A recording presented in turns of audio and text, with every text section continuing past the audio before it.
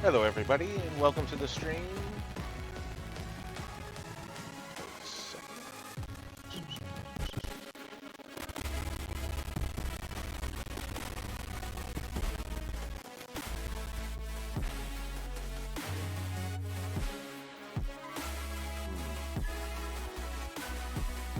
Let's see.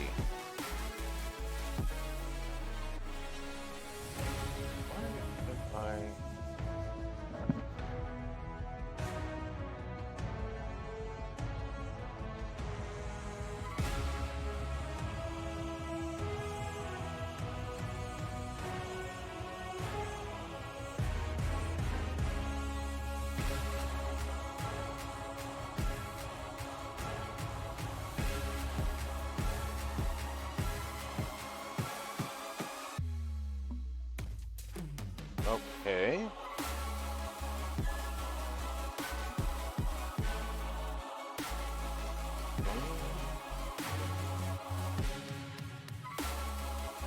Maybe that's better. Let's try that. First off, let's mute this. All right. Okay, let's see. Hello.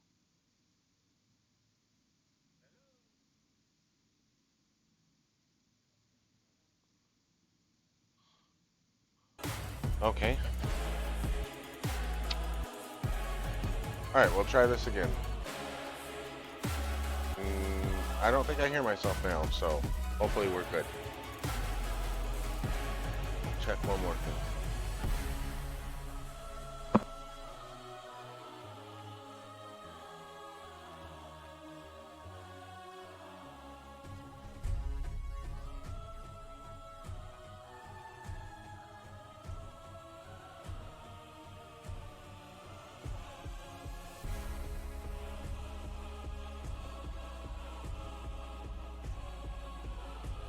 Okay.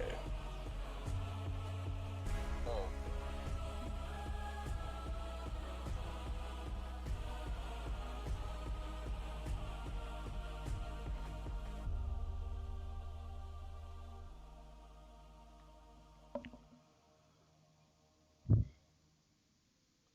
All right, so we'll be covering Dragonslayer here. It will be starting soon. There we go.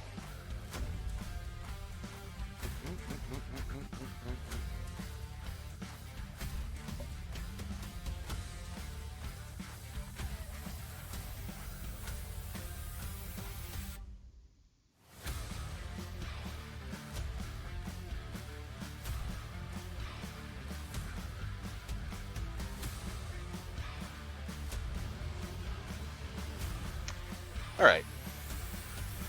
Chat will be a little bit slow today, so if I take a second to answer your questions, please don't be too mad.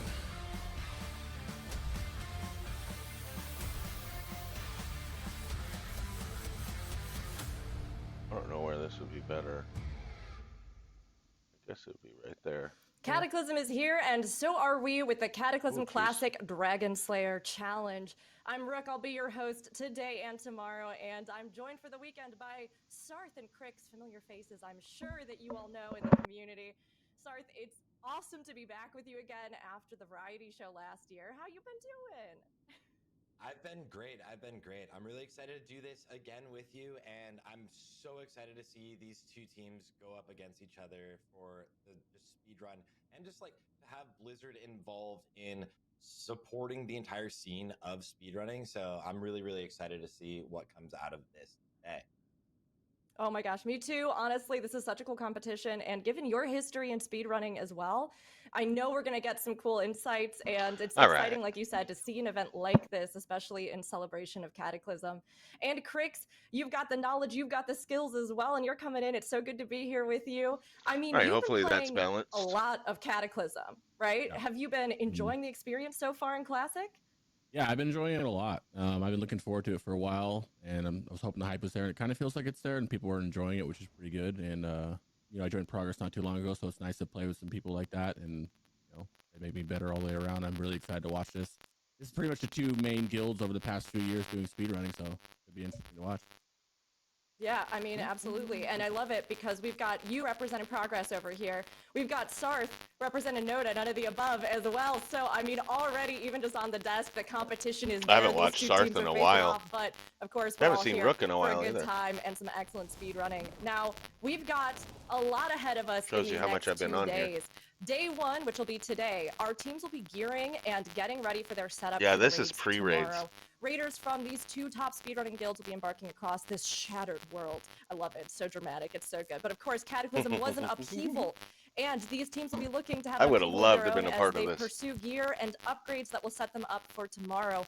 They'll also have 1 day today to clear all of the Cataclysm dungeons to bolster their characters and prepare for the raid race on day 2.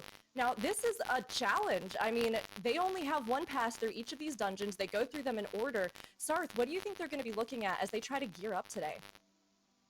Today's main goal is to get some of the good drops, mostly going to be like trinkets, weapons, important items for some of their most important characters, because going into the raid tomorrow is going to be to see how quickly they can get through it. And it's an important reminder to just say that like this is a friendly competition, so it's a good showcase that you don't necessarily need all of the best gear in the entire world if you have the correct strategies, if you know what's going to happen, and they're going to be able to deal with things in a really, really unique, interesting way that I think a lot of people will take away from this and end up doing themselves. So I think the main goals for today within the heroics wouldn't let me is sell to these get through them recipes. cleanly, of course, but then as well, just to try to get lucky, have that RNG. Yeah, I mean, they have 1 pass at this, and like you're saying, it's honestly really cool to see that even though best in slot, even though getting the most geared that you can with the most time that you have as you're prepping for events, right, is always a great way to set yourself up for victory. You don't have to do that to still get in here and clear these raids. You can come in low gear. Our teams are starting around 333, so 333 eye level, which is Oh, kind of wild as they come into it. And they're going to get every piece that they can and look so at going wait. in So they're starting tomorrow at to even pick up 333. more. Of course, that's going to be a big challenge. And I mean, Okay, so they'll Crix, be doing is what? there anything in Heroics? particular you think they're going to be strategizing around today as they try to set Yeah, because themselves they'll up for be victory tomorrow? 333 is their eye I level. think they're just gonna hope for the best gear they can get because, like Star said, the trinkets are big, the weapons are big. There's some things that some of these classes will absolutely need, especially because the What eye heroics level drop do you need to 346 get and they're wearing into? 333, so they're just kind of gonna hope for the good drops, as everyone will, right? Tank Well, I guess pieces, we'll see, trinkets huh? for the DPS. So we'll see what they get. I hope they get a lot of stuff with it though. Like, I remember when we did this for the Lich King one. There was some people didn't get anything. Yeah, it's so messed up. It is I so mean, messed we'll see up what if they you don't pick get up, and I'm shit. sure they're also kind of theorizing around what happens if they do or don't get that thing that they might want or need, right?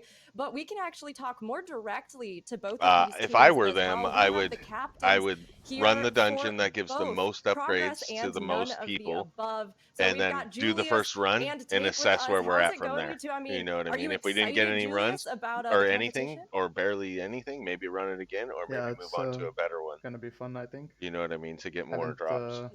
talked Keep too the much about it maximum amount of today, drops but going is what I would do. they'll set in, I guess, over the next 2 days. Depending on what Hopefully, drops. because otherwise, like, it'll just be Julius, over, and you take know? note. So gotta get in there, get running.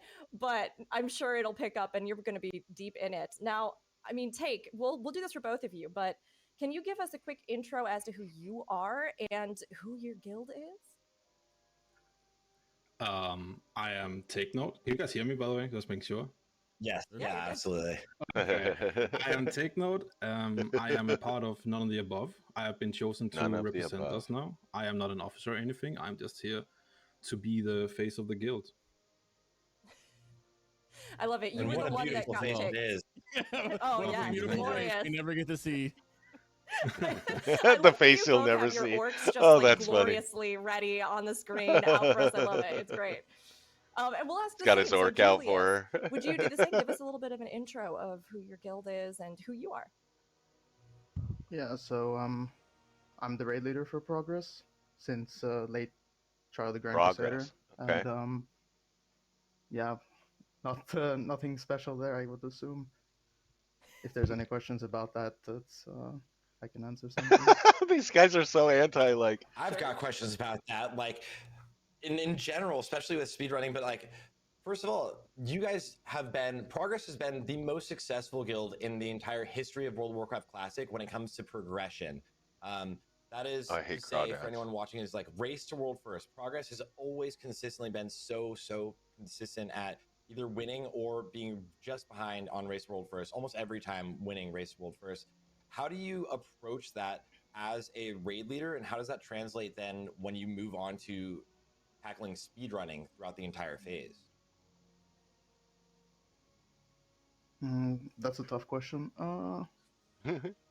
I'd say probably progression races. You focus more on these people are strategies these that are guys are consistent. so You don't like have a lot of time to practice, they're all and in about general, like like trying to get in and making play. sure They like that I don't know what the the plan hell is easy to understand for everyone, so that you don't waste time explaining something that's maybe very difficult. And then with speedruns, you have more time to develop strategies. For how we've managed to do so well, like over a long period of time, I think that's just a certain method that has been kind of passed down. Every time people join the guild, they kind of learn the methods that the older veterans have picked up from people before them. About I would say most important thing is like consistency in gameplay and not overcomplicating things. Yeah, and you absolutely. mentioned consistency, and I think as someone who has covered basically the entire speedrunning scene for the entire history of World of Warcraft Classic, take note, over none of the above has consistently been the best speedrunning guild, or always just been very good at not wiping, always back in original Classic, and then throughout Wrath of the Lich King has won every single speedrunning race. So how do you tend to approach preparing for he's just speedruns and coming out something with like the this hard even? questions on this guy.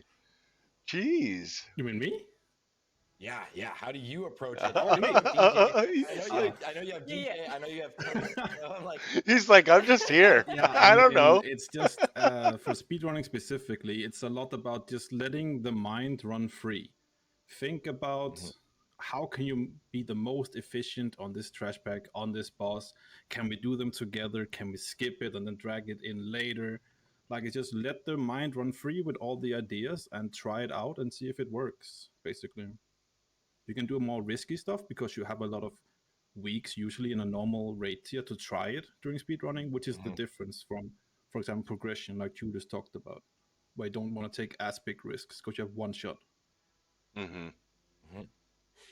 I love it. I love it. I mean, it's interesting to hear so many of us who might be either in the community, aspiring to the community, or outside of the community, getting to hear that strategy, how you kind of tackle it. It's great to get that insight as we move forward into this particular competition too.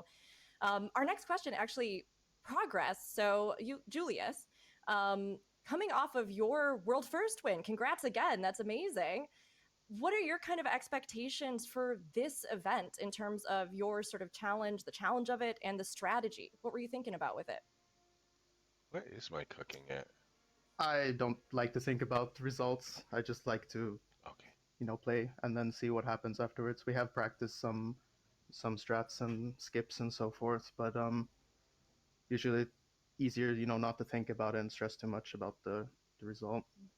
And then if something goes wrong, you look at it after the fact and see what you could have done better. I think the things that we prepared are pretty cool, but we don't know what Node has done. They've always had some cool stuff as well. Love it. Yeah. I mean, it's great to hear. I think you can't, like you're saying, focus on an outcome too much, because whatever happens, you need to adjust to it. You need to be able to respond. And I think that really, like you were saying, kind of takes you to victory more so than just having some obscure perception of what victory could be, right? Now, I know that Crix, with your kind of insight into classes, you wanted to talk a little bit with both of them about their preferred classes. Well, it was more for take note because I know he's going Warlock, and in the world I like Warlocks. I was just gonna say if you're going Demonology, brother. You're gonna go Demo, and are you gonna look for those mastery swap pieces in the raid? I mean, in the dungeons. I am. I practice a lot of demo, and I'm feeling confident that Oh, would be the demo. best thing for this race in particular. Yeah, see, you couldn't get away with, in my opinion, you couldn't get away with an affliction lock with this. DKs. That Sarth knows a lot about DKs, Not but with I this one. personally don't know anything about them. Besides, they do a lot of damage. Raid leading as a DKs are death just knight. a nightmare right now. All the entire raid. like especially when you get two of them it's together. probably so much easier now. Like how does that actually I translate gotta go see for what kind your of meat quality I of have. life, raid leading as a Death Knight now versus like pre-nerf Gargoyle Ulduar when you're focused on all of the stress and stuff? Yeah, I mean, in Ulduar, I wasn't raid leading. We had Gemp who was raid leading back then. But in TOC and then like going into the ICC race, I was playing on Holy DK. I don't know. It was pretty autopilot at that point. Like I had played it so much, I didn't really think about it.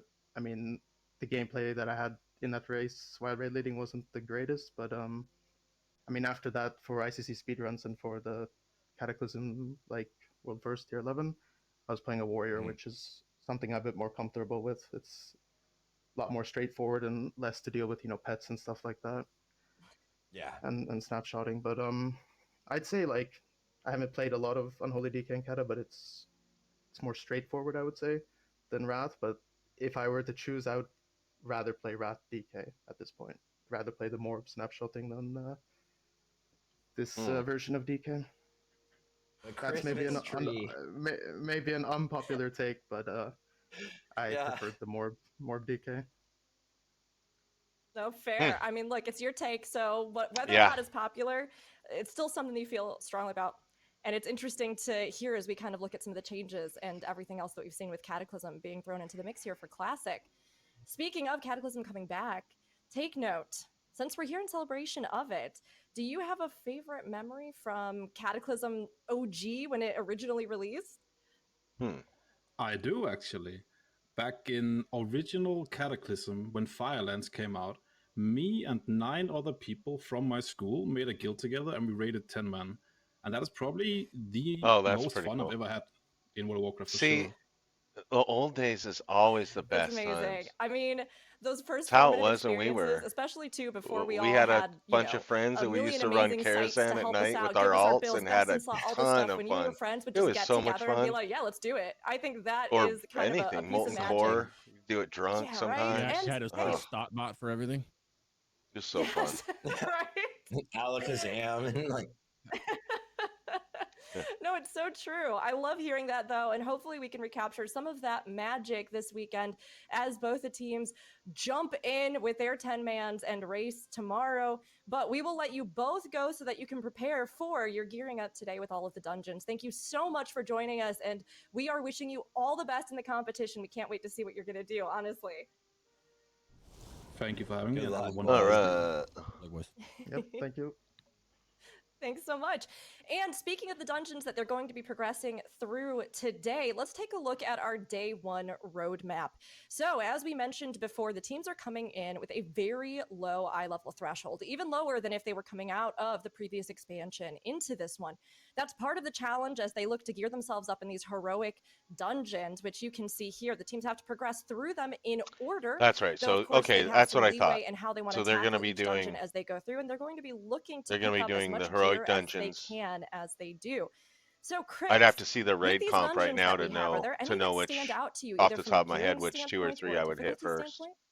Yeah, I think everybody. But off the top of my head, Dead probably Mines, Dead because the Mines and rework of Dead Mines is Shadowfang very Keep awkward. are I don't the know 2 that anybody you're who going to likes need it to go like through. crazy. And Lost You'll City see of what I'm talking Tolliver about. has a lot of good stuff I mean, too. from a caster point of view, halls of origination. I mean, that'll take care of your casters if you do those Are going to 3. be the biggest impact for the casters. It'll give you your There's a lot of wands, weapons your they can chess get, fast one pieces. hands, and then where they spend their justice points is going to be big too, because they can obviously use their justice points to fill in the slots. You can get daggers there, but they're not the best ones. Yeah, but I'm thinking, I don't know, Blackrock Caverns, Stone Core, Halls of Origination, Grim Batal. Those are some good ones with some good loot for the casters. Yeah, I mean, Dead Mines is also, it's such a throwback to original classic World of Warcraft. Starting, I don't want to do Dead Mines. I'd be like, no, let's do something else. Both like fully throwbacks into OG Classic with a new spin on them. Because you could get the wand out of, I think, Vortex Pinnacle or Hall of whatever. And then you're like, okay, this if is, I'm not this mistaken, is a track. one of those. And then, exactly what it is. Through the dungeons they're going through today, it's basically all of the dungeons you'll pretty much see in the order while you're leveling throughout Cataclysm Classic. So everyone that's leveling through Cataclassic, you'll get to see and experience what the dungeons look like. Additionally, with the heroic mechanics, as well as seeing what it's like being completely under geared going into these heroics. Yeah. They I'm excited have to see to what really. loot they get in it really bad. I want to know what they get because it's going to be game changing, right? 'Cause if you Yeah. don't get the right piece of loot, Yeah. you're stuck The with the loot 333s is and that's the how it menu, always is. I mean, it takes Exactly, exactly. one They have to person will really progress. try to Like get I these could progress pieces super here fast as because I they get all my are loot trying to set first themselves compared up to for the most somebody else, success Joe Blow, tomorrow. the Because of next course, guy. as we know, every second counts in a I speed mean, run. So having that gear will make a big if you difference. don't get the right And while gear we to get had into both the of the next heroic representatives level. here with us just a few minutes ago for their interviews, let's formally Okay, so what do we introduce got both here? of the teams, legends here in speedrunning in World of Warcraft, as Pally well is a as even druid. Race to World First, as we saw recently I'm for guessing one Classic. So Pally's a first and healer foremost, we've got Progress here. and a priest And I'm healer, going to or is actually that a toss shadow this over priest? to Sarth as well, because I know Sarth has some insight into both of these teams, as well as the rivalry between them. Yeah, these teams are like, this is Goliath versus Goliath. These are, for anyone that's not familiar with the speedrunning or the classic competitive scene, these two teams are by far always ahead of everyone else, and it's always them battling for the new world records. Progress takes on all of the world firsts, and both of these teams have very veteran players in them. From the Progress team is basically the people that have been there almost the entire time, to the Noda team, also half the team been there the entire time. One of the fan favorites over here with Alondo, moving over from North America to the EU, easily one of the best players in the classic world, but also does it in retail, and he gets like all of the rank ones in classic. Take note, who we just spoke to is one of the best warlocks in the world, Thompson, an insane mage. This entire team is just crazy. And also now with Progress and moving on into Cataclysm, some of these players are also playing in the same guild And now, I'll take him moving on for the as a next mage. Races to World First. You might notice some people like Holy Palace Sway there, who actually was in the Race to World First and won with Progress. So now moving on, they are getting into the Dead Mines, their first dungeon of the Yeah, day. see, I knew they would do it. I When knew you they go would to it, do you Dead think Mines Dead Mines first. is one of the best, in my opinion, in classic era type stuff. It's one of the best dungeons ever. And in the rework, it's like half of the rework is good, and then you get to the last bosses, and you're just like, why did they put this in the game? I like just the Dead Mine, the aura of Dead Mines, the music. They just basically you just slammed on them. I think most people will agree with me. If you do Dead Mines and you get to Van Cleef and the whole what you'll see in the whole portal thing and running through the whole dungeon, or or like the Worgen boss before that when he disappears every 2 seconds, it's just like a why, you know what I mean? I generally like all the Kata reworks. Like the SFK rework was nice. The ZG rework is really nice. But he's honest, you know what I mean? He's honest. So Chris, with that, It seems like something that I should be able to say, not him. Anything for casters or anything like you're looking out for within the Dead Mines, it is one of those dungeons that has a good amount of bosses that can drop a wide range of items. Are there any best in slot items that you're looking out for that'll really help these groups as they move into the later dungeons as well as towards the raids? I think some of the main items that I would be looking forward to is second to last boss drops the lavishly jeweled ring, which is one of the only rings, not only with mastery for the mastery classes, but it also has a socket. Yeah, the ring. And then the staff, the legendary, both that's an OG weapon or ring too, but the OG weapon, the Emberstone staff, that's a really good one that'll help them out a lot too, right now. And then just kind of the staff, you got the and, wands.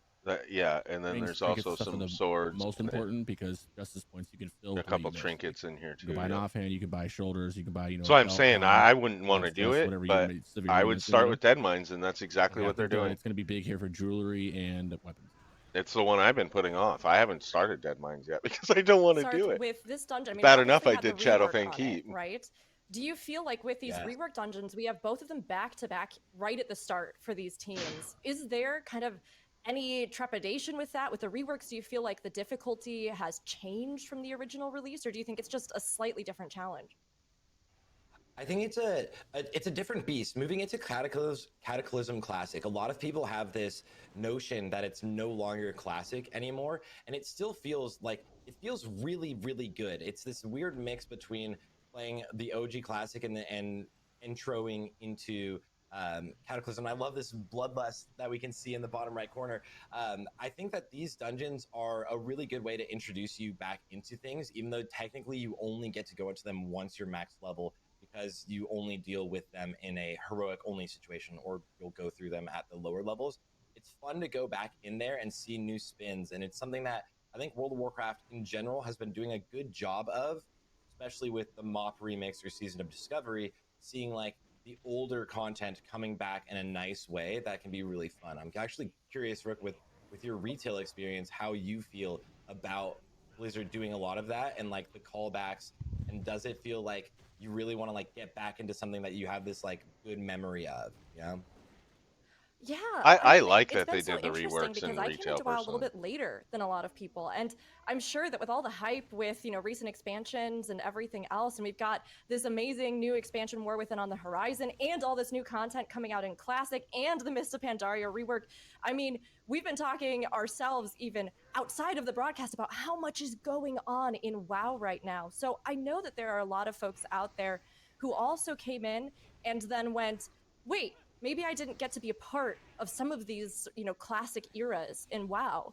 And so seeing things come back like this, I came in myself in Draenor, a little bit before Draenor actually, and there were portions of the game that I Mhm. was so excited to try, and I'd hear about the history of it, but I hadn't really been able, I couldn't go back in time to play, so I just kind of had to imagine it. But being able to actually do that now and then see how they're innovating on that, how they're even bringing stuff for players who did originally jump in and refining stuff, changing stuff, but not within a way that seems to compromise the original experience or vision of Classic, has been really, really cool to see and to kind of experience. I mean, I don't know, Crix, you mentioned some of the changes or things, but what do you think have been some of the highlights of Cataclysm and them bringing it back?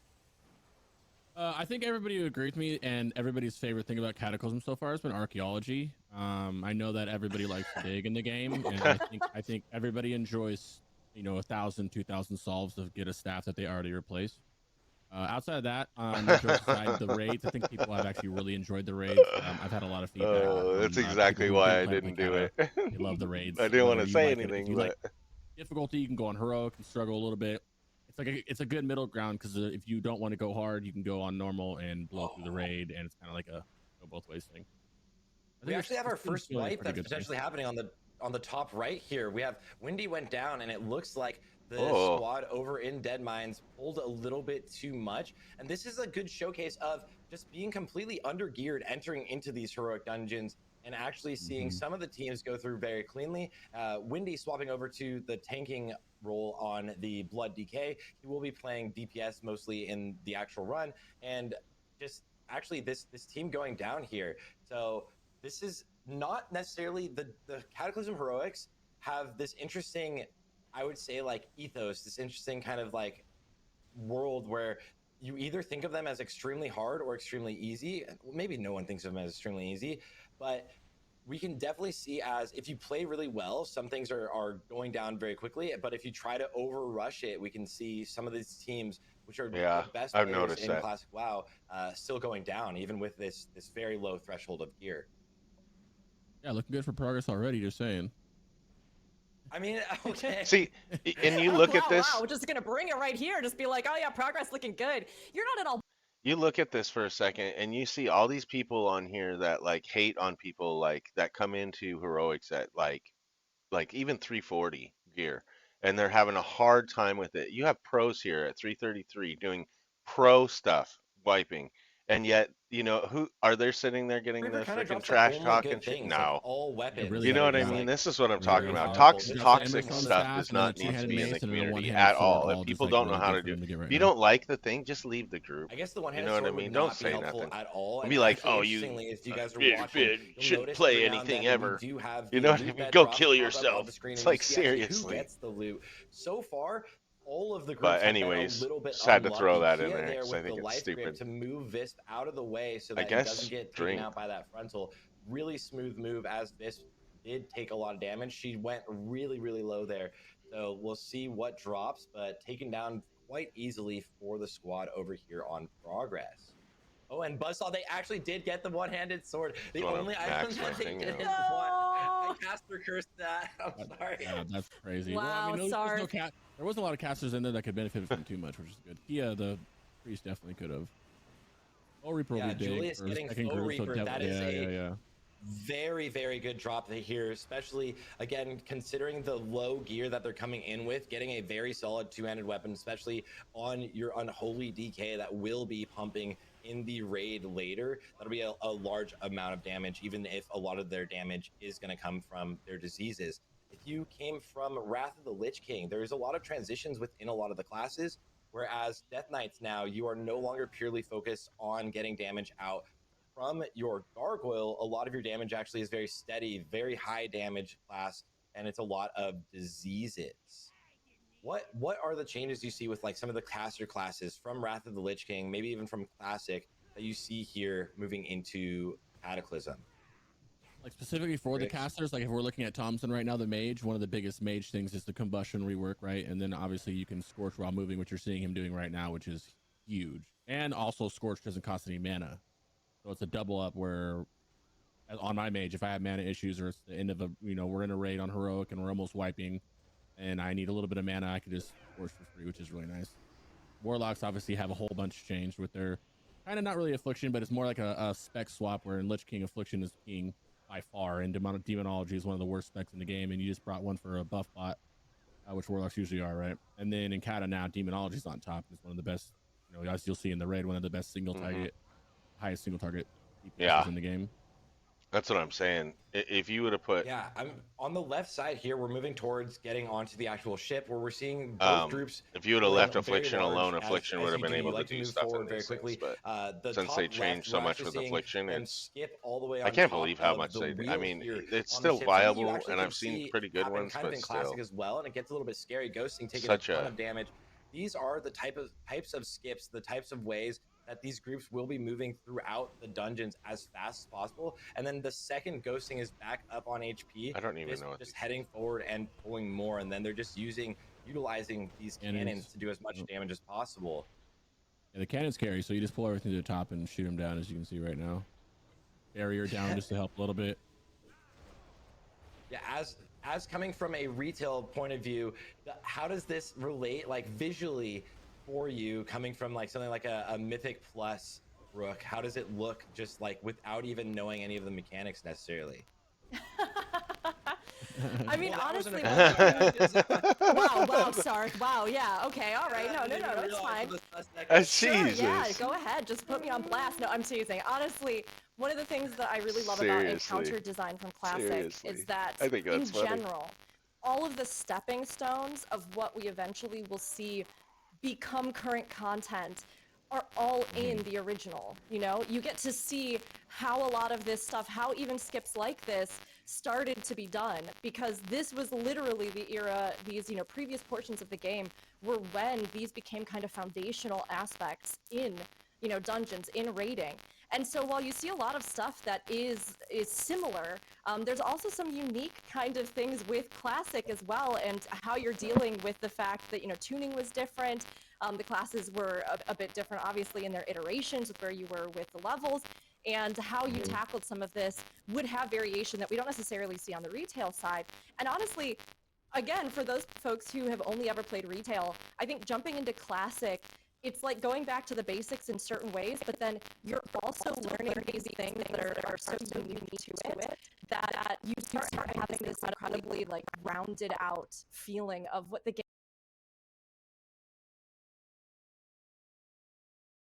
Cool. I loved that. So it's really cool to see them go through these, and as they're trying to tackle, obviously we have, for anybody who might have missed it, we have our two teams, Progress and None of the Above. They are split into 5-man groups, obviously, for these heroic crackling. dungeons. I can't and catch it when it does it, but it's basically to the bit rate is getting off. As they go tomorrow, I just have they'll to pause reunite it and the restart teams for 10-man runs of the raids as they try to become the That's ultimate Dragonslayers. So there's a lot of stuff here that they're trying to sort of crucially tackle. And Crix, I don't know, as we go in, even looking at, their comps and things, we've kind of zoomed in here. How are you feeling? I mean, what are you seeing with these teams? Any distinct advantages since we last looked over it? I just saw Alondo get Foe Reaper just now on his warrior. Yeah, me too. Huge. You're gonna see Alondo, the fan favorite, probably topping everything, and he just got a very strong weapon, so that's really nice. They're catching up. This is the boss. One of the boss I'm talking about. If you guys have noticed on the left, Progress has been fighting this boss for 5 minutes. It's a boss that goes and you fight him for a little bit, then he disappears. So you got to kill the ads over and over again, and it just takes forever. This is how long that fight takes. This is the end of the dead mines after you fight Cookie, which usually would be patrolling the bottom of the boat in the normal dead mines, and now he's actually up here throwing little globs. Oh, he's up there on retail too. Yeah, they're finishing up on the left. I don't even remember him being in the really good boat. ring if it drops. It doesn't look. Oh, like, that's right. Yeah, I remember it because you have to drop down to show do it. Yet. Oh, there it is. Smites Reaver. Ooh, that is an unfortunate drop when they could have actually. Yeah. This group really loved literally either of the other drops. Anything. There is a two-handed. There's not much that drops from on Cookie, that boss. There is a couple good ones. Basically going to be pre-bis for the hunter. The wands and on there. The lavishly jeweled ring, just like you were speaking about. That would have been huge. Like a huge caster item. Yeah, they were hoping for a rock slicer, which is that two-handed axe starts talking about, or the. Yeah, I can bring up the loot, by the way. Yeah, he can't really drop much besides wand. Yeah, exactly, right. But it is a good item. But for anyone that's tuning in, Crix, do you want to break down any of the mechanics? Because I know that this is actually this, and then not Cookie, but then the last boss. Two of the fights that give you a little bit of frustration. But that's because they do have like unique long phases, definitely kind of like anti-MDI style, where you have to wait for things at times. What are those things that give you a little bit of frustration, or what are those things that do this? And as we see, Hadouken goes down. Agility sword. I'm curious why they even came down here to fight them. Actually, I was just wondering. But yeah, top left, you'll see it used to be Van Cleef, and now it's Van Cleef's daughter, I believe, that comes out here, and you have to fight her. And a nice instead chest. of fighting in what we're showing right now, instead of fighting her, if you see her walking up, he ports you back to like the middle of the dungeon, and you have to run back through the entire dungeon and kill everything along the way, and then get back to her, which is that's not the frustrating part. It's just when you're doing heroics. Oh, Hadouken! They got lavish jeweled ring on the bottom left. Yeah, so right. The Demon Warlock that is the best person in the world that could have got that. That is a Demon Warlock where they can do the mastery swaps, which we'll talk about tomorrow. Yeah, but right now she stuns everybody, and then she sends you back, and you're going through this nightmare they call it, where you have to go fight some mobs, and then you get shifted to a new set of the nightmare, and you're running back to the whole ring. It's just kind of like when you're doing 1,000 heroics every day on however many characters that we all have, you get the. This dungeon pops and you immediately get frustrated just because of this whole run right here. You're slowed most of the time. You're just killing things. And then you get back to her, and then she has another phase where you can only fight her for like 10 seconds. So it's so frustrating. Or deflects it, and then she makes you swing on these ropes, which you'll see. It's an interesting way. In other words, they went way too much on it, is what he's trying to say. Way too hard. Yeah, you have to kill this guy, and then he'll spawn a bunch of spiders. Yeah, exactly. And if you like right now, you kill this guy, you're waiting to go through the door doesn't open, the nightmare shifts, a bunch of spiders come out, you kill them and the other main spider ad, then you can finally go through the door, and then you can work your way up. I'm wondering if anybody gets hit by these laser beams that'll be in here though. That's gonna be funny. I can't wait to flame summon if they do.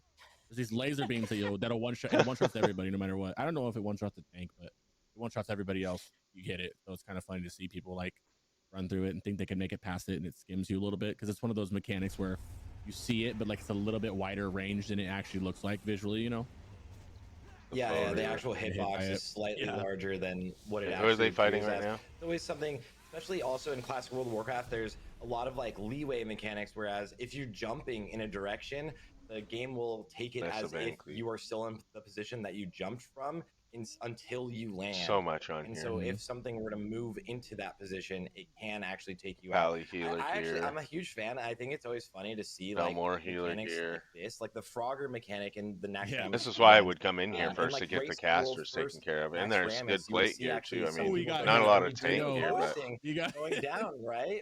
I love it. What happened? Luckily, not even the healer, like, when you're in a hurry and you're just like, I need to run through this, which I know they're not in the biggest. Oh, take note, with both warlocks got the lavishly jeweled ring. That is massive. I cannot express how huge that is for those warlocks. It's funny when people are in a hurry and there's a mechanics that kind of make you have to go slow. Like you can't just zug through it. This is like that's one of those mechanics, and if you do, you kind of get hit. You get one shot. Yeah, traditionally, like I would love that ring. Look at it on mine. 817 kind of impossible to anyone doing like world record runs. It's like not a big deal. Yeah, and if the healer makes it through, it's really, in Cataclysm at least, the healer makes it through. It's not a big deal because mass res at like 1,000,000 yard range, so you can get mass res from like everywhere. With Cata introduced mass resurrection. Something that changed very drastically from Cataclysm and any earlier version of the game. Anyone from retail is very used to being able to be somewhere, maybe do a death skip and have one person instantly resurrect the entire raid or the entire group from a quite large distance. Classic before this, you never were able to do this. You had to be within LOS of the person, and you could only get one person at a time. How do you think that's going to affect anything that they're going to do in the runs, potentially tomorrow more so, as today is more of gearing up and dealing with these heroics? And we've even seen quite a few deaths here in the first heroic as they're slowly starting to get a bit of gear. I feel like they I feel like, you know, in you do it a lot in retail where if you're in a high key and like another lavish jeweled ring for Thompson the Mage, that's absolutely huge too. Yeah. Actually very big for their combustion too. Their combustion dot, the way the mechanic works, so that's gonna be interesting. And then another caster loot drop for Take Note, because Take Note is already getting 3 pieces of loot from here. And in my opinion, that's the best person to give loot to. Maybe I'm biased because it's a warlock, but warlocks, demonology warlocks at this gear level and the raid are gonna do a lot of damage. And we can see over here on the top left that the squad has now reached Vanessa Van Cleef. They have been technically on the boss the entire time, but again, like Crix is saying, is this boss you have to will go send back. you throughout the entire dungeon one more time through like nightmares. And right now she's doing her little parry mechanic so that it's hard for Melee to even deal with the boss at all. Nobody can hit her. It's pretty annoying. Yeah, and then she will actually end up lighting the entire ship, the entire boat on fire, which I think was like a cool, like it's still cool. Like, this is why I don't want to do dead mines. I have no idea about all these rest of the new mechanics on like her. Cape of the Brotherhood over here for Snurk, which is a big agility cloak that'll actually be nice for them over there. And then you'll see that in the top left, the progress team will jump on those. Actually, they're actually not even doing it, which technically you could just stand on the corner. You can also go inside the cabin too and go hug the wall on the left and they won't hit you either. Yeah, this fight's just annoying. She parries for 10 seconds and then you have like I think a 5-second window before she parries again. That's why it takes so long to kill her. And then you kill the ads or whatever, and then periodically I think 2 or 3 times during the fight she jumps up drops all dots, jumps up. Then you have to take these ropes which you can swing across, but people have found ways like you don't have to actually swing across. You just gotta pretty much get somewhere else to when she blows it up. On the edge here, normally you would just swing across and it Tarzans you over there and then brings you back and then you get off and you can finish killing her. And then when she dies, right before she dies, she blows up the ship. So you jump off or get back to the edge like this, which in theory sounds cool. It's just a long fight, you know. I love seeing everybody just like politely it's line just up too on much. the side, like, all right, yes, and now we'll wait. It's just too much. Did you all bring your snacks? It seems like that seems like Everybody it should have be a moment, like a raid. We'll hang out. But I mean, there's a lot of interesting. You go through all these bosses just to do all of it again. You know, basically. Pacing it out. We're getting very close to a kill up here. It looks like they're that 1% phasing. But I mean, these teams look like with the gear that they've gotten, we have a pretty significant advantage right now for none of the above. Would you say that that's accurate? Yes. Yeah, absolutely. The loot drop that have happened over on the Notice side, on the right side of the screen today, have actually been significantly better for the group compositions that these teams have had. On the left side, we've seen a lot of one-handed weapons, which are basically useless actually for these squads. Things that they won't actually even end up using at all. Although this is the first dungeon and there's a lot of items throughout the entirety of the heroics. One of the large ones is that lavishly jeweled ring, which we did see one go down to Hadouken over on the side of Progress, but both of the groups with both of the main casters over on None of the Above were able to get that ring. And it's definitely something that you would like hard farm as your pre-bis. So going through really nice there. Yeah, taking us definitely geared right now. It's going to be pretty crazy. Staff ring, yes. Alando got 2-hander. Julius got 2-hander. It's just big loot.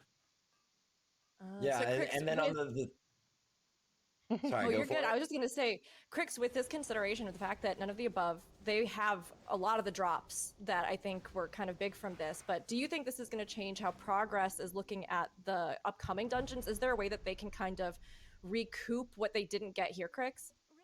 Yeah, there's other loots in every other place. That ring's kind of special because it's one of the only ones, if not the only one for casters that has a socket.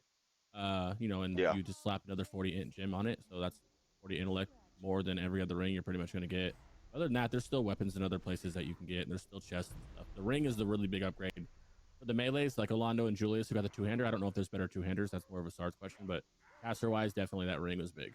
Yeah, that is there's a lot of options for 2-handed weapons. There's a lot of options for most things. The biggest, like most exclusive things are going to be jewelry, trinkets, and weapons. But even with weapons, there is a lot of options throughout all of the heroics.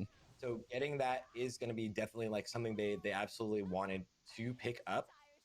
Although for someone like Julius, like the Foe Reaper is like it's expertise and hit, which you eventually, Oh, like these if guys are things go swinging. well, you would actually reforge, which is something that's comes in with Cataclysm Classic, wasn't in I Classic guess World it of doesn't Warcraft really beforehand, matter, right? but I'd you almost can rather actually just go swing to just a to know, vendor in have the Orgrimmar timing or right and not Stormwind accidentally and fall off the change side one or of something. those like I talents mean, or I don't minor think I ever traits have, and but choose something better, something that you would actually prefer for your class or specialization. And it's something that you definitely, obviously, you see it in retail a lot, but in Cataclysm now, there's not necessarily like as much of a set in stone. There is a BIS list, but you can make so many things work perfectly for you yeah. by being able to reforge it to hit whatever your soft caps are for hit or expertise or Mm. haste or anything like that. Yeah, reforging is What going were to you carry going a to lot say, of this Luke? because for those that don't know reforging, you can take 40% of one stat and turn it into another secondary stat. You can't do it with intellect, strength, and stuff, but you can do it with like your mastery, your spirit, Yeah. haste, crit, and stuff. So, for example, warlocks don't Yeah. like spirit. If a They'll lot, yeah. say, If a lot any gets most spirit, classes you don't like put spirit. Well, not haste or some of them do, hit but or like crit if a or mage or a warlock mastery. gets a spirit and they don't like it, they can reforge, 100 spirit. They can reforge 40% of it and turn it into haste or hit. And this is huge, obviously for Mm. everybody because everybody wants their hit cap, but it's hard to get hit cap just off your items. But reforging allows it Yep. and makes it easier to get hit cap, and that's the most important stat for almost everybody, right? It And it is. allows you to get your hit cap at 17%, Because if you're not hitting, you're not and doing then you'll be able to damage. go get your haste soft caps Doesn't matter wherever how big a class is damage playing you that haste have. stuff. Love reforging. It's one of my favorite things about Cataclysm. Reforging is nice, but that was the whole point of the So, I are also there gems love that was we to any? saw. customize stuff that way, and then they just kind of Thank you. like, I also just that no, didn't I work. love it. Let's do it this We way. saw while Chris was talking, we saw that the Noda team here actually did take the rope, and I love that like they went for it. They're just like, let's go have a swing. Like, or if not, you're just like standing there. And I was Right. like, this is Exactly. it's like a fun That's what random I'm saying. mechanic. You We might as also well get just do it. the offhand and the same helm here for Lex. So we get Stonemason's helm. So not bad items actually coming out on the side of Noda here. Definitely, actually, I'm not sure how great the relic is, but the Stonemason's helm has really good stats. It's crit and haste, which are two things you absolutely love for quite literally. Like I feel like every melee DPS that has played, I think it's pre-bis for everyone. So that's a pretty solid drop. Where am I going? Oh, I can just. Yeah, I mean, I honestly, I was thinking the same, Sarth. We were on the same wavelength. Okay. I love that they were Apparently, my taking the mouse ropes disconnected across and because reconnected. those are kind of fun things that are just flavor in a dungeon. They're not going to affect anything. And obviously, if today's not our speed running day per se, so if there were any seconds that were costed by taking it for whatever reason, of course, we'd see tomorrow that the teams, probably they wouldn't be doing something fun like the interactables, but it's still cool to see that these things were added in to give you that kind of sense of flair and a little bit of that kind of pirate theme with it as well. And you were Oh, mentioning jeez. a bit, both of you, Oh, Rook. about some of the differences, right? Things that were specific If to you weren't pretty, Cataclysm and why it makes certain aspects of it so much fun. So I guess the question I would have, I mean, she's a what good entertainer though. about raiding in Cataclysm is something that you think is really distinctive or really enjoyable? And do you think that folks who are even like on the retail side should come over and try it? Are they going to take something away from it? I'll toss it over to you, Sarth, but please feel free to send it to Crix after if you'd like. Yeah, I think generally Cataclysm raids are where you start feeling a lot more like retail raids, but at the same time, it still feels like classic World of Warcraft. Like the amount of abilities you have, your rotation is relatively simplistic for most classes still. And the mechanics really are a major step up, especially when we get into the heroic raids. The mechanics, I would wager or say that like in difficulty level, even in the first tier here in Cataclysm, the heroic raids are more difficult than This fucking anything you've tree's getting in done my way. in It Classic pisses me off. WoW outside of heroic Lich King before you got gear. Like that's the only fight that would make it harder than all of the Cataclysm raids so far. So it's a lot of mechanics, a lot more of personal responsibility. People can mess it up for the entire group, and you need to know what you're doing instead of kind of one of the things about Classic World of Warcraft is it's there are a lot of fights that are semi loot pinatas, and it's more relaxing for a lot of players. So now you always have to deal with mechanics, especially even in places like we're seeing here in Shadowfang Keep. We see Visp actually going down. We're probably going to see a wipe here on the side of Progress, because I don't think they have they don't have a battle res here. So Yeah, they Visp is pulled the going to be boss up. running back. Yeah. Oh, I know what they did. Interesting why they do that, but yeah, I mean, that works. This boss is another rework. So SFK was reworked as well, as I said earlier. I actually love the rework here. It's pretty comfy. But you can pull all this trash and then go to the boss, and it looks like they just went straight to the boss and pulled it all and tried to nuke it down. Which obviously, well, it seemed like they recovered it. It was almost bad though. This boss is scary because he can be scary because he will at some point stun everybody and take all of your health down to, you know, like 1 or whatever it is. Right, he's doing it right now. He'll take everyone's health down. Yep. And then if you have all those ads out and they hit you right now, it just happened. Had one out. Ghosting died from it. Interesting choice to do that, but it looks like they'll survive it. Yeah, luckily this is the first boss in the instance, so that they can just run back in. But that was 2 deaths. They like disrupted right away. Like plus 10 seconds right now because he has a pro healer. But this is just luckily today is I've always been taught to wait until about 30%. Again, so when you get about 25 to 30%, then you stop it. Because it gives them back 25%, but you should be able to burn him about 50% every turn. You know, every time he does it. So 2 times he's dead. You should still be able to clear all of them. But if you could do it the way they're doing it, you get him down. All of the trash with the boss, which definitely is sketchy when the boss. Yeah, see, they can down him before the second one. 1 HP. It's a lot faster. Yeah, they're at the bare minimum for being able to even queue for heroics too. But if you can't communicate with your team, you can't do that. And to piggyback off Rick's question real quick, I think another thing that's big on here is the mechanics are much more unforgiving in this. Besides, like Clark said, heroic Lich King, there's a lot of mechanics in these raids on heroic that'll just one-shot you, and it's a lot of personal responsibility. And in a raid where you need to run in, you know, with Valerian and you have the blackout and you have to run in, and if you don't, you're gonna die. There's so many things that one player can do to wipe the raid versus that's in the past a little bit, but not as crucial as it is now and how often. Yeah, absolutely. I mean, he just like stops it's talking. Interesting to see those differences, let alone with the reworks, like you were mentioning, even here for SFK. And as our teams kind of push on, they've gotten through the first dungeon, which was the Dead Mines. They're now progressing into Shadowfang Keep.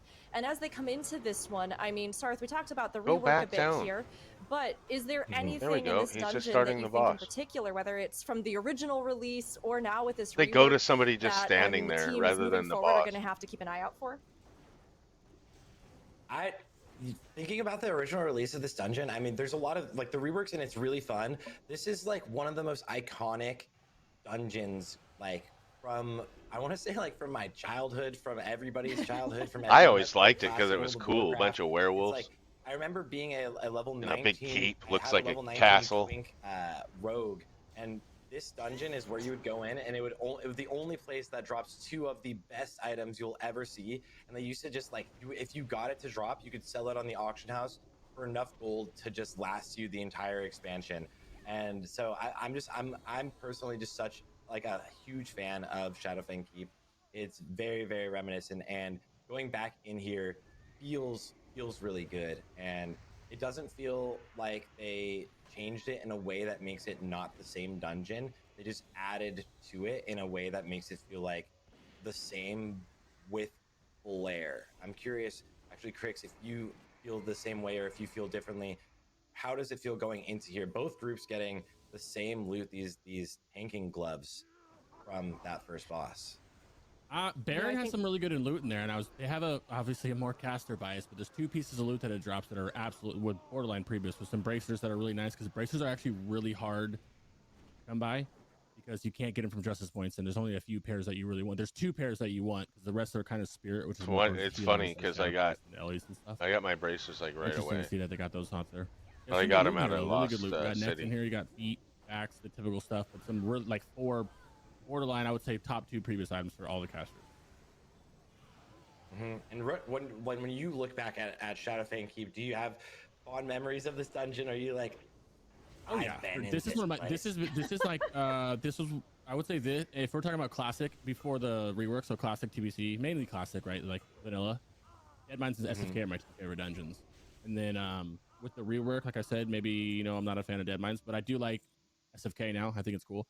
I almost like this one more than the old SFK, because if you remember the old SFK, you have those worgans that are magic resistance, little, you know, AMSs that they put on, which is really annoying. Yeah. But I'm a big fan. SFK still remains one of my favorite. It's my favorite Kata dungeon for sure. It's always will be probably one of my favorite dungeons. This and Skullomance, right? I like I mean, honestly, I would too. agree. This is one that That's one of my even, you know, with me favorites. coming into the game later, it still stands out to I me. still want to Funnily go to that enough, like one. even having gone through it after Really a was lot of disappointed people, that they I lowered the love level when I the went to even just the farm it. style of it, right? This kind of, I don't know, undead feast and all of the way that you're kind of progressing through it and seeing as the bosses, particularly in some of these kind of smaller, more enclosed rooms, how that affects the way that you navigate or use the space, how you're kind of progressing through the area. It is one that I think still just even thematically and with the bosses stands out so much because it just has this great kind of gothic feel to it as you kind of work through it. I mean, obviously we're seeing the teams here work through it as well, and it hasn't been without some of those deaths, some of those moments. But as you're both mentioning, it does my healer heart happy that in Cataclysm, you know, so many things had an expanded radius for healers, including those reses. So the teams are handling it really well here, it looks like. But I mean, as they're going through, what have we seen with the drops? I mean, do we think that there's anything they're really fishing for? Anything that you can think of? I mean, we see some loot going there with Baron Silverland's Greaves up in the left-hand corner. But is there anything that, you know, they've not gotten, or that maybe they need to get through this, Sarth? That's actually a pretty solid pick. So Visp, she is going to be Progress's main tank. She is absolutely going to be their main tank. She's an incredibly talented player, and she's been maintaining for a minute now for She's the really good. Progress team. And she getting those boots.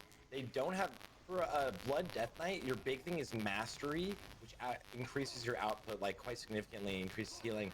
But she will just end up reforging those. They have 2 defensive stats on them. They have parry and dodge on them, and a socket, which is very solid. So that's actually an easy pickup. I don't believe it's technically pre-bis, but every single piece that they get that is effective is good. Now on the side of none of the above, we're seeing them moving slightly faster through this dungeon than Progress, which is the opposite in what we saw in the Dead Mines, but it doesn't really matter too much through this entire first day. The big draw is going to be what can they get to pick up that will enhance them for tomorrow's real race.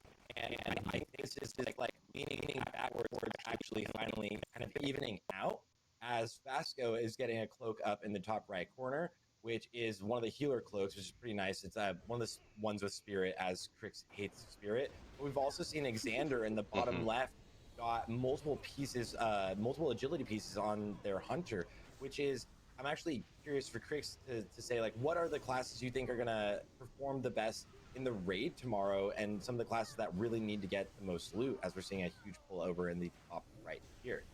If I had to blindly guess, I don't want to just say Warlock right away, but if Takeno gets a lot of, he's already got some crazy pieces. If he continues getting those crazy pieces and he can get some kind of the mastery swap that going on where they can snapshot the mastery, I think he's going to be doing great. Hadouken is also one of the best Warlocks in the world. I don't know if he's got any gear good yet outside of the ring. I think the Hunters are going to do great. Survival Hunter is always, but I feel like it's a really slept on as a whole spec in Kata because they just do so much damage. I think people are starting to realize it now. But it's also hard to like sleep on Unholy DKs and the Mage too. I think the mages will shine when they can get their big combust off on certain bosses or trash packs. The straight single target guys, I think it's going to be between the DK, Warlocks, and the Hunter. Alondo, you can't sleep on Alondo too. It's hard to sleep on Alondo. He's a really good player. I think it depends on who gets the loot. I'm not sure who needs to loot the most in terms of their scaling power.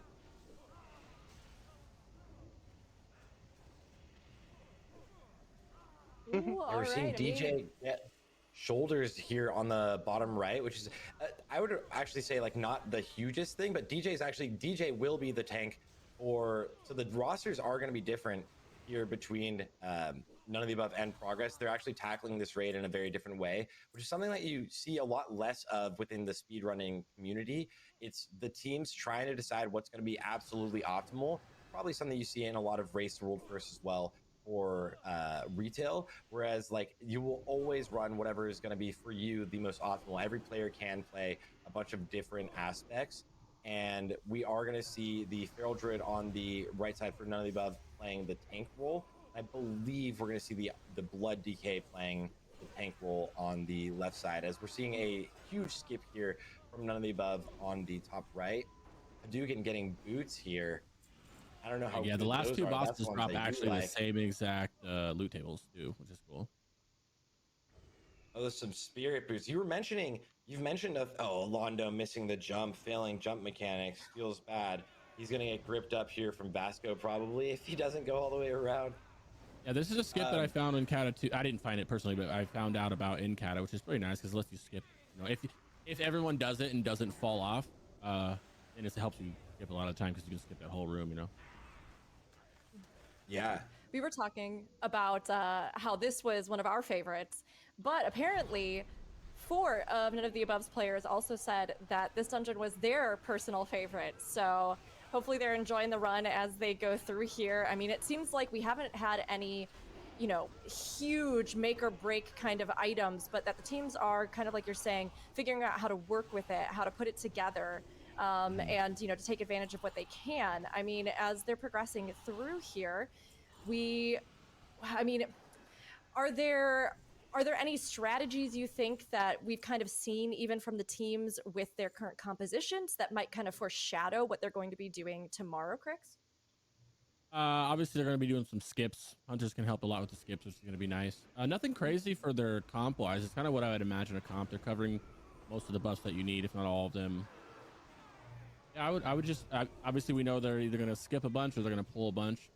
Logically, I would say they're going to skip a lot using the hunters for that. That's about it. Yeah, I think until tomorrow, I don't really know what else they can really do outside of the skipping because it's skipping the trash and going to the bosses. I think it'll be really fun to see their skips too. That's my favorite part about them is like seeing all their skips. Yeah, I think a lot of the skips we see tomorrow will end up being employed in a lot of other groups. Like your average person will end up using a lot of them for their raids. They'll kind of become like just kind of standard that we will see tomorrow. These groups do have the different compositions, whereas None of the Above is running the mage with Thompson, and Progress is running the double hunter, which it's very anticipated to be a double DK. DKs are like the easiest thing to stack, as well as you can have one DK just play blood and tank all of these heroic dungeons while planning to potentially go into Unholy later. And we have some of these players like are consistent. Well, actually, kind of all of these players are consistently usually ranked #1 in the world in whatever class they play, just going in and out of the best in the world. These is like the absolute top players in Classic, just going head to head here, even with the undergeared aspects. The DPS we'll probably see tomorrow is probably going to be higher than even what we see from a lot of players in their pre-bis or like full bis. Yeah. So it will be a lot of fun to see like his how they pubis. deal with. I think skipping will be a massive aspect, and especially on the side of Progress has more of the OG Hunter player with Stead. You can see in the top left, whereas None of the Above is running Snurk, who plays a lot of Pastor as well, does play Hunter and is maining Hunter now, but did play a lot of Warlock back in the day. And Stead is very used to playing in World First races. He is like the guy that would pull the entire raid out of the way while the whole raid ran past. And in multiple World First races, that was the differentiator of Progress winning World First, was Stead using his pet to just grab stuff and just run it off to Narnia and everybody else run past. So I'm very curious to see That's pretty cool. how that's going to I never thought about that for everyone tomorrow. Yeah, I'm excited to see the DPS too because it's going to change. What you're seeing in the dungeons is not going to be the DPS. You know, you might see an Unholy DK or the mage not pumping hard in these dungeons. That's going to drastically change when they go into a raid setting too. And Yeah, as one they're thing fighting this last boss, what are the things you kind of like watch out for? A lot of people took a lot of damage there. Thompson from the frontal. What do you kind of look out for on this boss? Are there anything scary you would actually deal with here, Greg? No, usually it can be scary if you pull this ad. A lot of people pull this ad at the boss, but if you just fight him alone, then there's nothing really to be worried about here. Rather simple. SFK is not really one of the harder dungeons, and it really doesn't have the best loot in the world either. If you notice the loot drops, even if you got the best items, like the best you're getting is a couple like really good shoulder pieces that, you know, they are pre-bis technically, but not too far ahead. The difference is like a spirit piece versus a haste piece, which is very minor, you know. Sure. Yeah, what I was going to say was actually that, you know, as we look at the loot and everything coming from this, it seems as though that while they are kind of passing the loot around to specific people, that not much of the DPS gear has been equipped. And, you know, possibly leaving them open to kind of be able to move it around or assign it elsewhere. I don't know if, You know, Crix, do you have any thoughts on where they might be putting some of that DPS gear, or any reason why they might be kind of holding on to it? You can still pass it on, right? So they might be waiting to see if something drops from another dungeon. So like in the case of those shoulders, which are spirit shoulders, which are better for healers, there's another pair of shoulders that are better than that even. I can imagine, say those drop, and then that healer takes those and then passes those shoulders on to the warlock or the mage or whatever group that was. The warlock or the mage hasn't had one yet, you know? Whereas spirit would rather go to healers, it's still good for all casters, right? Because you can just reforge 40% of that spirit into hit or whatever it is. Yeah, and it does some of it regens Yeah. during combat, so it's not So, I mean, horrible. do you think that's probably kind of what they're doing right now? They're Oops. looking at it, they're trying to assess who needs what, and then sort of trying to keep it in reserve. I mean, when you've done, I mean, even speedrunning stuff in the past, although this is a little bit different with the formatting. I don't think you How saw me. do you kind of look Maybe you at that prioritizing of gear? And I mean, of course, this is a question that I think echoes through to raid groups and everything else, but how do you usually look at, you know, equipping or gearing up, especially in a condensed time frame like this? Yeah, it's a very interesting thing that I think is so different between some of these top guilds. The same situation would be potentially if you didn't have a billion splits before Race World First on retail, whereas what you would do beforehand is always have everything in like a sort of list situation where you know exactly who's taking every item throughout the dungeons, and it kind of gets prioritized to what will make the biggest effect throughout the raid. I think for this, with their lower gear score so far, if something that can be used by their main tank, Oh, that'll jeez. probably be the highest prio, so you don't just get one shot to one of the mechanics that could potentially just bring you very low in tomorrow's race. Outside of that, they did a really good job splitting up the groups, whereas like both groups usually have like two male wearers, but one will be a caster with the elemental shaman, and one will take the agility gear. So they did a good job, but within Race World First, usually these guilds specifically, especially, will have like they'll have like a weak aura that instantly like sends something to someone. Like it'll instantly like need on your character, and everyone within a Race World First, like because you're moving so quickly, will instantly get the loot. And then once we get towards speed runs, usually because they're later in the phase and you've already ran so many splits, that the loot just kind of like you almost forget about loot. Like there's like 3 items you're usually going for once you get towards speed runs, and like those are always assigned. So it's going to be a similar situation today where they're kind of everyone needs everything here, but there's always going to be like a prio system, which will usually start as with the tank. They did a good job with only being 5-mans. It should be relatively easy to split things up. Yeah, it's nice for this group right here because they only have one caster, which is nice because then that caster gets everything. And in Kata, they implemented it to where you need to wear if you can wear mail and leather. If you wear all of your one set, you get a 5% bonus to your main stat. So if you're wearing all cloth, you get 5% intellect, or for the hunter, whatever it is. So it's a lot of that. It eliminates that. Okay, I'm a hunter, but I want this leather, or like how warriors in classic would wear leather sometimes, or mail sometimes, or so it pays them off to wear it, which is nice. But I like this because this is a perfect group for caster because you get all the caster loot. Simple, Yeah, and the same, they got that shoulder for Hadouken. Again, what you were mentioning is that that demonology warlock. You've talked quite a bit about the snapshotting and the gear swapping. You want to break that down for people that what are they looking out for specifically for the 2 demonology warlocks on both sides? Yeah, so Mastery is a new stat that was introduced in Cataclysm, and it does something different for every spec that you are in the entire game for all the specs. Specifically for demonology, it makes your demons do more damage, and your demon is your number one damaging. Your fell hunter is your number one damaging thing, and then how much damage you do in meta as well. What you can do on these clients is whenever you meta. So if you have a bunch of mastery, if I pop a mastery trinket that gives me 2,000 mastery, and then I press meta and I swap that trinket off, I keep that 2,000 mastery until meta ends.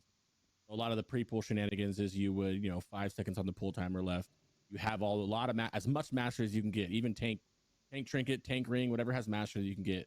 Full set of mastery gems, mastery enchants, everything. Then you pop meta, and then in your meta, macro or however you decide to do it, it swaps your normal gear back on with all your hit rating and your haste caps and stuff like that. And you're already in meta right when the boss fight starts, right before it starts. So you get to keep all that for that big burst opener, which you're not going to see in these dungeons at all. You'll 100% see in the raid, and you'll see how high the burst. It's kind of like the community split on it. They like it. A lot of people don't like it, so they choose to play Affliction or Destro or anything like that. But the sweaty sweats, like we like the swap, and it's a lot of fun. So they're going to be looking for a lot of the mastery gear here if they can get it too. And you've seen Tegno has a lot, that 4 pieces of mastery, like 4 of the best pieces for mastery swapping, which is going to be very big. Oh, the Tide's another interesting dungeon that I like a lot. I like the retail. I like they had Tides. retail It's for pretty Mythic Plus easy. in the circuit, I mean, and I like it way more. It's a little bit different, but this is still an than interesting dungeon. I'm seeing if one wonder if they're part, going to do the extra boss. Like, you're not in a hurry, so why wouldn't you do the extra boss? In you my might opinion? as well do it for extra It loot. does Yeah, really there's- good mastery. It drops a very good mastery hit ring for casters, some good leather boots, great plate helm, and the porcelain crab trinket, which is a good. Very high dodge, high mastery trinket. Yeah, they're actually, now we're starting to get into, these are like, we're moving away from the dungeons that are extremely reminiscent of classic World of Warcraft. We've got the 2 reworks. We've got the Dead Mines and Shadow of Fang Keep, which basically anyone who's played classic in general knows those dungeons and gets to see a new take on these dungeons. Now we are blasting through the Throne of the Tides. This is one of the dungeons that probably the first dungeon you'll run into if you right at level 80, you right as you queue into you'll random get into dungeon this finder, one. right? So like as you're trying to go through The first one I got into. go right into this, and it's one of the ones that like is so reminiscent of like starting your Cataclysm journey. And especially a couple weeks ago when Cata launched, I think everyone just spent a lot of time in here. If you weren't leveling in the open world, which day one when things are really hard to. What are the things you're looking out for? What are the things that are exciting in this dungeon, especially as we move on? Like, are there any cast? Oh, it's not that hard. Really I like? did it. Oh, I yeah. leveled Lords right of when Dark. there was Even 5 this boss million right people here there drops taking 2 everything. amazing, not just good mastery pieces, but a good meta stock. I did it on both my guys. These have amazing caster. There's a good male hands and a good strength ring. This is really good. Strength dodge ring hit, which is fat for the healer. I mean, I'm gonna head back and grab some. There's a lot of good caster gear. You get a very good staff off second boss. The optional boss drops a really good ring, which I think they'll do. I don't see why you wouldn't, because this is just the dungeons for those that don't know. So they're not in a hurry to clear these. The race is tomorrow. This is just the preparation to see if they can get loot to make the raids even easier. Yeah, it's a prep so run. Can drop them here. The last boss on here drops, Sea Star trinket, the Mighty to the Ocean trinket with a strength trinket with the 1425 strength. Amazing gloves, amazing necks. This is a very good loot dungeon, and it's relatively easy too. The dungeon itself is. Yeah, this boss in general, like right here, as you see, the boss goes immune every now and then just throws those little whirlwinds at you. Very reminiscent of something like in Mythic Plus, but a lot less punishing, because those whirlwinds they're just like, they're just kind of slowly going towards you. But for anyone that's just tuning in, Rook, do you want to break down the format of this tournament happening here today, so anyone that is just tuning in knows exactly what's going on throughout the week? Oh, absolutely. I mean, we've got a 2-day championship or tournament here, I guess, our challenge, if you will. Dragonslayer Challenge, where these teams, prolific teams, both of them here, speedrunning groups with progress and none of the above that many of you have probably heard, they are facing off to see who can become the first Dragonslayer in the normal raids tomorrow. But today they are running heroic dungeons. So they are going through in teams of 5, obviously, and trying to get as much gear as they can. Most of them started out, they had fresh 85 characters. They had really low gear, even lower than you would be having as you came out of the expansion into Cata. And they were starting roughly around 333 with their eye level. So they have to put in some work today as they progress through these dungeons, each one in order. So they can't farm them. They can't go in and go, hey, well, we didn't get that one drop, so we're going to go back and just keep running Throne of Tides. They have to go through in order. They get one shot at it, and what drops they have to make work. So as we've already seen, this is a pretty cool. I think this is a pretty cool way to do it. Honestly, with I think it's some way of better the than items just being they like, were able to get. you're full geared. Let's see how some fast you are. as they're also attempting to gear up. And we are now coming into our 3rd of the dungeons that they'll be running today, but there are still plenty ahead that they'll be able to get some gear from. So while today they'll be going through those dungeons, progressing, and like we said, there's no timer, there's no time limit, they just have to go through them in order. Tomorrow they will be speed running for the victory to see who can take down the Nefarian first and who can claim the $50,000 prize, although that will be split between 1st and 2nd place. But it'll be very exciting. I mean, even just seeing how they're strategizing going through now has been so interesting. And Throne of Tides, as we were mentioning, having recently made its appearance in Mythic Plus and being able to see it there, and how that difficulty curve, which was really, really interesting to see how these dungeons change, both from their original iterations into bringing them back through something like the recent Mythic seasons. Really cool here. And as we continue to go through and look at these, I mean, Sarth, so we talked about how they're trying to gear up, right? We talked about how they're kind of building these strategies and what they're sort of running right now. But, you know, going through this one, is there anything that you think is going to be a bit of a challenge, or that, you know, something about these dungeons, or even in their original form, that you think was kind of unique here as they came back to Classic? And these dungeons in particular, you're seeing actually these pulls that are happening on all of the sides as Lex gets this cloak. The pulls that are happening on both sides, there's these little goblin packs that two of the squads are running into, and we'll see this group right here run into next. These goblin packs, the very first attack from them does an insane amount of damage. It's like this poison sting, and they all do it their very first second that they're pulled. So usually you'll use either a cooldown or something to specifically just eat that, so you don't just instantly get one shot, especially with the gear that they're moving into this with. It's something that I would anticipate a lot of people have dealt with moving into the heroics, doing random heroic queues where your tank just runs in and absolutely gets deleted.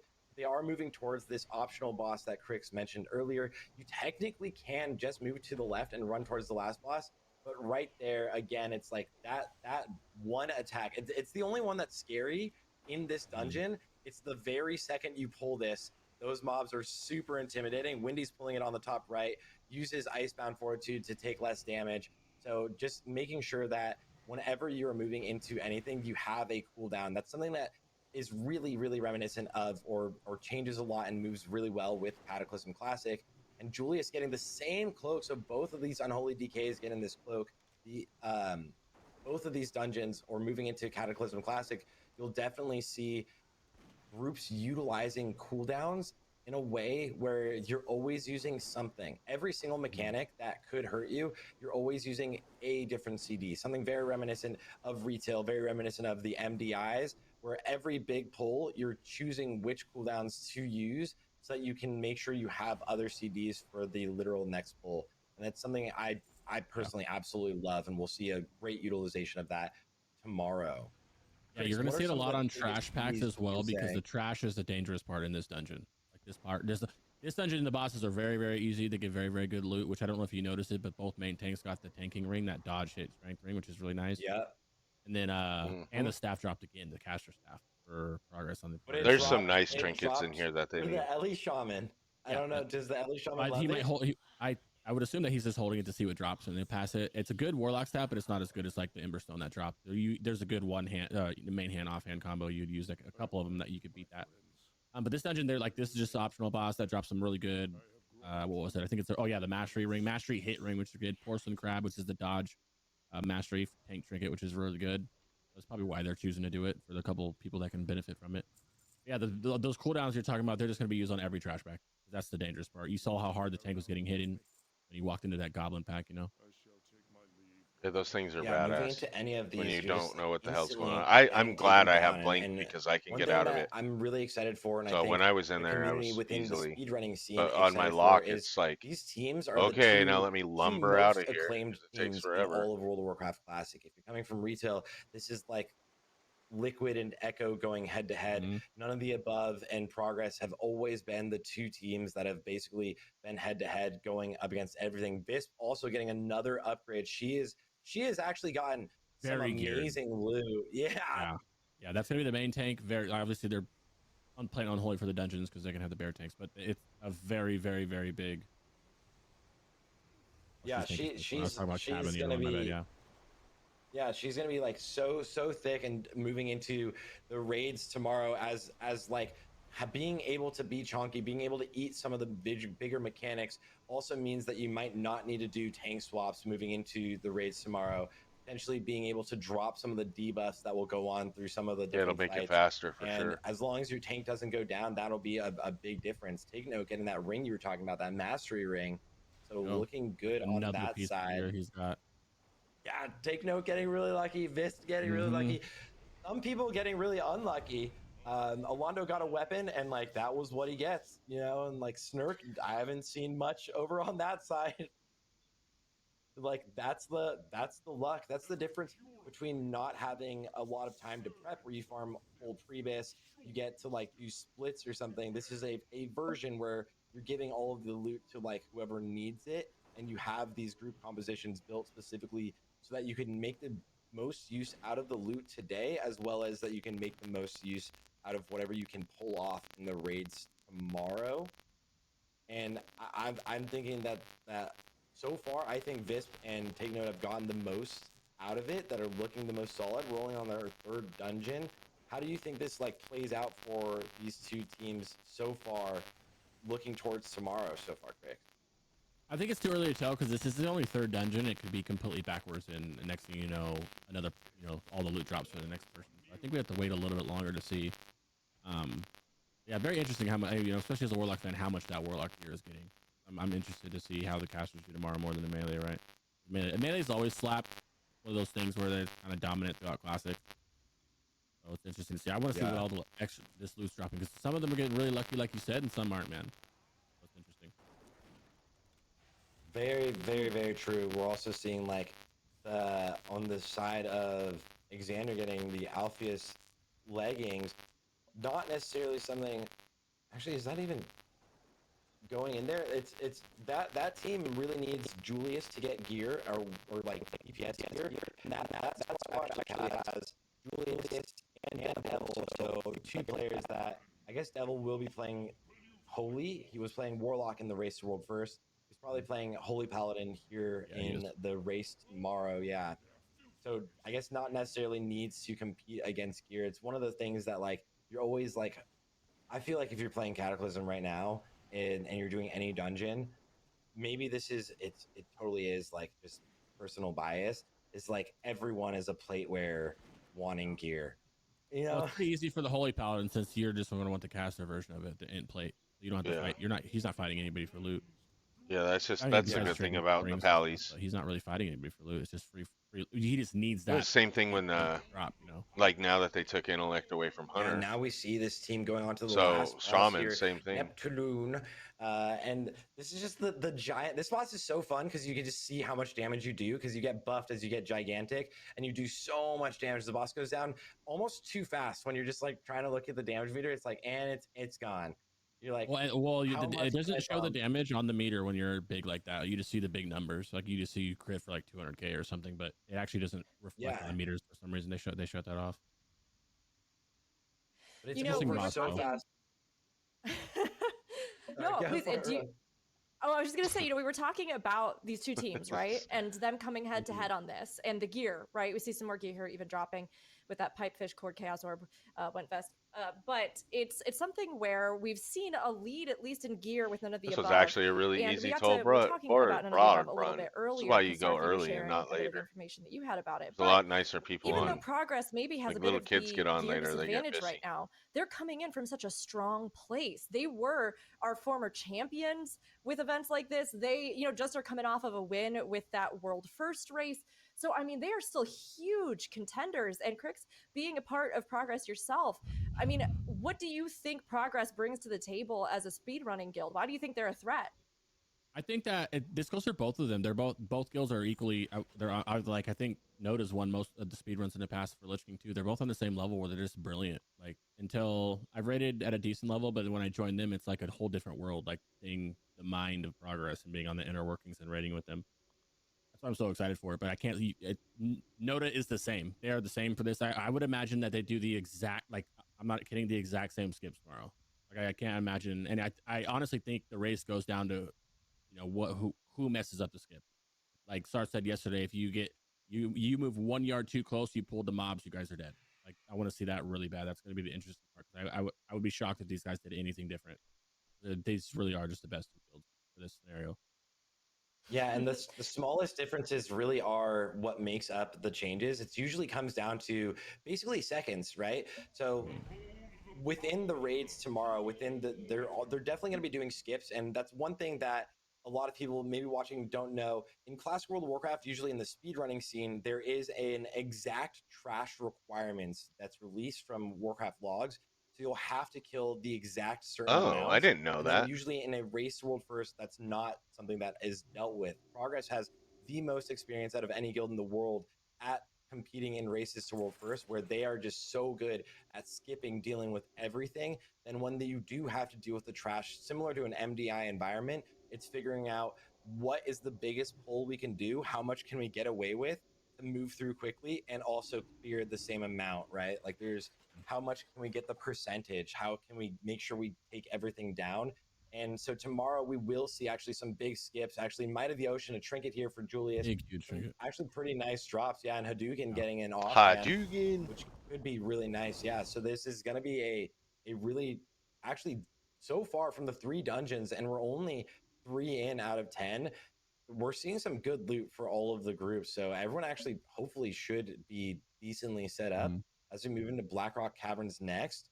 But I think the 2 teams, I think it's going to come down to really, we've seen it in the past where one person, like you were saying, just moves a little bit too close as the rest of the group is running by. Just if you take one step too close and get in combat, or if one person buffs the group and gets in combat, that actually ends the entire run potentially. What Yeah. the hell? And another thing about them is it's a 10-man raid. They're both running pretty much the same comp, same healers, same tanks. The only difference is Progress is running an extra hunter, where Noda, instead of using an extra hunter, they're using 1 hunter and then bringing a mage. So you're going to see pretty much the same stuff, besides maybe some big AoE on the mages. Blackrock Caverns, I love Blackrock Caverns. This is where everybody who played the game, if you dungeon cleave, this is where you dungeon cleave until 82, then you went to Stone Core, and this has phenomenal loot. Caster wise, absolute best in slot trinket that they're going to be screaming in comms if it drops. Shoulders, like some of the best in slot main hands, a wand, one of the only pretty much only DPS wand you can get. There's another one, but it's spirit, but for DPS wise, is one of the best ones to get. One of the previous chests, a decent neck, offhand, ring, belt. There's so much loot in here for casters. It's kind of crazy. Now I'm hearing tell that we are going to have our own challenge here. So we've got the Dragonslayer challenge running, but we have a challenge, which is the Whose Spell Is It Anyway? And it'll be popping up here in the bottom left-hand corner as the teams continue to run and fell these bosses, getting that loot and gearing up. We are going to try to decipher the spell based only on the information available to us from the tooltip. And these tooltips can be from pretty much anything. So we have our first one coming up here, and chat, please get in on it yourselves. See if you can figure it out even before us. You probably will. I mean, although I don't know, Sarth and Crix, I think that you're fierce competitors. I believe in you. So our first one here enables your something spell to be cast on friendly targets to something effects. All right, That's so hard. It has to do with the as a melee enjoyer. This is Yeah, as a melee enjoyer, I'm like, oh my god, wait, I actually am. okay. So this guy's sitting here saying, I'm gonna be like, all this gear that's not in here. That's why I came. I mean, this. Okay, now never we mind. have some options. We have some options. This to help one's narrow it okay. down It's not the cookie one's better unless you want hit. Absolution, or improved spell seal. Maybe I just run this until I get the wand. I think Glyph of Hunter's Mark. So I need this wand, and I need. No, I don't think it's purification or absolution. I need the dagger from here. Yeah, it sounds like a pre-spell. Where's Jordy when we need him? I don't know where it's at. Yeah, I don't. You also have a mage. Why improved spell seal? Does that? I don't think Hunter's Mark does either. No. I'm going with absolution because I'm going with purification. I'm going with absolution. I'm going with whatever one he doesn't go. Okay, I'm going to purification then. We've almost covered all our bases. Also, we did just have a Torture's Mercy drop that popped up, so a little note on that. Absolution! You're right! I just know. Where is the piece of gear I'm looking for? I swear. I like how both of us were like, I don't know. Process of elimination there. Like, we knew it was a Hunter's Mark. Magic. Okay. Oh yeah, this couldn't possibly be Hunter's Mark. There's no way. No. Oh man. Honestly, it's so funny because that's similar to what I thought, and I'm not sure if that is what improved spell seal does as someone who hasn't played mage in this expansion. But I know that I was like, it's getting 2 of the casts off. That's actually really really nice to see. Yeah. We're pretty good. That's all I have to say. Is anyone watching right now is like, are we professionals at this? Obviously, yes. And are we professional priests? You know, who needs to know Sarth that? is. We don't have Sarth the is, healer at covered. least. Yeah, exactly.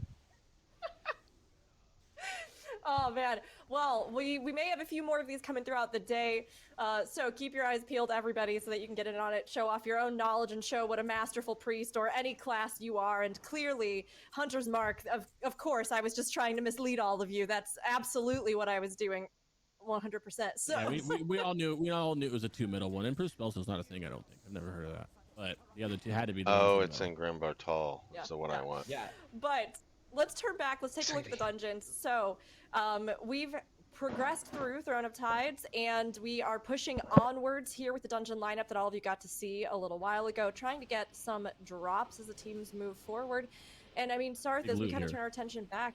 Well, Crix, let's go ahead, toss it over there. What kind of big loot Oh man, a wand. are these teams looking for? Whew. Caster wand. It's the only hit wand you can get right now. Hit master. There's another one with spirit, but this is a big one here. Caster wise. Also, this fight is a really fun fight. I like this fight a lot. You have the boss, which is Corla. She channels beams. See, into he's completely ads, like you have to stand in forgetting front of the about the other one. There's 3 wands, and it gives you stacked. or there's a spirit wand in that one. They But turn into these big ads, which makes the fight exponentially. like they harder. already missed the other one, personally have to take which I'll turns show going you in there. guys. So you sit in the beam and soak it to like 85, 90, then you get out and someone else cycles in and does the same Just thing. this one right here, The debuff drops off. Pretty fun fight. I like that a lot. which is a crit wand instead of a hit I'm a big wand. fan of the mechanics that make you actually have why to I absorb want it, something but like this. I'll take this one, the transformation Corla's. ring, actually a very Probably decent easier ring to with get than the mastery haste cookie. ring for strength. We also really wanted to see, Snurk gets the helmet. Good helmet. What they Good would have helmet. loved is there is a trinket, an agility trinket that is nice to see here. The Grace of the Herald is a pretty nice trinket. All right, I'm gonna run to the bathroom real quick. I'll be don't think right it back. is actually Armband. but it Nobody is got anything still crazy. a really nice one. So we'll see if we end up getting trinkets later on.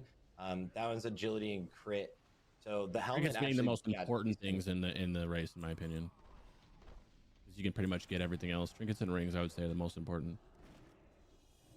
I think you can make up for things elsewhere, but also trinkets also come down to like, is it the BIS trinket or is like the really bad version better? You know, like is the heroic trinket necessarily, is it good enough? If it's not your BIS heroic trinket, we'll see. And then we see on the bottom right here, this dungeon is actually unique. It's really fun because you have this gigantic ogre beast mob that runs around, just Raz the Craze will actually delete all of these enemies for you, as you just need to tap them one time. If you're leveling up, you can actually hit them once pretty much and you will get the experience for it. And then he just runs through the dungeon. This happens twice in the dungeon until you get to the last boss, who actually does like a grasp heart sort of situation and takes him out. And then this team now, the None of the Above team, is moving on towards the boss that you will actually bring into this lava in the middle of the room, and it'll take off his shield. The boss has this like massive damage reduction shield, his armor. So you need to melt his armor. As long as he's in that lava, he will be casting an AoE explosion that does like so much damage to the group. So they'll bring off the shield, put a couple stacks, and then move them back out of the lava when they deal with it here. DJ taking a ton of damage too. He already has 6 stacks from the ads. 6 stacks still actually from the ads. That was actually a little bit intimidating. And Lex getting low here. Not bad. Dealt with very cleanly. Yeah, I dealt with that good. But if this was part of the race, this would have been like, there's times where you get really low, and this boss also starts to hate to move eventually. We'll see how long DJ keeps it in there, getting a ton of stacks, and the group actually not taking too much damage. They've got Aura Mastery was used there. Bloodlust almost coming back off of CD. They do have Sacrifice, Tranquility all ready to use, and Spirit Link. So just making sure that this boss takes as much damage as possible. Yeah, it's pretty easy to wipe on this boss, actually. You can definitely not be paying. I doubt they'll do it, but not be paying attention. You can see how much damage the teams are losing from this boss. So if you just mess it up once. Yeah, I wiped on there one time and I didn't know what the hell was going on, it, but it was or because if you the let stacks. the stacks drop, then you're just like kind of like annoyed. You're like, all right, let's just take him down slowly now. Yeah. So it's like one of those mechanics where it's like you just go for it, be ready to absorb a lot of that damage, make sure that it doesn't get his stacks back up, and take him out. We got both get the same piece of loot. Caster dagger. Oh no, Both it's got the the same agility exact base dagger. That's loot. unfortunate. Yeah. That's That boss unfortunate. doesn't drop That too boss. many I too know. I don't crazy of even think loot. they Like there's a have. nice little spirit No, necklace, nobody's and running the cloak rogues is and really shit nice in because it's a here. That's what I mastery mean. Like strength hit cloak. the only reason It's that good for there ever master sauce, but exists also is the tank is gonna want it to as play well. PvP. I mean, honestly, I Yeah, know other people won't agree with that, that but boss is actually not the most vital in this Not. And then run. this next at boss least coming up, hunters Or have Beast, you can skip. utility and A lot of people, they a lot probably of won't because it utility in drops really, raids. really good loot. So usually, if you need the loot, you know, there's like out of the 5 pieces it drops, they're all each very, very good. So there's no doubt that they go and kill it. This with the and Visp this also cloak getting that dropped cloak you were just again. talking about. Yeah. That's This crazy is work. gonna be so geared tomorrow. She's gonna be Yeah, so that's stacked. And then crazy. Julius getting the ring, the mastery haste ring from the second boss in here, which will also be really, really solid. Julius has also gotten a lot of loot here today. So both of the demonology warlocks looking very strong. Tank over on the side of progress, probably looking the strongest Yeah. out of the tanking lineup here today. And then these packs can be intimidating if you don't like to interrupt, right? If Or you stack. don't deal with things, yeah, exactly. Get it all together, make sure you're taking care of it. Similar situation again to like any of the mythic dungeons. It's always going to be just get it all stacked, assign interrupts, and it'll go down clean. But in your random group, your average pug, for some reason, the average person hates to use a kick ever. You really do. And that's the big pack. The packs that you're talking about, you have the packs where you stand in frost, you take damage, but you also Okay. get shadow prism or whatever it's called, where you take shadow damage if you move. You get that at the same time as you're running out of there, and then you have the meteor you need to stack for. And this is a Hopefully little they bit didn't of die on it, lore. but you can definitely die there pretty easily. Hold on. A little bit of lore here. So this is beauty. So when you go into one of the Blackrock spires, I can't remember if it's, I think it's lower. Then you'll run into Beast, and you'll have to fight Beast. And then these are all their kids that are in here. just a little piece of lore. When you're leveling up, you would just skip this boss. That's one thing that Cataclysm has a few of is optional bosses that you turn back, and I love to do, but it's like the slower way to do it. But it's definitely, yeah, I think that we see a lot of things be skipped. You always kind of go for the optimal They got the route. ring, the mastery ring. Spirit mastery ring here. Beauty's plate, nice, good chest. It is, but it's the tanking chest, and I'm Yeah. confident that Wendy will be unholy. So we might actually see that Sure. if we see that tanking chest in this group, Visp will be getting another piece. So that's you going to be imagine actually an that? interesting. Yeah, she's actually going to be getting Find like out. literally everything. Find out. This is just gonna Look for carry it. the entire team, like literally just pick them all up and just like blast Yeah. through the entire Much, raid tomorrow. and Blood DKs are phenomenal in this expansion. By far, overwhelmingly the best tanks in the game. So the more gear Yeah, they get, the I better. think I'm in a absolutely. queue for This is some a Blood just DK. Look at the damage it's just doing in a some. dungeon right now. You know. I don't really want This to is on do it, but offhand going to the Ellie Shaman. That's good. Oh, they don't go have a in lot of and do casters some in there. PvP. Maybe we'll get That some would have been nice decent in one of the groups. other casters' hands too. Didn't even get Yeah, look at the yesterday's Blood done. DK damage. They just do so much damage, right? You can look at all of them. Blood Decay is like the ultimate tank in this dungeon, or in this expansion. Blood Decay is just so powerful all the way throughout, and we're seeing as Noda moves from both sides onto the last boss, the Ascendant Lord Obsidius. Nailed It's it. kind of why I want to try the Obsidius. Blood The DK. boss That that, is- that has his ads with him, his little shadows, and he will We're just probably like gonna lose kind of this. transfer his consciousness with the ads. So like you'll be taking him down, completely basically ignoring these ads, and then he'll just like swap over to one of the other ads. You'll see as the HP values go higher. Julius getting these And that- braces. Julius also, like I was saying, is just getting a lot actually. And to piggyback off that, the ads on this fight are interesting where their aggro radius, you see it sometimes in a while, but it's not typical threat. It's whoever hits it last. So if I put a curse of agony or a corruption on it or whatever dot in the world, every time it ticks, it would just run back to me. So it's one of those things where you kind of don't want to hit them because whoever hits them last gets all the threat from them. And this boss drops a cast in terms of caster trinket, Witching Hourglass, one of the only trinkets with the intellect, really high intellect, 285 with a huge 1700 ace proc on there. If any of these classes get it the drop, this would be massive for Thompson, massive for casters, massive for the Ellie Shaman. Definitely one of the best trinkets, especially because you're not going to be able to get the Dark Moon Volcano trinket that everybody wants so much with the casters. This is definitely going to be one of the best ones to get. And the bow for the hunters all of the hunters would actually really, really like the bow here. I believe it's free best in slot. It might be just tied with, there is a gun that's an alternative option. Looks like they didn't get it. I want to check the loot on that. Cloak, dang. On what they're I talking know about. Thompson was begging for that one in his head. Right? Oh, and there it is. Nothing on the Lex. other one. Oh, that's so unfortunate. Yeah. So when we die, we'll probably. Here. Unfortunate. Or if it starts to fail, I'm gonna check the loot. That could be a differentiator tomorrow. Is really who. But if we start winning, I'll just. Not a lot of loot from this raid drop. That could have dropped. I mean, dungeon. It could have dropped. To be honest, we'll see what progress we get from the boss. Same thing. Yeah, a little bit unlucky on the side of Noda. Yeah. But yeah, exactly. We got one more hope for the trinket. The bow though. Bow's big. Progress has both options for the bow, and Urios getting the shield. He just did get that offhand, and he does have that two-handed staff we saw earlier drop. And again, playing the Ellie Shaman, he'll actually most likely be running with that one-hander option. Oh, little dog. Yeah, I agree. Jesus. You know, you were both talking a bit about the classes that really shine in Cataclysm, and I'm curious, with this kind of period, this expansion in Classic, what do you think really are some of the strongest performers right now in the landscape with, you know, all of this? You know, Crix, if you want to start us off, what's sort of the meta, if you will, although of course that doesn't have to dictate how you play the game. Yeah.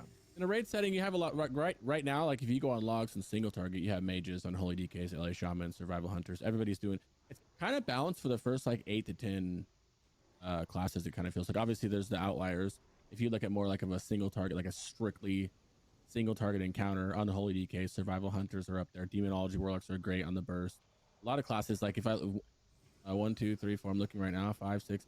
Like the first top 8 are all within so close of each other, right? Unholy DK, survival, frost, Ellie, emo, fire mage, affliction, rogues, combat. Both sets of rogues, so assassination and combat. Obviously, sub being more of a PvP spec. Same with the mages, where you have fire and arcane, where frost is more of a PvP spec. They're all doing really good. It's really early in the raid, so I mean, really early in the tier. So not everybody's got their gear. Like once, obviously, some classes scale better than some, but it's pretty. You can pretty much pick. We let our flag get away. That's what I wanted. I'm pretty sure he got away. Shadow Priest, which is typically doomed on, and they're doing phenomenal on single target. And in the raid, I ran right in the middle of them and ice blocked single target utility. Arms warriors to amazing. keep them away from. Kind of can't go wrong unless you're playing like certain specs of classes like a marksman hunter or a beam hunter or a sub rogue or frost mages, the ones that are typically PvP classes, right? I think feral druid is probably one of the only ones that's kind of lower down there on the meters, but even they can slap in the right hands, you know. Yeah, feral druid feels like it wanted was the a little point bit in of him love saying moving all into that? this expansion. Seriously. Feral druid ended Wrath of the Lich King in one of the strongest places ever. Blizzard actually went and adjusted the class and added basically a glyph of Fairy Fire or Omen of Clarity, which is one of your abilities that used to randomly proc on any of your attacks, and what it would do is give you a buff so your next ability costs no energy. So none of your resources were being used. Instead, they changed it so every time you used Fairy Fire, which you can use as a cat, you can use as a bear, whatever, you would actually proc that ability, which would be every 6 seconds. So Feral Druids with that became easily one of the strongest classes. They actually became like the most. Feral Druids and Mages were the 2 classes you actually stacked in the end of Wrath of the Lich King, moving into any of the speedruns in ICC. And then as we saw in the Race to World First, anyone that did actually catch that broadcast, the Race to World First, we saw in Cataclysm here, we're seeing a lot of Death Knights. It's a lot of Death Knights, and we saw from Progress specifically, they brought multiple Warlocks, whereas every other team either brought Death Knights and Hunters, and Progress actually went with a Death Knight and Warlock composition, pulling that off, which was more of a rarity from what we've seen, and more of a rarity from like if you were to generally ask people they're whooping our ass. what Sorry, they like I'm gonna in go look at the Classic loot. or what are the best classes. I thought in we were doing all Cataclysm. right though. There's a lot closer than. I mean, I'm trying to control the field. I'm not Usually really trying one class for kills. dominates, like warrior. In the But we're all beginning of stuck in the Classic. corner now, and they're running Unholy flags DK back and forth. in Wrath of the Lich King, and in Burning Crusade, it's just Hunter is just unbelievable if you have a good one or somebody that was using a script that kind of cheated. But you know, now we're seeing a lot more of a balance. and the teams get to just choose its player over class a lot more than it is class just being a specified thing. Mm-hmm. Do Then you moving guys into see that? Stonecore, which is Oh, Stonecore it's now. a This is haste proc. That's why I this didn't is the want it. second I think dungeon I in the had it. dungeon The cleaving. witching This boss hour right done. here drops an absolutely insane trinket for this hunter right now if it drops. The Agi trinket. He's probably gonna be screaming if it drops. It is very, very good. This dungeon drops. What's it called? The mount, Key the to the range of end. the Oh, right there! It vitreous dropped! It stone dropped! It break. dropped! It dropped! The Look at key. the screenshot. Oh, Oh that is my actually goodness! huge. That is actually so absolutely big. massive. You cannot get better than that right now. This And I dungeon think has a Stead is the lot one of good that loot. got There's another the casting trinket bow. in here who's really good too. Yeah, Stay got the bow and the trinket, which is huge. Each of these groups needs this trinket pretty bad, which is going to be nice. And then, of course, the second part is through finishing the last dungeon. They have a shot at their Biz trinket as well for Hadouken, which would be very big for the Warlock. That Hunter is very happy right now. I'm just trying to get a little bit note on about her. the last dungeon because we were talking about the loot. So apparently Snurk's group only looted one item. So there was something else that they got out of that, but we just didn't see the second one because of that loading screen. So there's a possibility that they got a little bit more than we thought, but we'll have to see exactly how that pans out. And for anybody that maybe is just jumping in right now, this dungeon right here marks our halfway point with the dungeon grind today. So as we jump into the stone core with our teams, this is going to be the halfway point through the progression of dungeons. So from here on out, as these dungeons whittle down, they're going to be really wanting to see if they can flesh out any of those weak spots in their own gearing. And I mean, I'll turn it over because we were looking to see if we were able to get that other item. Did you see it drop? Did they also get the key, Sarth? No. They're about to kill the boss to see if they get the tier, but it looks like the rest of the players did not get their trinket either. We'll see right now if Thompson and Alondo get it dropped right now, which would be very, very big if so. Which would be really nice, yeah. So we do see actually on this side, Devil also getting that shield, which is pretty nice, and the necklace going out. And then we have the shoulders here for Windy. Not the drop that they absolutely wanted. That is literally, it's a healing shoulder drop. So it's like a Retribution Paladin, or sorry, Holy Paladin drop. So unfortunate actually for both sides of Noda on there. We're actually seeing kind of a shift here in the loot being kind of better now for progress overall, especially with the tank loot being very good and the hunter loot being very good, as well as the unholy decay loot being very good. We're definitely seeing a lot of items that do go out and not necessarily be useful even on both of the sides. So now, as we were getting to this back half, Stonecore being our 5th dungeon, moving into Halls of Origination next, which is another one that has a lot of really incredible loot. As we see all of these dungeons go towards the end, and Baird and Hold, they'll be doing the boss in there as well at the end.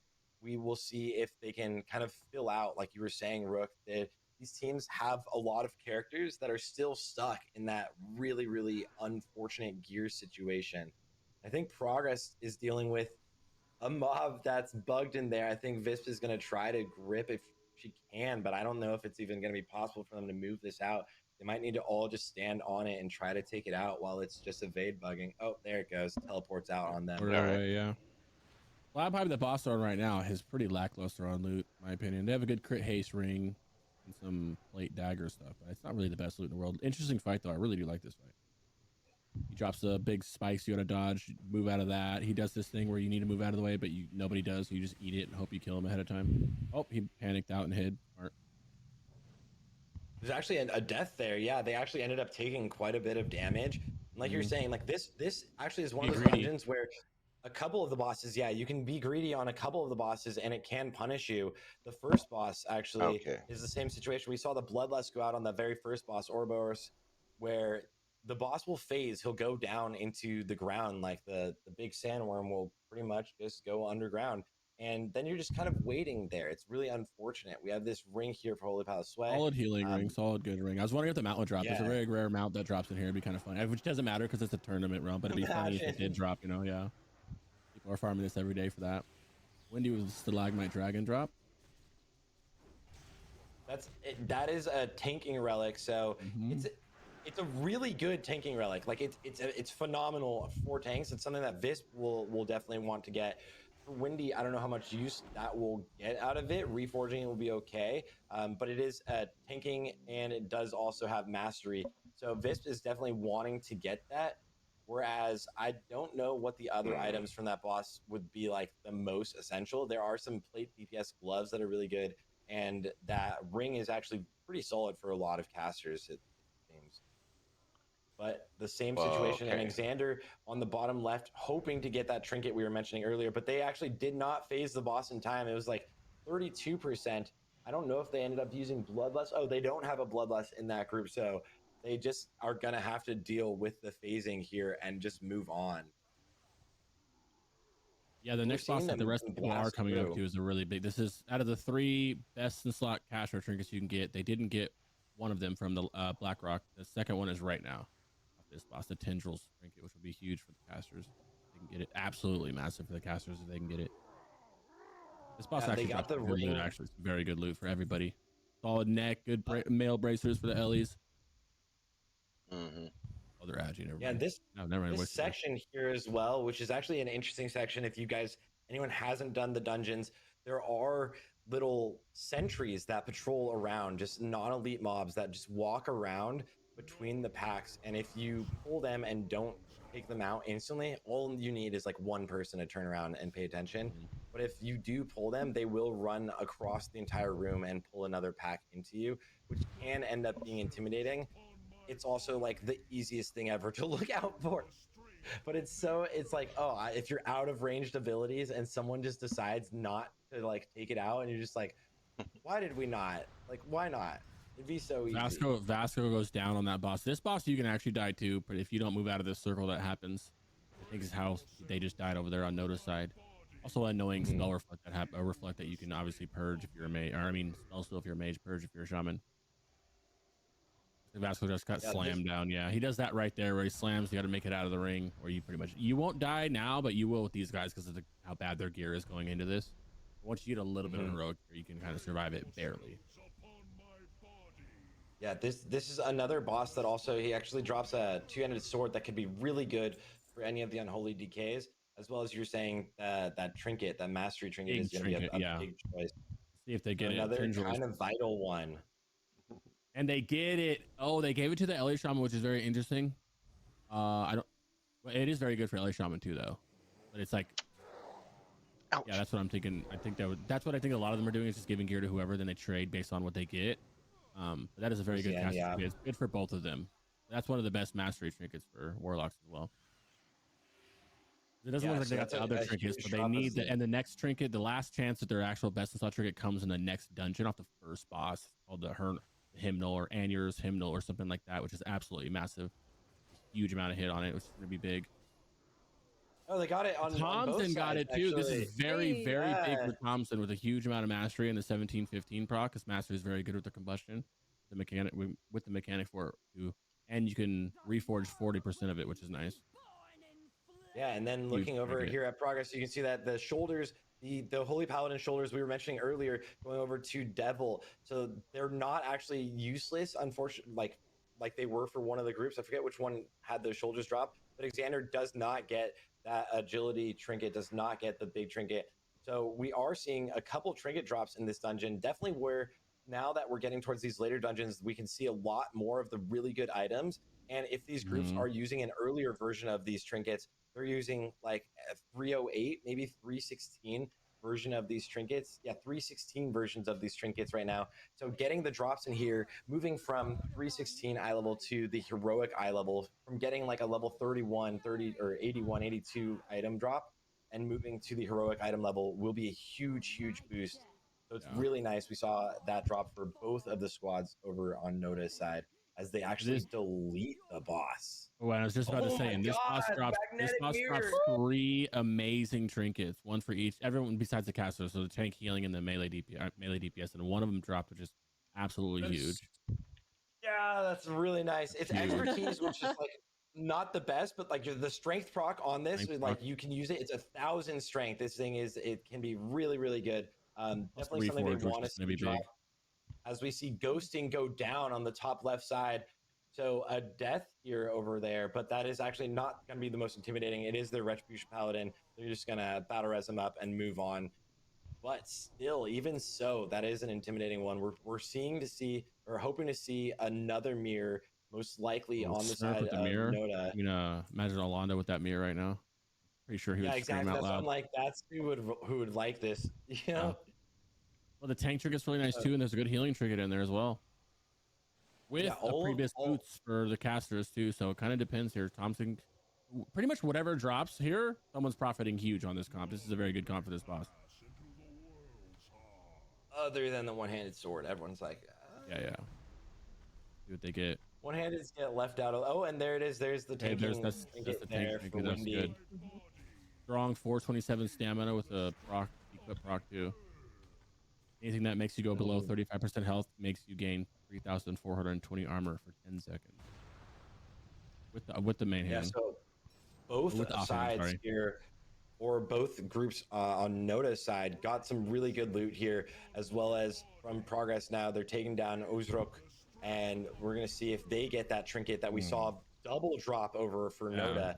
We get the double Ellie trinket drop. Want it. Yeah, this could be a big one, actually. They've seemed to get, as we've gotten towards this back half, they've been so far getting some really, really good loot drops that are actually going to massively boost their damage or survivability as we move into the speedrunning raids tomorrow. And those things just really add up. And they're actually ghosting, getting the two-handed sword. Big damage. Weapons are going to be big damage for both Unholy DKs, for Arms Warriors, as well as for the Retribution Paladin. And this is really nice, actually, because it's in the group for the Ret Paladin, where Visp doesn't necessarily need it as bad as the Ret Paladin needs to get a weapon. And we haven't seen a two-hander drop for the side of Progress before this. That's the first one we've seen today.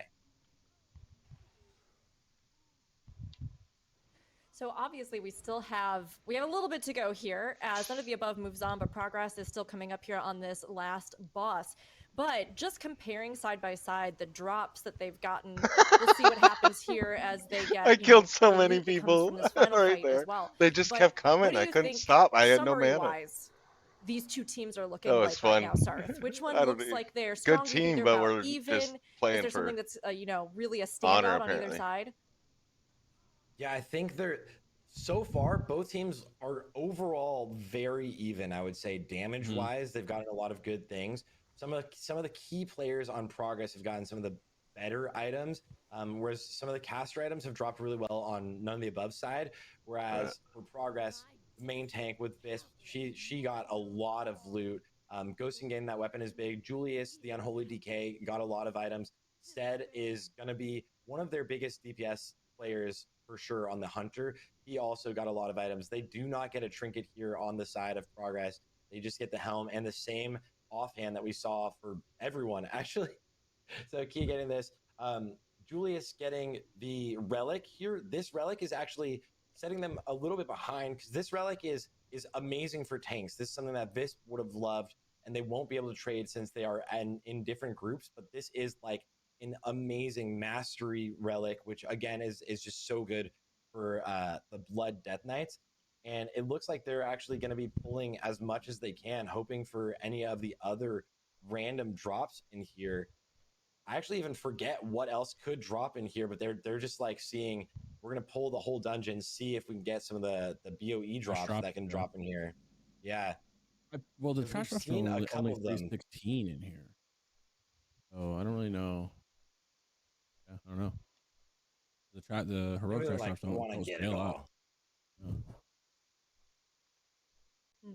There might be like one item. I'm not even sure. I'm like curious if you know, like there might be an item that they're like looking for, or if they just were like, let's just run over here and grab the trash drops is a cloak, a mace, and a wand, but each of those are 316, which you can get that or better from the vendor. Unless they know, I mean, they must know something we don't, because I don't know what they're doing.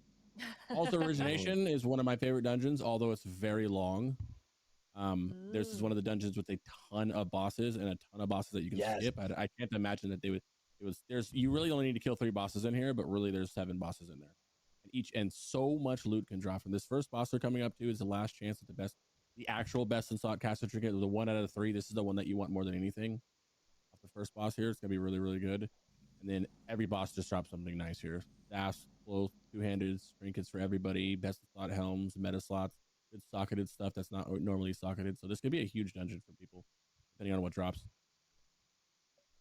Yeah, some of the best loot in the entire dungeon circuits drop definitely in this dungeon. And this boss, one of the more interesting ones where he does like a shield situation, goes basically immune, and you need to jump down to the bottom section where you can kind of see those snakes down there. We'll see it happen in a second, and you can send people down. They'll need to click basically a clickable option, click down there, and then just run back up.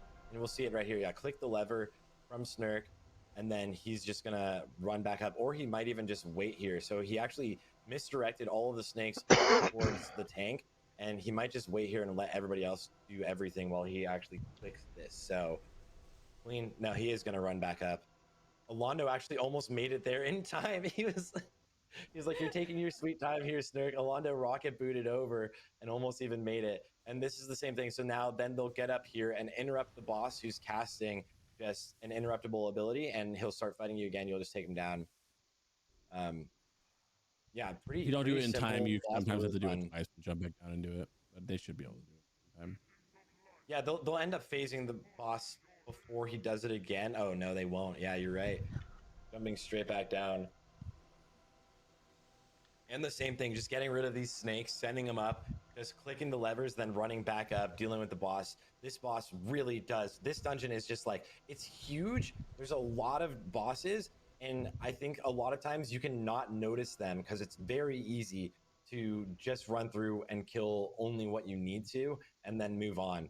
But this boss does drop that insane trinket, such a strong trinket. It does also drop a very solid tanking necklace that we might see, but on this side, it wouldn't really be super useful. In all of these, if you get any of the tank loot, which we've seen quite a bit of tank loot, it really has to be in the squad where you're gonna have your main tank. Because a lot of the bosses in the raids tomorrow. Oh, he got Mage gets the trinket. Oh my goodness! Got double 285. Yeah, he does. 285 hit with a huge 1700 proc spell power on it. It's gonna be massive. That covers a lot of the hit. Because one thing you have to worry about with this gear level is not being able to even hit cap, even with reforging, depending on if you. When they get another trinket on the LA Shaman, which I'd imagine is going to end up going to the Warlock at some point. That is an absolutely insane they got trinket. double It is insane for both in the last dungeon as well. That's crazy how long I farmed this for on all my characters, and then they get it on their first run. Well, the Warcraft for you. They did this specifically just to spite you, Crix. They were like, okay, we got to get double drop. We'll do the secret trick that makes it happen. Yeah. Very good luck on them. That Thompson's going to be looking nice in the raid tomorrow. He's got a lot of loot. He's got a lot. He hasn't got a lot of loot, but he's got a lot of the important loot that you actually need, which is the jewelry and the weapons. The rest of loot almost doesn't matter because it's not the difference from 333 and 346 on a pair of gloves is very minimal, you know. Whereas the difference on that trinket is like 100, you know, and something intellect, which is spell power. And hit comes with 285 hit, which is huge. Yeah, very, very, very key pieces. We're seeing the groups move into this section where they're going to have to deal with all of the elemental bosses, which is a little nod or homage to what we're going to see tomorrow in one of the raids, specifically in Blackwing Descent. Bastion of Twilight, where you have to deal with all of the elemental mobs, and before you deal with the council, where it's very thematic, and it's really cool that you have to, like, each one of these has its own unique abilities that you have to deal with in a specific way that makes it, like, a little bit intimidating. What's up with that? Also, that wolf was much, like crazy. Very unique. I'm a big fan of Paul's. Yeah, there's so much. I mean, honestly, between all the different bosses, all of the stuff that you can do, or like we were saying, you can skip, but also, you know, we were talking earlier about some of the kind of personality of these original dungeons, and they're so great. Like the snake pits you drop into, or even this, you know, animation that we're seeing with the Temple Guardian, that kind of like song spell effect. It feels so classic adventure, kind of Indiana Jones, if you will, you know? This is just a great one. And it has such a strong kind of feel to it as you go through it. Love that it also gives a little bit of that kind of premonition of tomorrow.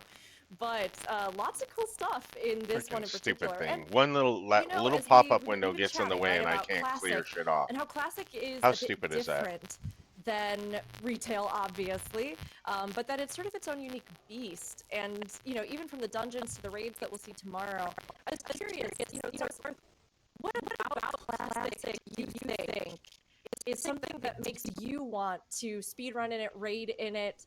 Like, what draws you to it over even retail? I think the aspects of the competitive aspect in Classic World of Warcraft is something that I personally love. It's like in retail, Mythic Plus is like the coolest thing I think they ever added. Personally, like it's one of my favorite aspects ever. Like it's running little speed runs, little competitions all the time, and then we see Hadouken also get this trinket.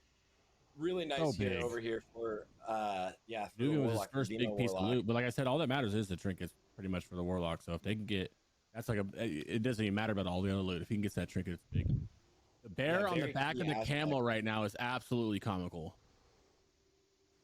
That's a very classic thing too, is like to have the huge. animations where the bear still stays on the Yeah, camel, and you can see him like using mangle and like swipe there. You can see the little animations, but he's still like mounted up on the camel. It actually looks great. That's crazy. This is the Drata classic. Be a bear on a camel. This is what gets you. This is what gets you. And in Classic, because the versions of the game have been out before, the races to World First are over rather quickly, right? The race to World First will always be over in a couple hours. The only time it's ever gone past and Soul Release or Drop Not the best trinket, nice. not the best staff in the world. Yeah. Yeah. No one in here really wants LE, this spirit staff. Yeah. I could see him give. No, I don't even think Take Note would use a main hand offhand for it. That boss doesn't really drop a lot of good loot. I'm pretty sure they just did that boss for the neck or their belt. Maybe even the shield, actually. Try to get lucky. Yeah, but yeah, I think this is it's like because the races to World First are over so fast, since you've technically seen them all, the speedrunning scene is where the competition gets really, really juicy. It's every week the teams going against each other. The entirety of Classic, instead of just ending with a race to World First, and then the rest of the phase, you're just kind of doing nothing but splits until the next World First. It really is where all of the competition like really, really ramps up. And that's where these two teams love to go head to head. Progress participates in the race to World First every time, but Noda is specifically only a speedrunning guild. They've traditionally never even raid on launch day. They're not coming for ours. They're gonna only done it one time pull this ever. out. Actually, even Nice rated sod, on though. launch They're day. dominating sod progress. Sod progression. Yeah, though. We're not even going They've- after it. Noda as a side project went into sod for progression and has won every single phase for Season of Discovery for progression. But progress by a isn't decent there. amount too. Yes, yeah. There hasn't been another, like, these teams have, whenever they do whatever they want, it's like competing against each other or randomly. There's one guild, Noobs from China, when they are going, is really good. And as Blizzard is coming back into the Chinese realms or area, district, region, we will see those guilds coming back. Magnetic Mirror Julius also for with the Julius, mirror. another one, yeah. Very good. Oh, big. They're taking their time in that dungeon though right now, but yeah, they definitely. That's a big. Double Unholy DK getting the mirror though for both sides, so we're seeing a lot of good loot on both sides. Hadouken got that trinket as well, as you were saying earlier, and we do see progress over here on Earthrager Pita, hoping to get probably like that shield, like you were mentioning, or neck. So we'll see what happens here, as they don't have a bear riding a camel. Kind of a letdown if you don't have a bear riding a camel. Well, okay.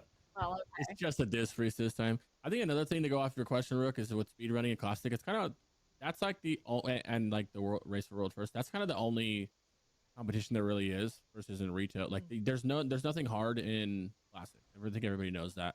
And Kata doesn't really feel like Classic to me. It just feels like a blend of Classic into retail. I like it's kind of like in the middle ground, whereas like vanilla or Classic and the TBC and Lich King was more like Classic. The only kind of hard content you can do is speedrunning because it's one mistake and it's a wrap. Where you're always fighting a bunch of other guilds to figure out how to shave off seconds, beat them and stuff like that. Whereas retail, you have mythic rating, which is hard in general, right? If you're doing a cutting edge push or if you're pushing high keys or they're already down there. They're going through these pretty quick. You can do in retail to find that challenge. Classic, you're not going to find a challenge pretty much at all unless you are speedrunning. And that's so that arbitrary challenge.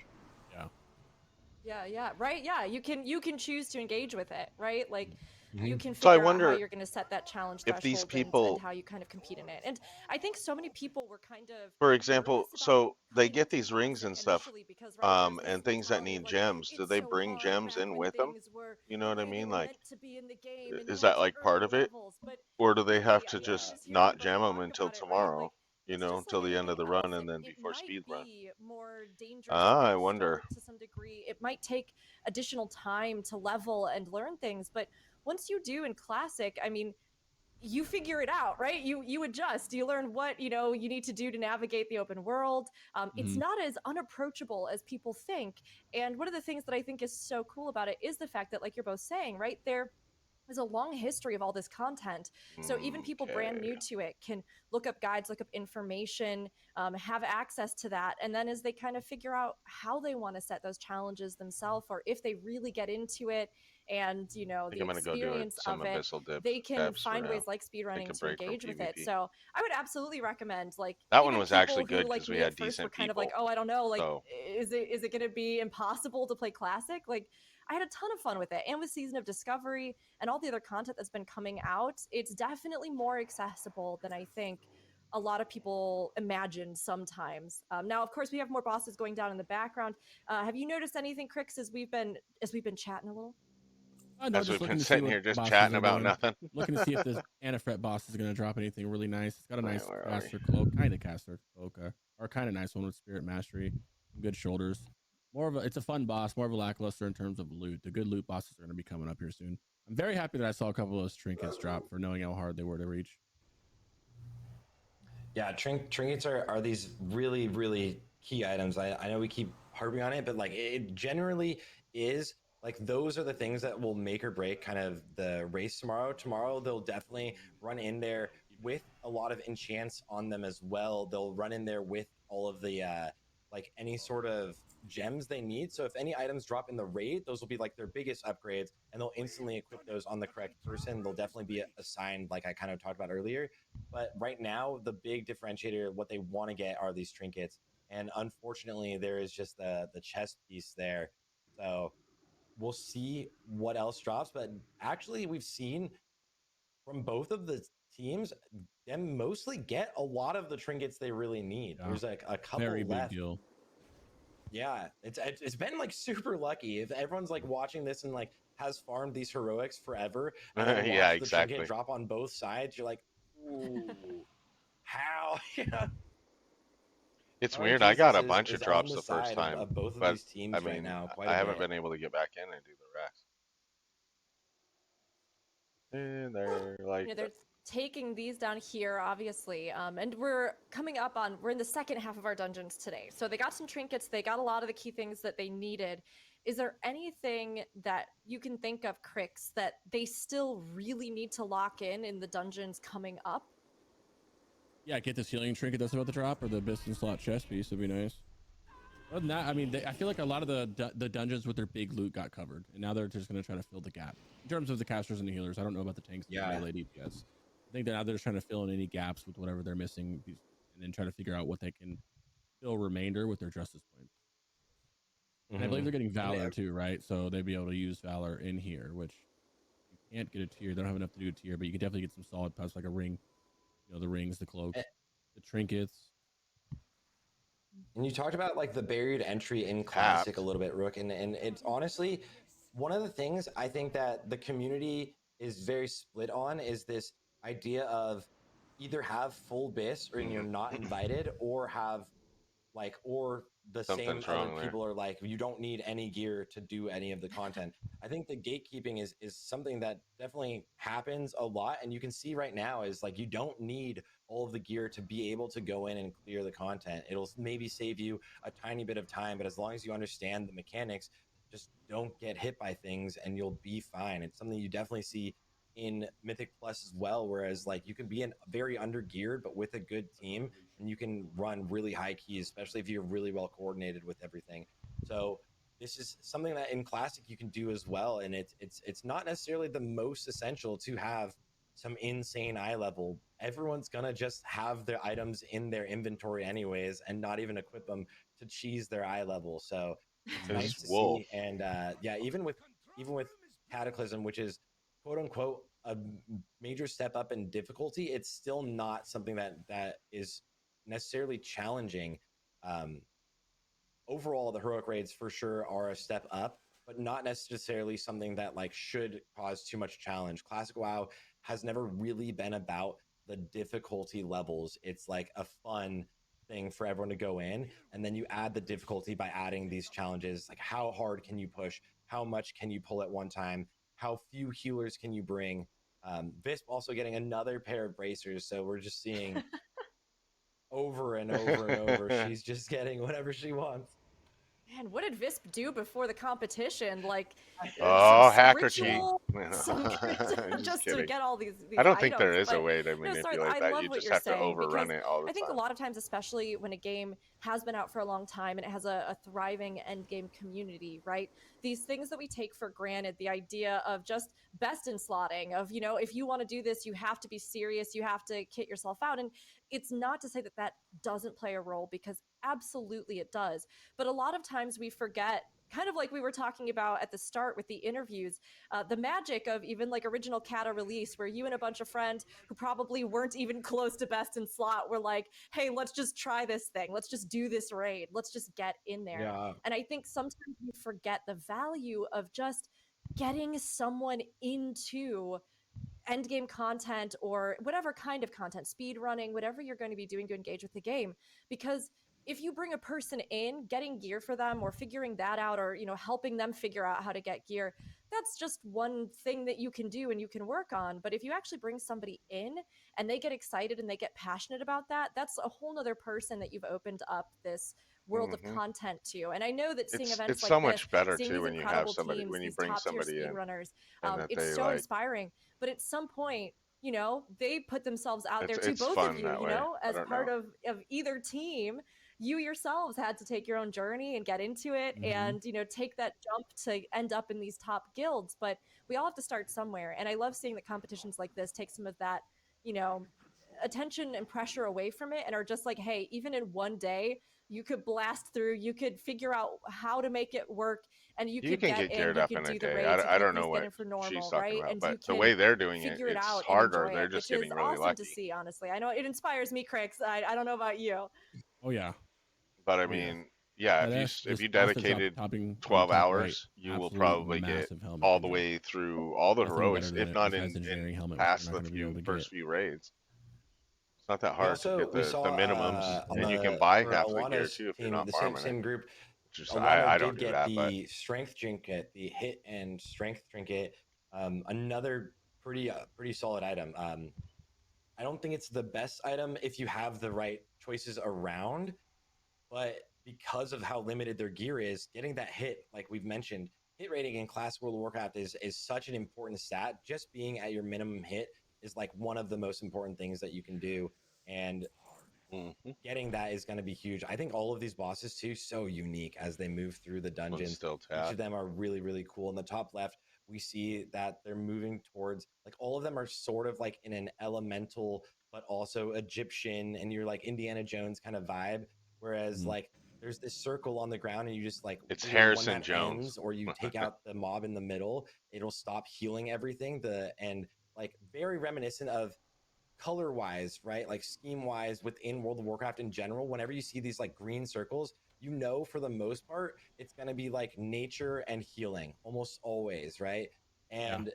And druids, right? Still They're is. fighting against the druids or the dryads who are always going to cast something like a tranquility that needs to be interrupted. I love how thematically World of Warcraft has stayed very similar all the way throughout and only kind of gained more of the identity. I think they did a very solid job with Cataclysm building on that identity. And it's something that Yeah. people who didn't get into Cata or didn't get into Cata Classic yet, now that they're playing, are really enjoying. All of these fights are very unique and really fitting.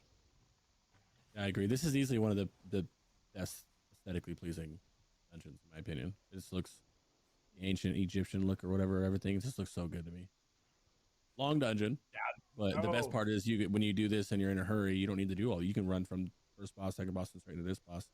But if you need loot, like every boss will drop it for you. You know, so it's pretty fun. One of those good dungeons. I don't get mad when I queue and get it. The hell? Yeah, DJ getting some loot here, which is good because they needed some tank loot over on the side of none of the above. So DJ will be maintaining, I believe, tomorrow. So it's going to be a nice piece. Kia for the healer also getting a chest piece. So everyone is starting to fill things out. I think that the teams are relative to being like even-ish, but still there might be like a slight advantage to one side or the other. But they've gotten tank lucky with difference trinkets. for sure right now. Yeah, that's the honestly that feels like the big differentiator.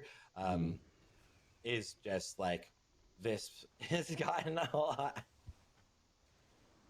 What the hell? Julius with the chest here as well. Julius has actually also gotten really lucky, and we were talking to Julius earlier, raid leader of Progress on the Unholy Death Knight. He's been playing Unholy DK forever. I think that's the spirit I chest. think we have a That's the risen storm one. front Okay. coming So through. that is On to a actually stealing pod. pretty solid. Yeah, that's actually a Good pretty haste neck, solid. yeah. Clouds Yeah, are starting to we've thicken up definitely pretty good. seen I should probably everybody check the get a news pretty good soon. amount of the Since loot that I they haven't checked need it. to fill out most of their pieces as we move towards the later dungeons. And man, it's just I don't know. I love the heroics in Kata are so iconic. They're just super iconic. I love them. Besides Deadmines. Besides that, what are Besides your that, see, two? he's with What would be me. your favorite dungeons? Whether either you're seeing today or what your favorite dungeon is moving into like whenever you get to go through it. Definitely ZA. I like Grim Patrol. I mean, not ZA. Well, yeah, when ZA and GG come out, those will be. But I really like Stone Core and Grim Patrol and Halls of Origination and SFK. I really like half the dungeons. I despise the other half of the dungeons. It's I love exactly Halls how of it is. Origination. That's what I And am when I'm leveling. the I whole don't want to cycle do we were this talking one. about is just so cool. Lost City of Tolvir also one that's really really awesome. And we were talking about how much we love Shadowfang Keep earlier. I feel like that one's such a staple. It just feels so formative to WoW dungeons. That one stands out to me a lot as well. How about you, Sarth? I think honestly, Halls of Origination is just like I have this like obsession with lore and like aesthetics and just like being in here. It's just like it's beautiful, it's awesome, very like reminiscent of Egyptian like theories or lore and history and like mythology. Blizzard does a really good job of like designing things around mythology and the mythos, and also like Dungeons and Dragons. It's very plays into that really well. I know a lot of like even a lot of NPCs in classic World of Warcraft were designed, I think, around Ian Hazakosis's Dungeons and Dragons campaign. I might be wrong, but there's some Dungeons and Dragons campaigns that literally NPCs were designed around, which is just so cool to see and see those aspects play out and how Blizzard really like built on this with destroying, shattering the world, like we were talking about earlier with Cataclysm. This is a full relaunch of a different aspect, moving from classic, and it still is classic, but has these new feels that like aren't too distant, but very, very like reminiscent of what we see now in retail. And I think they did a good job with the storytelling here that like is something that retail is coming back to. I'm actually curious what you think about like how retail is coming back to a more story driven world, right? More world building, story driven.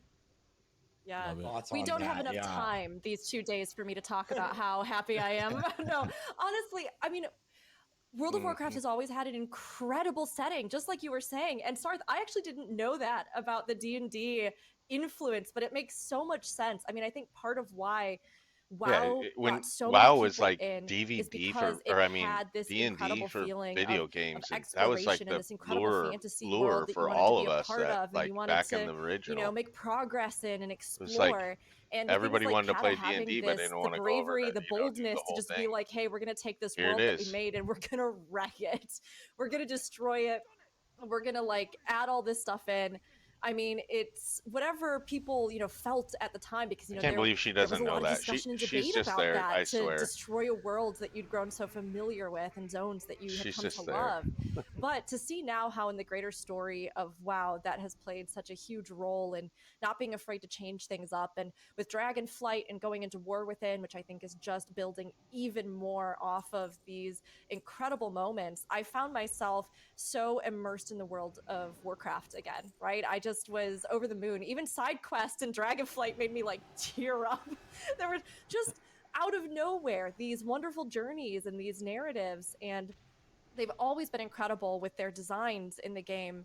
But to see, as well, some of the story and all the other setting around it as we keep moving forward, I think just sets the picture even more for all of the content in the world that we love. So I've definitely been into it. Now, I know we had a helm drop that popped Yeah, up I was as about to well. say, Kia is Disc Priest, and he's the only caster in there that can take cloth, and he's got a lot of. It's not best for healers without the spirit, but it's still good for him, right? Whereas any of these other groups with the casters would have loved that. That was the previous helm for all the casters, pretty much that's dropping. He's got a lot of the loot there. And same with the Vortex Pinnacle, which is the dungeon they're moving into. This first boss, massive for mail plate, the neck. This or previous, I should say, belt, previous main hand. The first time we're seeing a main hand weapon that can drop, that's absolutely phenomenal. If they can get it to drop first boss, and it's The a lot of fun for dagger, this boss right, as for the well. first Yeah, the boss. guiding wind, yeah, it's huge, and the Stratosphere belt is going to be massive too for all the casters. Yeah, but I've noticed Kia winning a lot of the caster loot as the only cloth caster in there, because once again, you don't want to.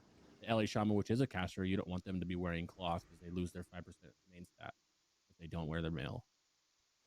So it's all going to the healer, which is not bad because they can reforge the spirit if they want to. But some Yeah, of the groups and wishing they would have had in those that drops. group, Visp also got gloves, which I don't think Visp had gloves yet. It's another item for the tank, Jeez. for the main tank that just got everything as they're moving forward here in Vortex Pinnacle. Another one of Favorite like things these about really this fight. iconic dungeons.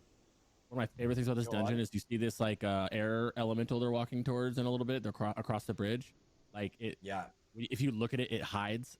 I love that for some reason. Like it starts casting on you whenever you're not looking at it, so you have someone always constantly looking at it. Look, he just hides in the middle right here. It reminds me of the old in case Mario someone does it. Brothers, Yeah, where dude, the I love ghosts that would so hide much. when you would There's a look couple at things it, like that in retail too. It's just really or cool it would that they added that. freeze. So you had to always look away This dungeon and also then has look some at like it. really cool achievements where you have to like go and collect little orbs, and like kind of jump off. It's very reminiscent. Tomorrow we'll see one of the raids kind of in the same setting here, and it's just like this beautiful up in the clouds. You're in these sky cities.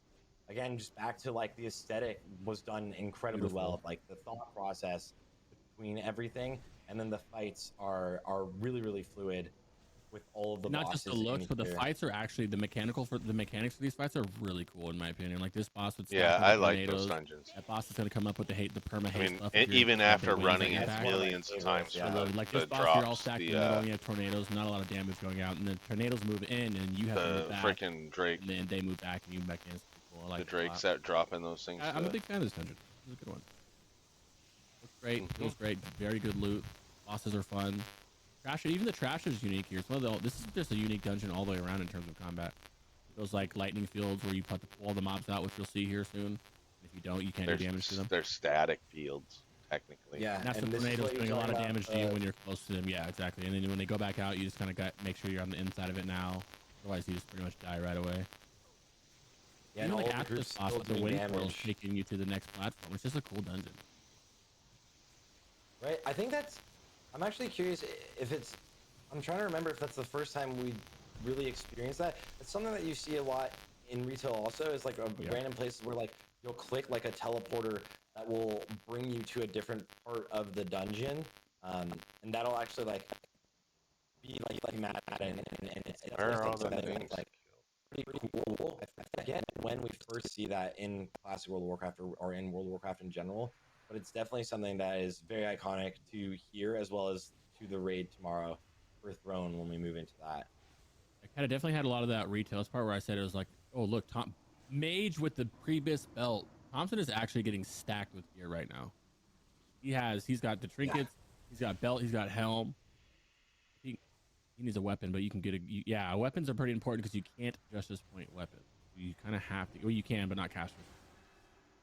Are there Yeah, any rough. weapons left for him? Does he have another Yeah. chance? Oh yeah, they actually haven't even really hit the dungeons with the good weapons yet. This is main hand, so that was the first one of it.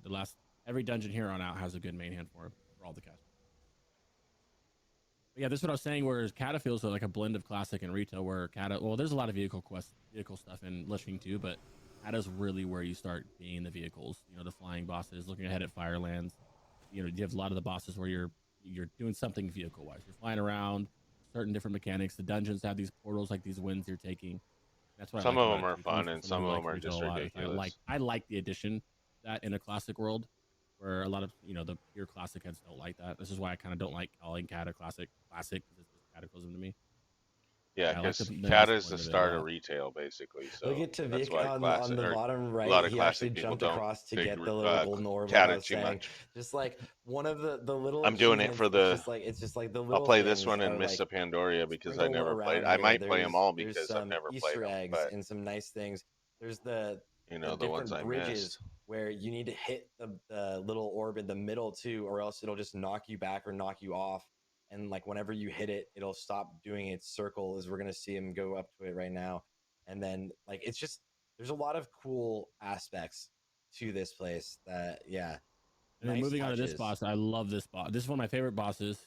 It's pretty simple dodge to tornadoes, but the main thing is he does a huge gust of wind, like you're saying right now. And if the wind is at your back, you get an insane amount of haste, as you can see. And this is where mages forego their rotation and they're spamming, fire blast. Warlocks are spamming soul fire rather than doing their normal rotation because you have so much of the haste right here. And then the winds will change directions, and then you can get lucky right now, and it goes in the same direction, and it's still at your back, and you could just full blast here.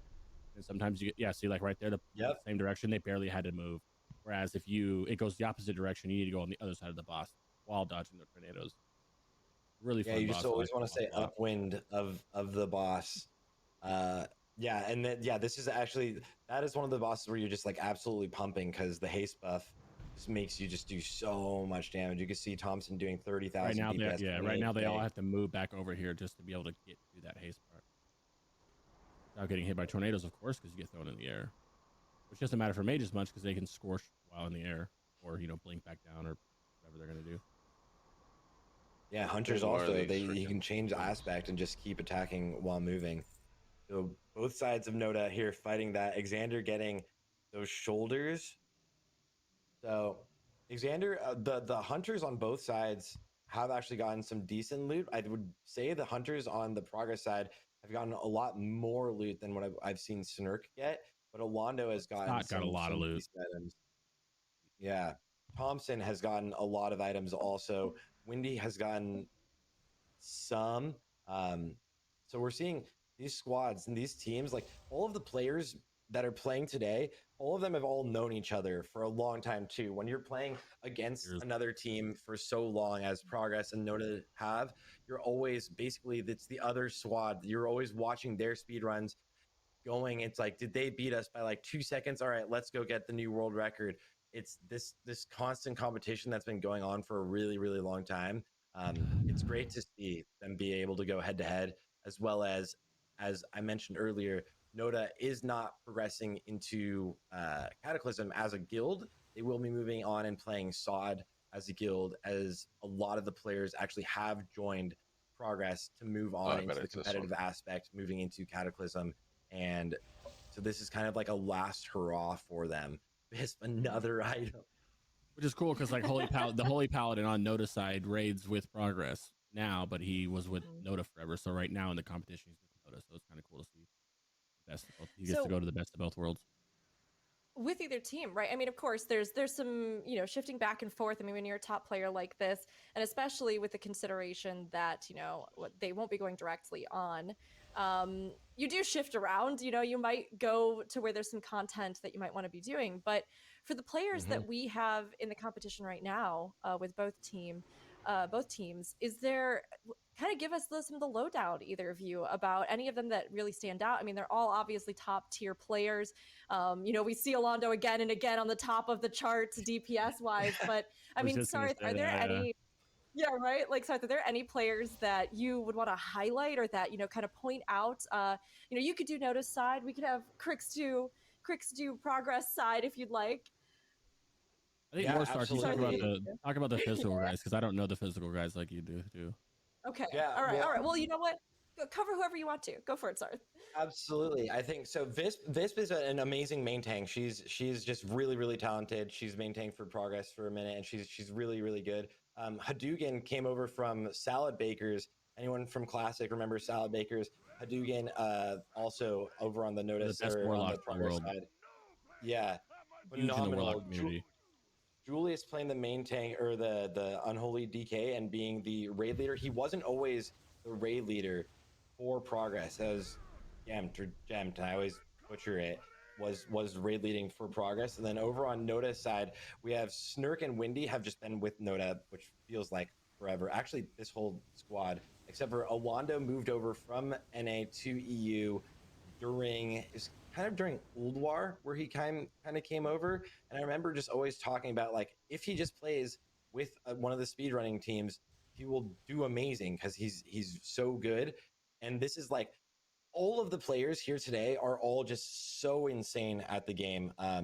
Windy is like consistently rank 1 on Unholy DK, swaps to Warrior, was one of the best Warriors in Classic WoW, went to Unholy DK for Wrath of the Lich King, then back to Warrior for Ice Crown Citadel. Thompson had like 7 different mages. If you looked at like Warcraft logs and the top 10 mages in the world, like 7 of them were Thompson. It was like Thompson 2, Thompson, and Thompson, and so like these teams really just all some of the best players. Vasco has always swapped around as well. All of them can have the ability to play literally pretty much everything. Lex joined into Noda around the same time as Alondo, moving into ICC, and then Holy Palace Way is like notoriously known as like one of the best healers of all time. DJ, one of the officers who's also comes in and tanks a lot of the time, but not always needing to tank. The Noda main tank is Phil, who These came guys over got from boring pretty Echo quickly. after winning a bunch of world firsts over with Echo in retail. Oh, we're not Is getting Earth now and Ring. over waiting on the sod side for the squad over to come into the sod side. And take note, as we've seen over here, is as we talked to him earlier, he's like warlock extraordinaire, He's the warlock caster guy, extraordinaire. Yeah. He plays everything so well too. He's just one of the best warlocks in the world, if not the best. Orlando obviously, and also, Orlando also is one of those guys where he's been like rank 1 all DPS. I don't know how many times, and he will take a class as like a warrior when warriors aren't too good at a certain time and be dominating, or a warlock or whatever class he's playing, and he'll top it easily. And then he moves into the speedrunning world and dominates faster. Orlando's just one of those very versatile DPS that can dominate at all times. Really nice to watch him. Yeah, all of these people have swapped so much. Like Snurk is now playing Hunter, but he was also one of the world's top warlocks. He also, one thing about Snurk, I just give him a little shout out. He just has like the best voice and accent ever. He's like so excited and so happy. I love talking to Snurk. Julius getting the right eye here. Dugan with the boots, huge. And there's also like Snurt, where he's playing a hunter now, but he usually mains a mage, and he's an amazing mage. One of the main officers for progress as well. He a phenomenal mage, one of the best, and he's flexible. All right, he's on a hunter right now. Little dog wanted to join me. Do you want to break down the team over here? But I keep going back to the same one. You know what? Shout out Thompson, an amazing mage. I love Thompson. No, I said Thompson's always like every top 10. Yeah, Thompson. I was gonna say, make sure we shout out Thompson.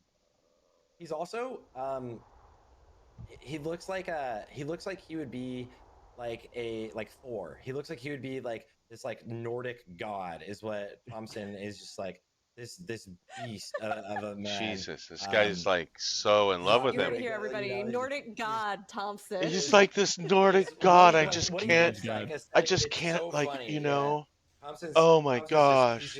He's so Thompson, incredibly good at, oh my gosh, very honed in to quite literally whatever is going on, and he'll always play basically perfectly. Sometimes he'll go for a little bit of extra damage, you know. I got dismounted, and when it comes down to speed runs, he will optimize really well. Ghosting is another amazing player. Ghosting says and I'm not underwater right now. Paladins right now, whereas Ghosting's typically on a mage, or he play everything in the world, but I see him on a mage a lot. That's funny. Devil was in the world first race as the warlock, just dominating the majors as a warlock. Everyone's just so versatile to what they can play. It's really nice. It's really fun to watch.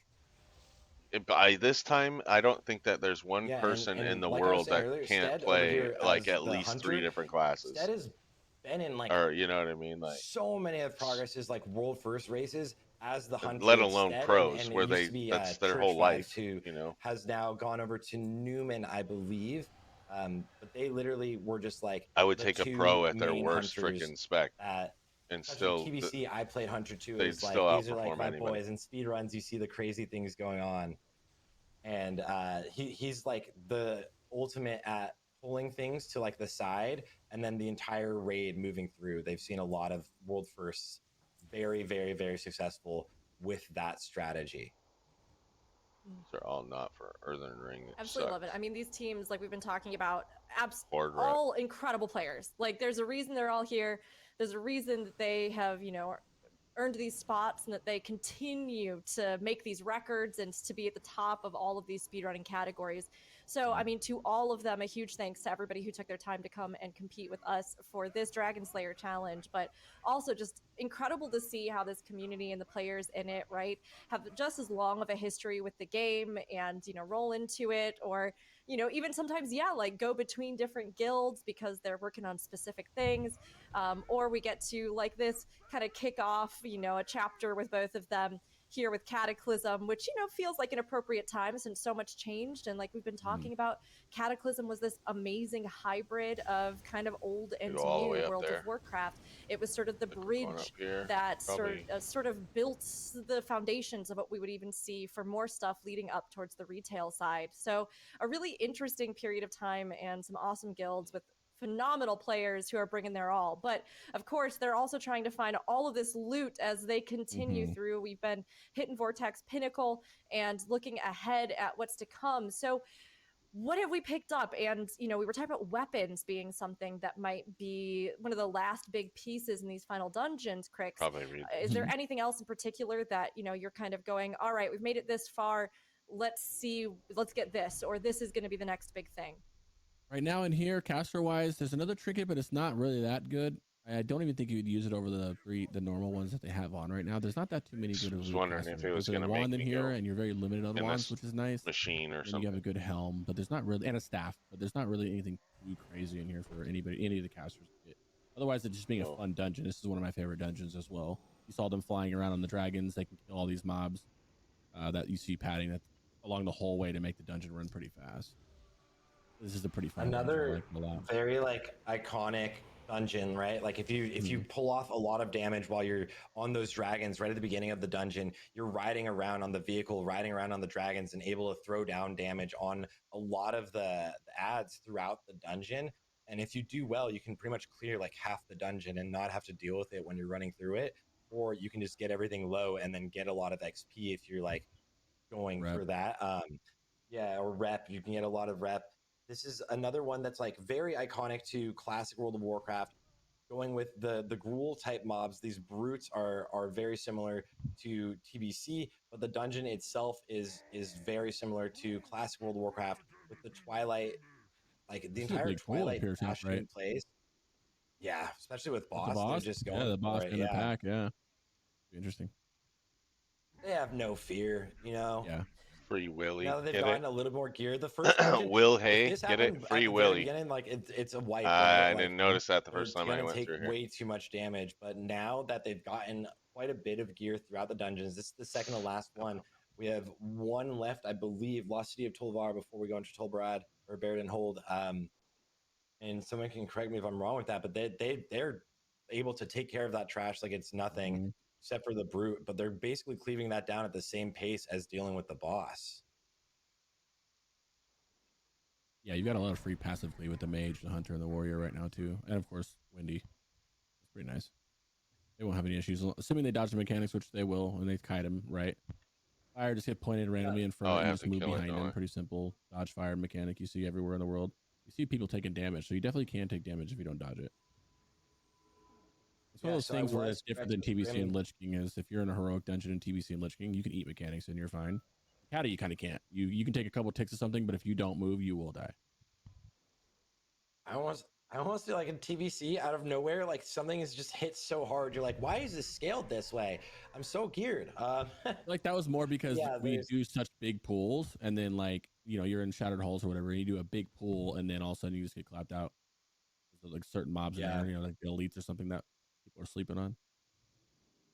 Yeah, we're seeing progress on the top left moving towards those dragons. Like I was mentioning, you're just going to free those dragons, ride them throughout the dungeon, and use their ability to basically like breathe or bomb down on some of the mobs. And then you'll land back here in this position and then move throughout the actual dungeon itself.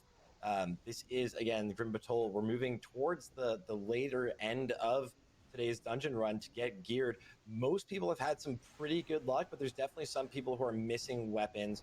There's definitely some people who are missing trinkets or just some slots that are probably stuck around 330, 333, or even if it's a trinket that's stuck at something like 316. So which weapons, which bosses in here do you think, especially I guess if on the caster side, but is there anything you're looking out for specifically for people to get? Oh, with a little Deathwing coming out of nowhere, taking us out. I love it. I love that transition. Uh-oh. One Caster moment, wise, please. the I next gotta coming up check boss, I the think weather real quick. it's Spirit caster gear, which is still good for casters, but usually edges towards the healers. But you can definitely reforge 40% of the spirit. You got a good cloak and some bracers. It's kind of hard to come by bracers because you can't buy them from justice points either. And the last boss has a staff. That trinket, I almost want to say they wouldn't use the trinket over using one of the ones they can get that buy out the vendors already. There's a very good crit haste crit haste helm coming up on the last boss that they would like a lot. Kind of all there is for casters in this one. It's not the best caster dungeon. Yeah, I think there's, All yeah, right. the dagger at the Yeah, it looks like beginning, we're getting a wand. pretty big There's a storm pretty nice ring coming. off of that boss. Dark chain boots over for Vic, which is kind of for like It says healing. it's not supposed to be It here is good until for around 8, Resto but it, or it Ellie looks like Shaman as it'll be well. here like Ellie within an Shaman's also hour. very, very So, strong in Cataclysm. Actually, the world first was done which by it's an 4 Ellie almost Shaman. here. LMGD was the first person to get level 85, and he did it with an Ellie Shaman. Even while it was doing, I remember watching it. He actually, during the world first race to make it all the way, actually did get his farm got nerfed twice. Actually, he found a place that shouldn't have given so much experience, and they did actually miss a skip here a little bit, pulling a patrol, kind of an homage to what we might see tomorrow. Tomorrow, these groups will go for some big skips, probably some crazy skips that you might not have ever seen before, and we'll see if they can pull them off. But just one person being a little bit out of position, tomorrow it'll be All a right. lot more punishing than what we're seeing today, So back as to Noda question. is moving on towards Valiona in the top right, as well as Progress is taking down Grand Vizier on the bottom left. It's funny you mentioned LMGD because he was world first. He also has 1185s that he just does GDKPs on all day long. Pretty sure he's like the only person. I'm not kidding. He just is Let me do nonstop it. playing. He's 1185s and all day. Well, not all day because there's only so many runs, but he is this chain running GDKPs on it. That's incredible. Like honestly, I'm over here just like I bow. That's you do it. That's so many of them. Holy cow. I feel like in every mean, expansion, there's that one streamer who has like a lot of the streamers have a lot of characters, but there's that one, that laddie, TBC, those guys who just had all they did a million max level characters and they just chain ran GDKPs all day every day. I mean, if that's what you love, if you're having a great time and you just want to keep doing it, I mean, why not? Like level them all up. I love it. Content's content too. Yeah, and it's content, so go for it. But I mean, thinking about content and all the stuff that's still ahead in this competition, we're coming to the tail end of our Speaking dungeon of day. content, But we've been what she talking about the says. fact that tomorrow is the real main event, right? It's why they're gearing today. It's why we've been going through these dungeons and they've been trying to see what they can get, because tomorrow they're going to be challenging the normal raid. But that doesn't mean that it's going to be simple, right? They've had one shot in every one of these dungeons to get some gear whatever. after starting out with fresh level 85s that were vastly undergeared, that 333 kind of eye level sort of. There were some 316s and all kinds of stuff in there too, right? But they've been trying to get what pieces they can. So tomorrow, the raids. What do we think are going to be, what is going to be the difficulty of this? What is going to be the challenge, and what do they need to focus on? Is there a particular one we think is going to be the hardest? Sarth, is there one where we're going, I think this will be really kind of make or break in the portion of it? Definitely. I think so. Tomorrow they will be going into Bastion of Twilight first, getting a bit of loot, and that will not be their biggest challenge. The council fight within there can be quite challenging, as well as Cho'Gall, but I think they won't have too much of an issue. The biggest challenge tomorrow is definitely going to be Nefarian. Anyone that's done any of these raids so far knows that that fight can get really messy really quickly. But these teams also are very, very coordinated. So their biggest issue is, again, most likely gonna be going for those skips, going for what is the scariest thing you could do, what is the craziest thing you can pull off. And again, that's like the big challenge in Classic in general. The bosses a lot of times don't end up actually being the hardest thing. Although in the Race World First, Progress won the Race World First, but they I did remember there actually was have raids a wipe, where and I believe it the was to trash Council as was well. so So I much think the harder than the biggest issue, bosses. the hardest fight for them is going to be Nefarian tomorrow, trying to deal with that, see how well they can do more damage to the boss. Because if you pump him even more, if you do more damage to him, you take more damage. The boss is going to have some interesting mechanics like that. So we'll see. Crix, what do you think is going to be some of the biggest challenges for them to face tomorrow? I 100% agree with you on that. I think the trash skips, it's limit testing and seeing how much you can push those limits, which obviously they practice a lot. Boss wise, to be honest, I don't think there's going to be a lot of troubles. We're talking about two guilds that have hundreds of hours on practicing these raids when they were doing the 25-man, heroic races and stuff. So I don't think they're gonna have too much trouble on bosses, but I do think Neff is the one that you can mess up. I would just be surprised if either of these guilds mess it up. I don't think they're not gonna have trouble in Throne of the Winds. I don't think they're gonna have much trouble anywhere else at all. I think it's just figuring out the skips. What can you skip or safely, right? But also limit testing. And then if someone happens to mess up, that's obviously a possibility on Neff and then some of the other bosses. But I think that even in a 10-man, with it being on normal, if they do, council and they lose one, I think they can still kill the boss with 90. Probably Neff. And Same thing you said, tomorrow, Neff and then trash. yeah, Neff trash. Tomorrow they can also, though, in those raids, still continue gearing up, right? So I mean, Yes. are there any key items from those portions of the raids that you think are going to make the difference for them when it comes to eking out those seconds that they need to claim that speed run? I don't know. Sorry, do you think there's anything in particular they're going to be trying to get? I think they're gonna hope to get lucky here in Hold when they do the boss in Hold right after the next dungeon, Lost City of Tolbar. So after that, they're gonna try to get lucky today, and then it's gonna be Throne of the Four Winds. Really, if you can get some good RNG, you can unlock a set bonus, which will really drastically increase some damage or survivability tomorrow. So it's gonna be those are gonna be like the main what can we get to move on to make the rest of it easy. Because within the raid itself, at least the first one within Bastion, they won't be able to move too quickly, but they can get some things. Again, it's always going to be there's some trinkets that can be just so powerful. But outside of that, it's going to be items that are going to be one-off pieces that increase a lot of their stats and are going Guess to I be should really just nice. kill it in case it has But claw.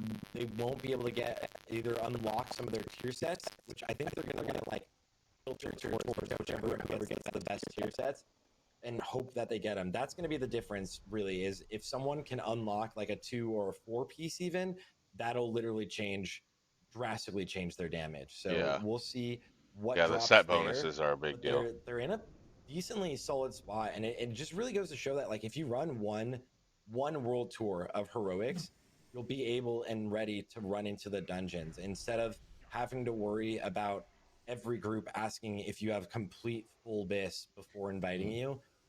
You can kind of just run one world tour, and then you should be able to enter into the raids and clear it. Yeah, I think it's gonna be kind of hard for them to get tier because on normal, you usually have to buy tier from Valor, upgrade it, right? So I know Cho'Gall I drops don't need. shoulders, and that's why I think they're doing Twilight first, and then moving into Throne, go to Alakir, who drops more tier. Maybe they can get lucky and give shoulders to one, and then Helm to the other one to get a 2-piece for whoever it's strong for. It's garbage for Warlock, so you're not gonna give it to the Warlock. But I think Alakir drops a lot of loot, and what's special about Alakir compared to every other boss in the expansion, pretty much, is they have a whole set for every so casters, healers, melee, everything for ring, weapon, neck, stuff. Where it's the planetary band, or the planetary neck, and of a certain suffix. So fever flare, wildfire, flame blaze, whatever it is, for everything, all the rolls. So they can get really lucky and get a really strong weapon, neck, everything, ring with the right suffix on it, because it can be any suffix, kind of like a green BOE, how it can be like a fiery wrath or shadow wrath or whatever it is, agility. It'll be really interesting to see if it drops from there. I like Twilight first because you can get a lot of good jewelry from there, which is obviously important. If they can get like a Thorelli and Zamir off there off the second boss, that's huge. They also comes with a dagger. There's good cloth helms. There's everything that are massive upgrades here coming up in Bastion, which I really like. And then going into Throne, where it's kind of like a lot of that random stuff you got to get, but there's tier in there. And then they'll move into Descent, where there's obviously a lot of loot in Descent, where I think that's going to be the harder raid just because of the variants at the end of it. And we also just saw the first boss going down in Lost City of Tolvir. The first boss actually did drop the two-handed polearm for Snurk, who was, again, like I was saying, I feel like the hunter on the none of the above side has gotten a little bit unlucky getting loot. That is a pretty solid item. It's not a bow or the gun, but it is a very, very solid item that actually will juice him up quite a bit. So that'll be nice. That was a good drop. Probably, I would wager the best drop they could have in here. Yeah. Maybe not actually. I mean, Mastery create. It's just they needed something. He's gonna reforge it, but it's something that's definitely gonna help them out. Yeah. Next boss drops some very interesting stuff though, which we can find out. Really good strength trinket.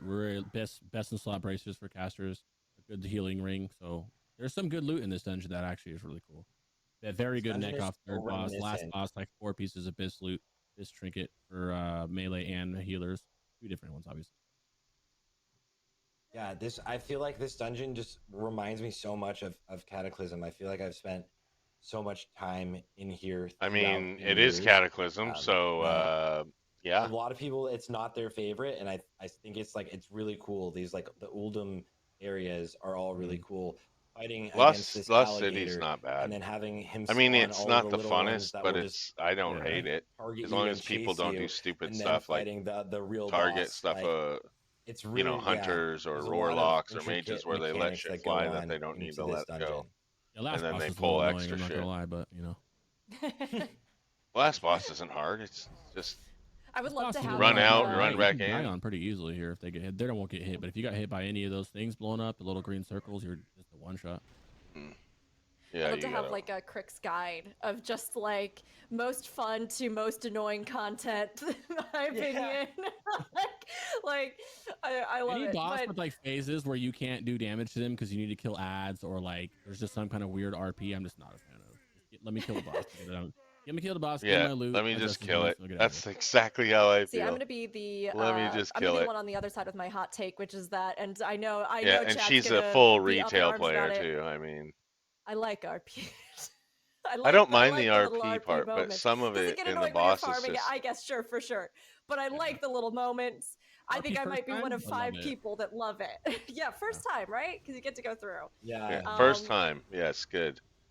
But yeah, I mean, yeah, I'll give her that. First time. You know, Sarth, you were just saying, like, you know, some of these bring back memories, or you feel like, oh, this is peak Cataclysm.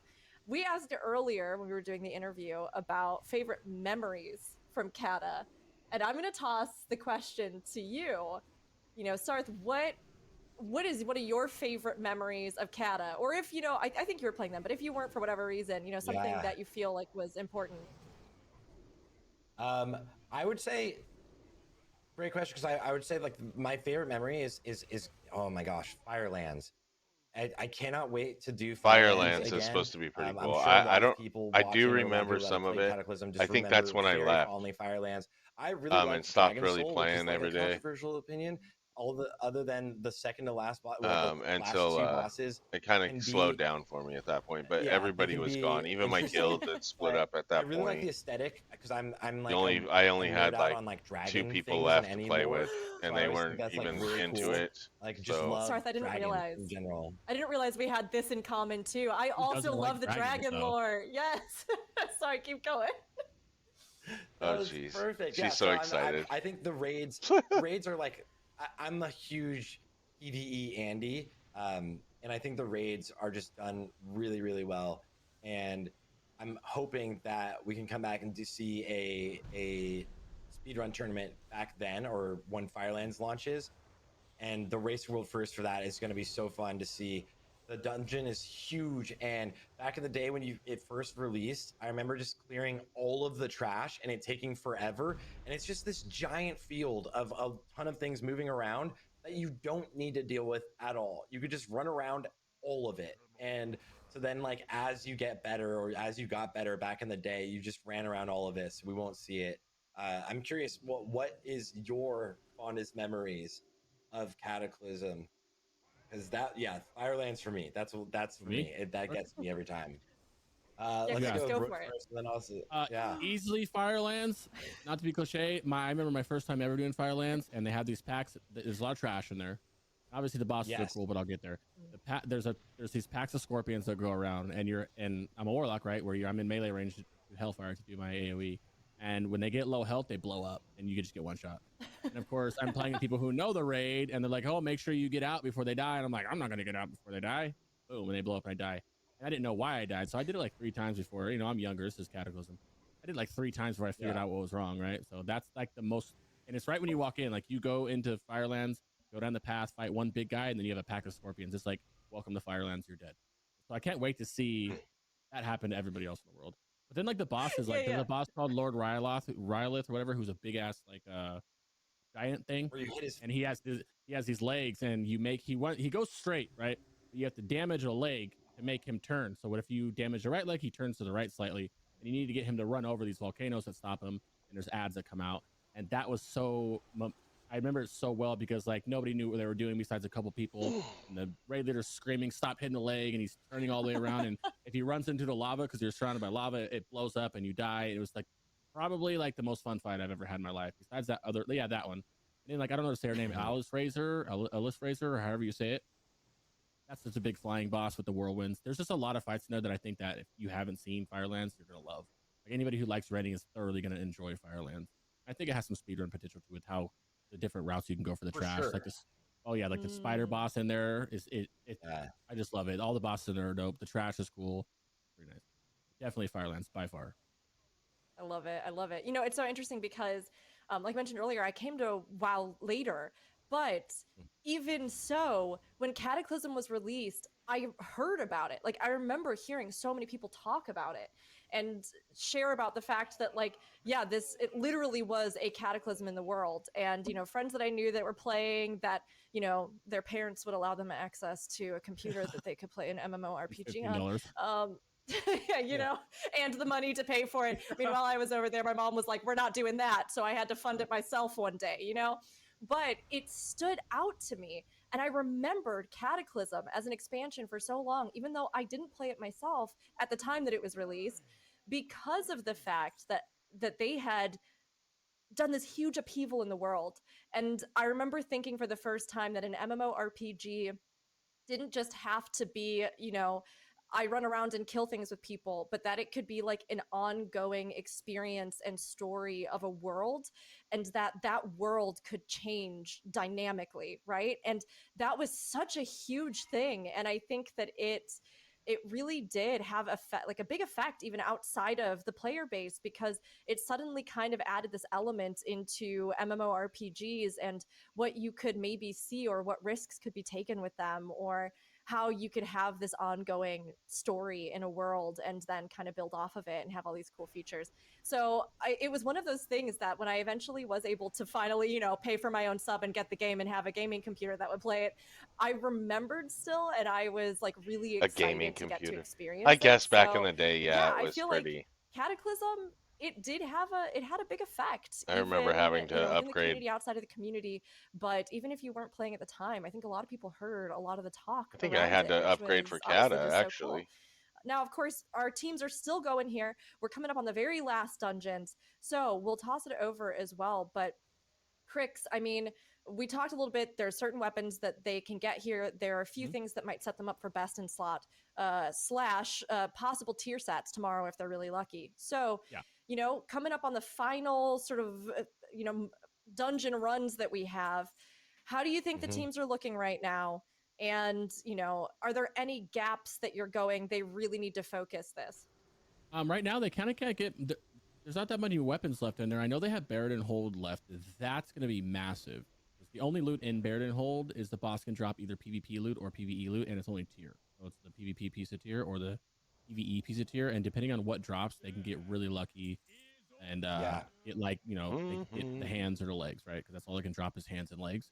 And then that sets them up for a nice little, if they get lucky with Chokeall and get a shoulder drop, the right token, right? They can then get the shoulders, which is really nice from normal, and that allows certain classes to get 2-piece. I think they're just really praying they get a 2-piece, a solid 2-piece on the right tune, because a lot of times, as a lot of people know, when you go to Barret and hold, it's PvP pieces. It's random, right? But a lot of people complain because it's like, oh, it's the PvP legs, not the pants. So them getting tier pants specifically because it's pants or gloves, the pants is way high statted. And a lot of the pants, I don't know about the other side of things, but for the casters have hit on them. So it carries a lot of the hit. If they can get the caster pants to drop or whatever pants to drop, they can run pants with more stats than gloves and then use the shoulders. So I think they're really just hoping for solid loot from Barret and hold. That's all that drops is the tier. But like, you don't care about the Warlock tier dropping. That's like the last one you want to drop because our 2 set is absolute dog water. The mage one's all right, but there's certain ones that you're really going to hope to drop. Oh, I think they're just hoping for that. As is for Lost City, there's not that much loot that's going to change. That's not game breaking there in the slightest for I think almost everybody. I don't think. There's some really good trinket off the last boss. Yeah, there's 2 trinkets. There's a good melee trinket and a good healing trinket. And there's like a second Priebus shoulders for casters, and that's. Yeah, we also saw on the top right hand. So the first squad for Noda has completed the dungeons and will be getting ready for Barret and Hold. So they are doing their reforging. And we saw a couple items drop actually for Alondo, which are not the best items, but he can work around them. They might be perfect for his hit rating. Oh, some of them are really far behind. Hit rating, or he can reforge, which we're probably seeing what Thompson's doing. Bottom left, is that the other team in Noda is fighting the last boss here. I think they're still in Grimoire Toll, aren't they? The platform, which is another reason why I don't like this boss. Trix doesn't like. Well, to the start of this fight, you can barely do damage to him because you got to kill these ads, and then this phase starts where he jumps around, so it's just a little annoying. And one thing to piggyback on how important hit is this is there's no, like it was in the previous expansions, there's no talents that really give you hit. Like if I'm looking at the mage right now, you already know the mage, the warlocks. They're trying to go reforge to hit and hoping they get it. You can't get the 3% or whatever from a shadow. You can't get what you were getting from the previous expansion. So it makes getting hit harder. It goes down to the bottom. I see. Gym hit, right? So you can probably see them even. It might not be that bad because in the slots that, like if I'm looking at Thompson, he had the jewelry drop. He had the best trinkets. He had the best rings, neck, weapon, everything dropped that he wanted. Besides the clothing, which isn't that bad because now he can go get clothing from the 333 that has the hit on it. And that'll carry a little bit as well too, without having to worry too much about his other stats. Which and casters do have other stats. They have hit, like in the example of the mage and the demo lock. They have a certain amount of haste, soft cap they would want to get, and then where a mage would slam crit afterwards, or the demo lock would slam mastery afterwards. So reforging makes that very, very easy. The hit's going to be important, and you see them reforging it because you don't need as much hit in dungeons. Like you only need 5-6% in a dungeon, whereas you need the 17%, which is 1742 hit rating on the for the dungeons for the raid bosses. Sorry. A pretty good drop here for ghosting also here on the side of progress. They're getting these boots, which are very, very solid boots. That is unfortunate drops that happened on the Noda side. I have more on my regular gear. One-hander, that's the agility one-handed mace, so it's not really going to help them out very much. These boots, I believe, are pre-rated. I'm at 761. Ghosting has also gotten a lot of loot. This group has seen a lot of tank loot. Actually, that's a solid 5-man right there. Yeah, they a solid 5-man loot wise. Yeah, they had a really good day. He had got all the caster loot that you could possibly. Yeah, see him at 1,000, which is great. He got funneled the gear. Just about 1,000. Standard with a grace, not bad. But see them trading that too. I'm like Warlock, so low when it comes to pre-pull mastery shenanigans trinket. Yeah, a little agi enjoyer trinket. Hadouken going down. They don't have the boss here. They have a pretty large pull. They're going to need to back up immediately. Have a battle res. I believe they have a battle res available with Julius, but I think they're going to move back and try not to grab the boss. If they do get the boss, there's the battle res being used. Yep. And he is going to pull the boss. Boss. Now they're nice and healthy, being able to deal with Forge Master here. This boss is another one that actually, I feel like everything has this unique mechanics and always built around. You've obviously got these cave-ins that you see that are falling down on the ground that you move out of. Then you also have the boss picking up his different like armaments, that shield that he just chooses a different direction and blasts the fire on directly on Xander both times as he moves around him. So like, I feel like there's all of the bosses, even in the heroics, like the normal bosses in the middle of the dungeons, all have these unique mechanics where like you want to get behind them so you can even do damage and not eat the fire. And yeah, everything's been built out really, really well. I agree. I really like this dungeon. It's really we talked about it earlier, but it's so aesthetically pleasing. The bosses are fun. You get to actually see Valiona, the boss from the dungeon, Bastion of Twilight. You fight her here for a little bit. It's kind of cool too. Yeah, I I always love it. like I seeing mean, the raid bosses in the dungeons for a little bit. Obviously, you don't kill them because they're raid bosses, but it's always been kind of cool. no, I mean, it gives you a sense that the world's all connected, right? And that Exactly. the threats you're fighting kind of lead to even bigger threats, or you like finally get to fight that thing or that person that you got to see for even a second, you know? I totally agree. And it's a nice little foreshadowing for what they'll be fighting tomorrow. But of course, tomorrow is going to be our big speed running element. Tomorrow will be the race as the teams push through and tackle the three portions back to back. So they'll be doing Bastion of Twilight, Throne of the Four Winds, and then Blackwing Descent, of course, ending with that big fight that we were kind of pointing out as being possibly the most difficult of them, Nefarian, which will be our true dragon slaying challenge. But, you know, both of these teams, speedrunning, it's a big established thing like we talked about in Classic.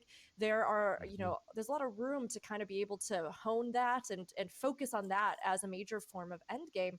So with both of your experience, I mean, playing and I mean, I'm on either surprised that side, doesn't since let you me both like raid with either herb guild, these guys. or you know, you do various activities of speed running or otherwise with either guild. I'm curious, like Sarth, how do you prep for speedrunning, or how do you get into speedrunning even? Like, what are the kind of skills that you think you have to practice to start really making this a goal for yourself? What a great question.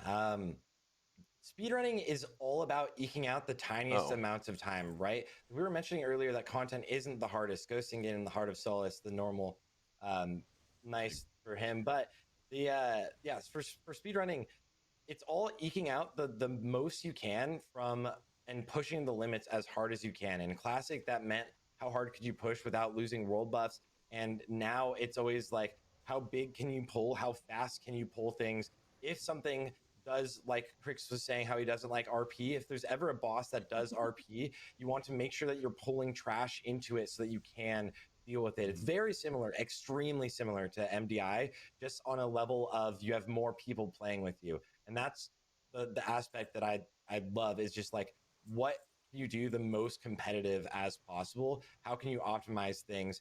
And the barrier to entry for it is actually really, really low now. It's not that bad because you don't have to do things like in Classic World of Warcraft. World buffs do actually cause some tension, as well as consumables were ridiculously expensive.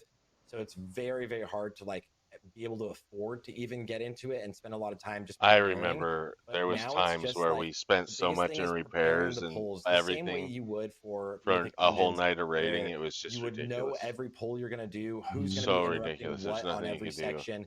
And then it's just always like practice. Practice makes so much perfect in these runs. If you can We would have continue to to do it call it at clean, times because it was just honestly, we were like, no, progress this is too much money. throughout Wrath of the Lich King, their final Let's speed run regroup and of try each it again some phase other time. went unfortunately wrong for them. And it was like every I time to see remember if they doing that could in overtake and SSC, take a new world record. And like one thing would go wrong. If the one raid thing one, goes whatever wrong, once you it's get called. towards the end of the phases, these guilds will be so honed in that losing 3 seconds can cost you the That was when entirety we of were it. And pushing now we can progression see, though Oh, the for as first we were world barrel zooming hold. first, in, server first. yeah, I mean, look at This is the a fun upgrades fight. that It's we pretty much have a loot too. pinata. Very easy mechanics, splitting the two raids. He has a meteor thing. You have to taunt swap off of it.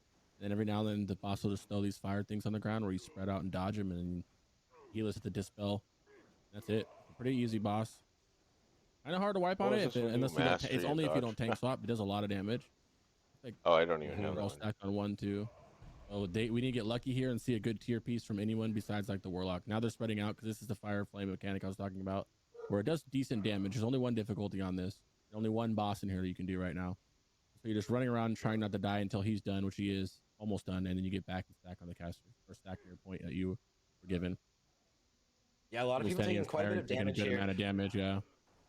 Very, very reminiscent. If you played Wrath of the Lich King, this is basically Vault of Archivon, where you every single week you would go in here trying to get your tier pieces to drop, and it would never drop no matter how hard you tried. And then your friend came in on a completely naked character and got both pieces.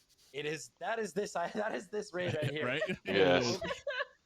Wow, And this boss he's can right only though. drop tier, like I said, and it's either PvP tier or it's actual raid tier. And they're just everybody in here is hoping that it's a raid tier. Nobody wants the PvP piece. Whoever gets this raid tier, if it's Yeah. a lucky class, they would. If they get luck again on Trollgall, they'll be able to actually use their 2-set. You really just want a 2-set on any of the classes that can benefit from the 2-set. And look at the upgrades on the bottom too. Alondo at 338 eye level, getting 7 items from this entire dungeon group. Vasco only getting 1 upgrade. Vic only getting literally nothing. Hasn't changed anything yet. We'll see if he ends up reforging something that can make it work. But He got a lot of loot too. DJ only 336. So we'll see what happens before tomorrow. But this, I think, got more than 6 upgrades. Got really good. That's only showing what is equipped on them right now, so they're probably waiting to see what's dropping. And here's where we find out which tier it is. The moment of truth. The suspense. Yeah, pray no. Oh, gladiator, vicious gladiator. Oh. I mean, which might be better than double PvP. I mean, I don't know how good those PvP pieces are in comparison to what you could use, but I know their resilience on them, where that's more of a super dead stat. I don't know the if biggest RIP. So yeah, these squads now have finished. The first squad, Noda, now completed the entirety of all of the heroics as well as Buried and Hold. First boss. Today is not a speed run, so today was not about how quickly you could do it. It's about getting but it's not hard to do them so that like you can the go way in that, and because pump these guys through are the pros. raids. On the same side, And only we can one see wiped, what I think, people or have 2 equipped. people. No, only Devil one has wiped. equipped 9 pieces because there's no one else for Devil to just trade it to, right? So like initially just equip everything right away, whereas other people like Hadougan and Urios and Julius haven't even equipped any of the items they've looted so far because they might get something else that they can swap around for. So optimizing that for the entire group is going to be a pretty nice one for them. Same thing with Thea over here getting this with necklace. Another big neck. That's a huge necklace. Yeah, and the dungeon progress definitely took their time, and I've noticed because I've been paying attention. They're killing like every trash pack. They're not skipping any of the trash. I think they're hoping for some BOEs or some good drops to drop, some lucky drops. I'm not sure. I don't think they've got any yet, but they're killing every piece of trash. How do I get in there? Whereas it looked like Noda went more just not the on bosses top, get is done. it? Oh, they did get a BOE ring though, so there could be a few items that end up working out pretty well for them, especially with BOEs. Yeah, so they are progress, especially this right side, like Julius's group, clearing quite literally everything they can, moving towards the last boss here in Grim. Whereas we do have the other group is almost done in the Lost City, fighting Siamet, the last boss, the one that Crix absolutely loves. Crix's favorite boss, yeah. I'm already triggered. Already triggered. Top of the fun list on Crix's. It really is. Yeah, Crix's breakdown. Yeah, I mean, it's great to actually see here towards the end of the day all of these, the progression, the actual progress that they have been able to do. And even though, some of the numbers, like we were saying, a lot of them started out around, 333, but they've gotten other pieces that they didn't previously have that, were 316, or here you can even see some of these really lucky ones where you've got that 339, 338, and a good amount of upgrades that they've been able to put in. But of course, as they continue to sort of figure out what they want to do with all the loot, and as they get these final drops, they'll be able to also attribute those and then see what they get tomorrow. But between both of them, I mean, it does look like they're fairly evenly matched, although I know Progress has a few that managed to get ahead here. Do you feel, Crix, that that's about right, that they seem as though they're both starting out roughly in the same place tomorrow? Yeah, I even think that it was sketchy seeing, or unfortunate seeing double gladiator gear on the Buried and Hold boss. Like we're gonna have to really see what happens. Yeah, I want to see if it works because they're 365. The loot is 365 on there, so it carries main stat, and if that's worth the resilience on it, it might be worth using. But we'll see. Yeah, for anyone that doesn't know, all of those items will have one main stat, one of your something like haste as well, or crit, and then the other one will be resilience, and you can't reforge that resilience into something you love. So that'll be. It's like, is the sacrifice worth it? Because it's a lot higher eye level So it actually genuinely could be for some classes. I feel like I if have to be something on like top. strength is just that much more powerful than any other stat. Yeah, So I we'll think definitely see. I might be wrong, but Very cool. I mean, yeah, it's interesting because we've had a lot of talk about the eye level today. And of course, today was an entire day of gearing. But when it comes down to things like speed running, the actual math of encounters, it does play a role in the game, even if you're kind of just experiencing and playing. Maybe you're more of a casual player.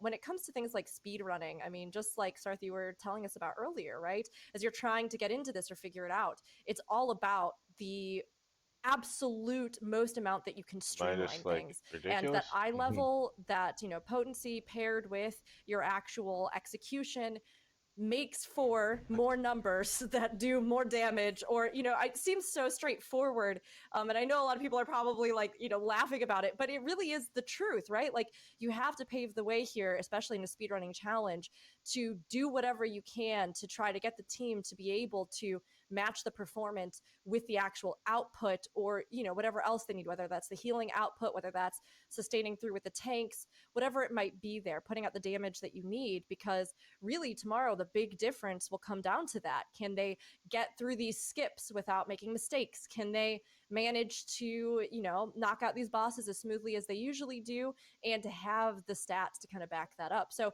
we see some more drops here.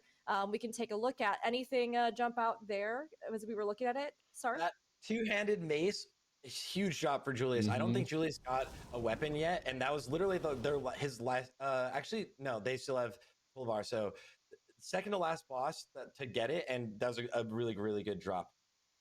Excellent drop. And we have a little something as well to celebrate here. We have another whose spell is it anyway that we're going to be running. So we did this earlier in case anybody missed it. All of you in chat, get in on this too. Try to decipher the spell based only on the information available from the tooltip. So we're going to see an image here in just a second where some of it has been blurred out. A lot of it has been blurred out. And we have to guess. Now, there will be 4 options down below that'll pop up here that will kind of help us hone it in. But I'm it's a so trinket. lost on here, You apparently. have a chance to and gain 1,600 for 45-second cooldown. But I'm know gonna say exactly what this is, right, haste. Craig? You're like, I got I have it. an idea. No, it's But I want to I see think the Craig damage knows now. spell what I'm like. power, I believe. Yeah, I'm trying to figure I'm out. like Spell power, intellect. 1,600 feels like spell power. No, I think it's haste. Maybe volcano or Oh, inferno. I don't know, man. It's not. I know it's not fury. Yes, it's I know it's not volcano. stump. Let's see. Oh. Let's I think see. it's a Darkmoon card, but I'm like trying I to want remember. to see. Yeah. I want to see. Yeah, It's, see? I'm gonna it's say not volcano. It's volcano. definitely not volcano. I don't think it's volcano. Of course, it's definitely not volcano. I love that Chris is like, what's Rick gonna say? Well, it doesn't have a 45-second no. cooldown, so he's right. Inferno. I'm going. I feel like that little gap right there after 1600 is. It probably is volcano actually. Now that I think it, because volcano is 16. But it's not. No. We just go. Can we all just say volcano? I wanted to guess volcano, and then I'm not gonna lie. Yeah, I typed something and I I think cheated. it is volcano because volcano has. It's not volcano. I was like, why did I do that? Sarth, you Volcano has cheater.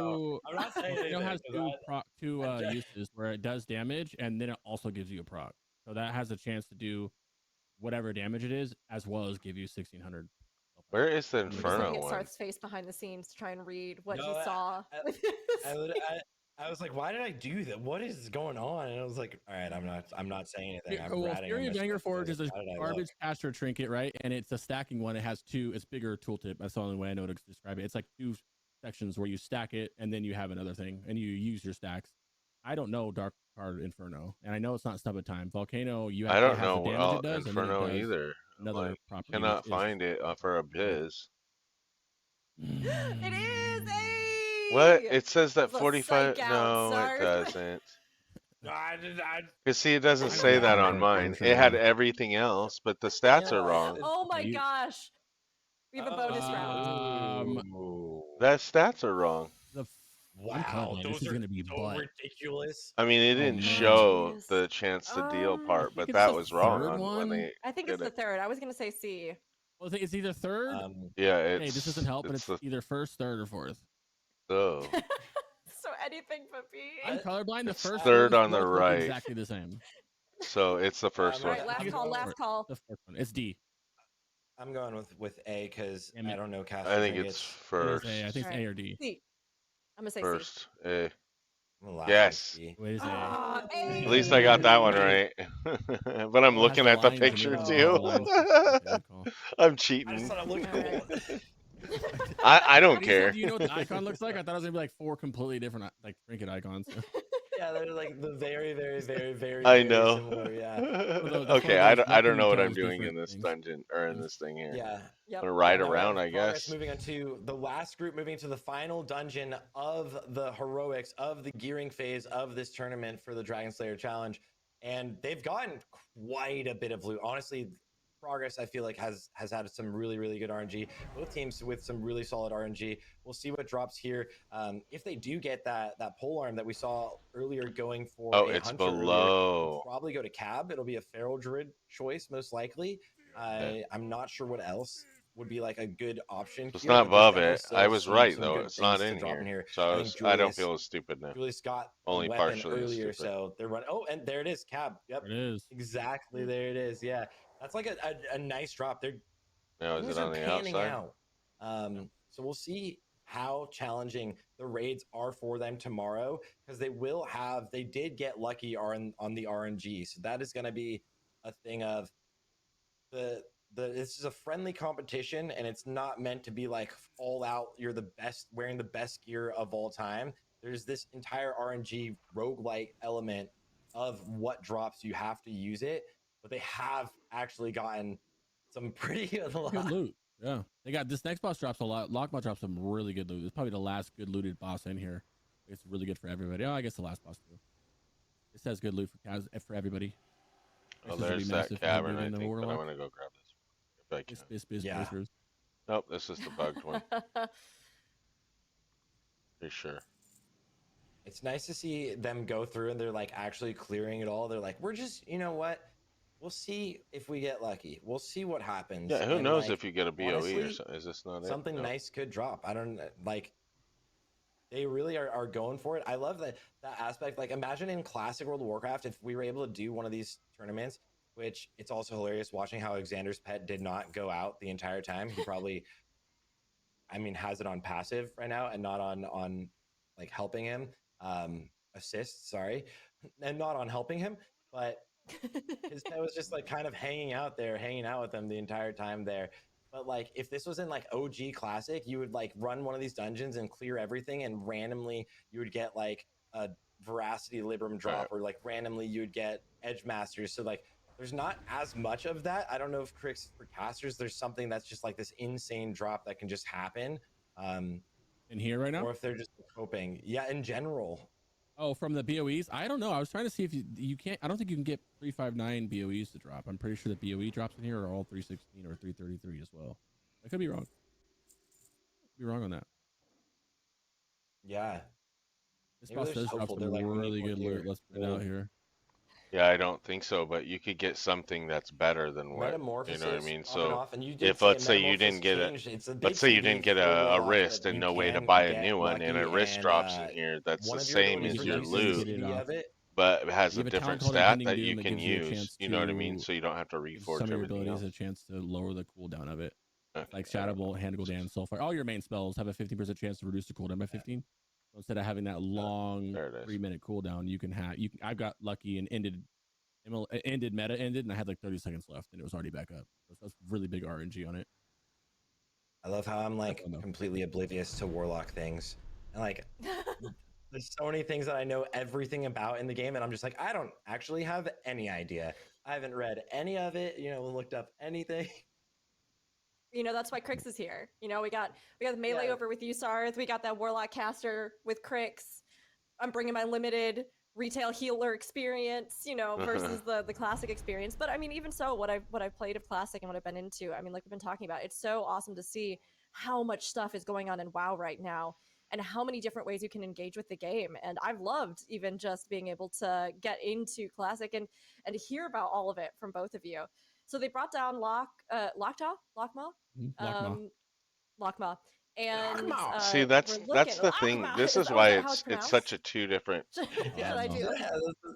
you know, like there's retail and classic because people like her, Yeah, you bring down this boss, and then they've this little she's had her I fun don't even times know and what grew it up in is retail, and jumps that's out like so basically, she's and then all he's pro like comes retail. back from Little being kind of mini boss. She invisible, and you missed go with Og. everything that like me Yeah, example experienced in and he old mostly retail. just does the spin. You This know, boss like is not one of the more the intimidating ones. struggles It's and kind of then and out the of the learning way, of but like everything and an like you easy know what I one, and you mean. technically can just like run around all of the trash I that they don't know, did just deal with the whole earlier beginning thing, to and that go was in like and our take them out. experience. So it's like And there's that's another why part there's of such a big Solus that's like, difference.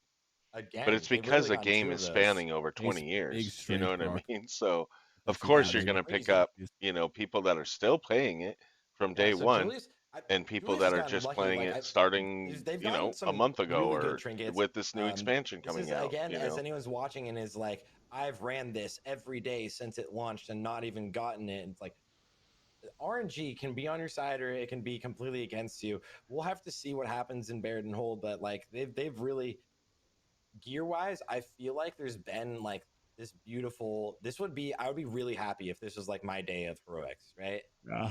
Oh yeah. Mm. Especially if you get lucky in yeah, that Yeah. bear didn't hold. Yeah, fingers crossed. I mean, we saw a bunch of that PvP gear drop, so hopefully they can actually get some of the PvE.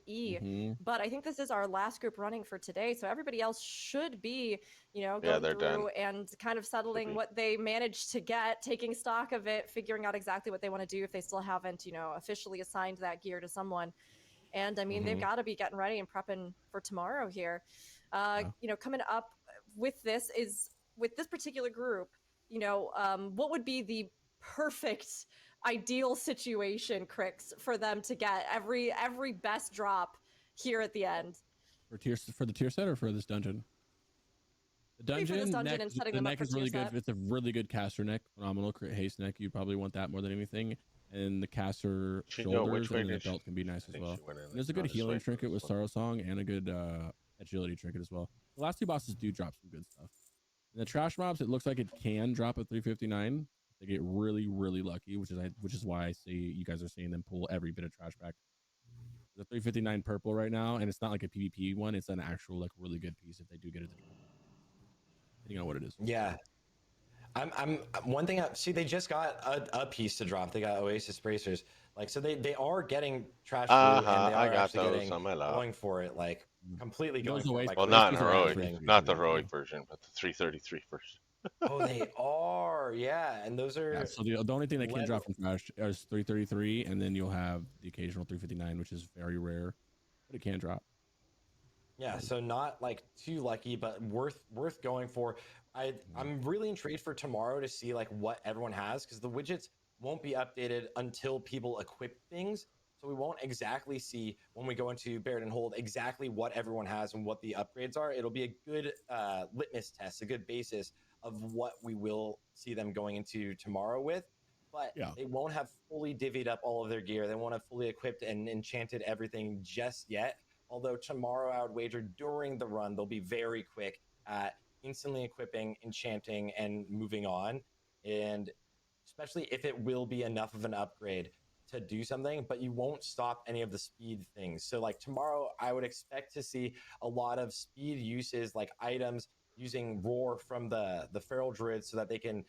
The complete opposite of what we're seeing right here. There's not a trash requirement. So we will see them pretty much grab all of these things, potentially do something like a death skip, invisibility skip, or just go for like a hunter pulls all of this, runs to a corner, feign deaths, anything like that. We're going to see a large amount of innovation This tomorrow. guy's I'm Tomorrow's like in really all my where we're PvP going to gear, see these teams kind of and yet I'm shine just helping and this dude hold their out. own Like with I don't what even they I don't know really, why really he gave it excel to me. at, I which think he's is scared these I'd speed attack him or runs something. I don't and know, but I've going been for these nice to him. strategies that they've come up with that But like he let me most go groups first, and would then never think I was of. like, oh, I And feel just bad. like, Go what ahead. can we do that's It only takes crazier me 2 and seconds to kill technically it, though. saves any bit of time, even if it's risky. So hopefully he didn't mind that Okay. I leashed him a I'm little just bit. excited to see what comes out of this Baird and Hold for them. Fingers crossed it's Right? something good. Yeah, I'm curious who would benefit from the two set the most. You know, But I'm kind of Or curious. they Like, can who would get double PvP on neck me, or but this something. thing's attacking it. Double PvP glove. legs? Yeah, Like, legs, gloves. yeah.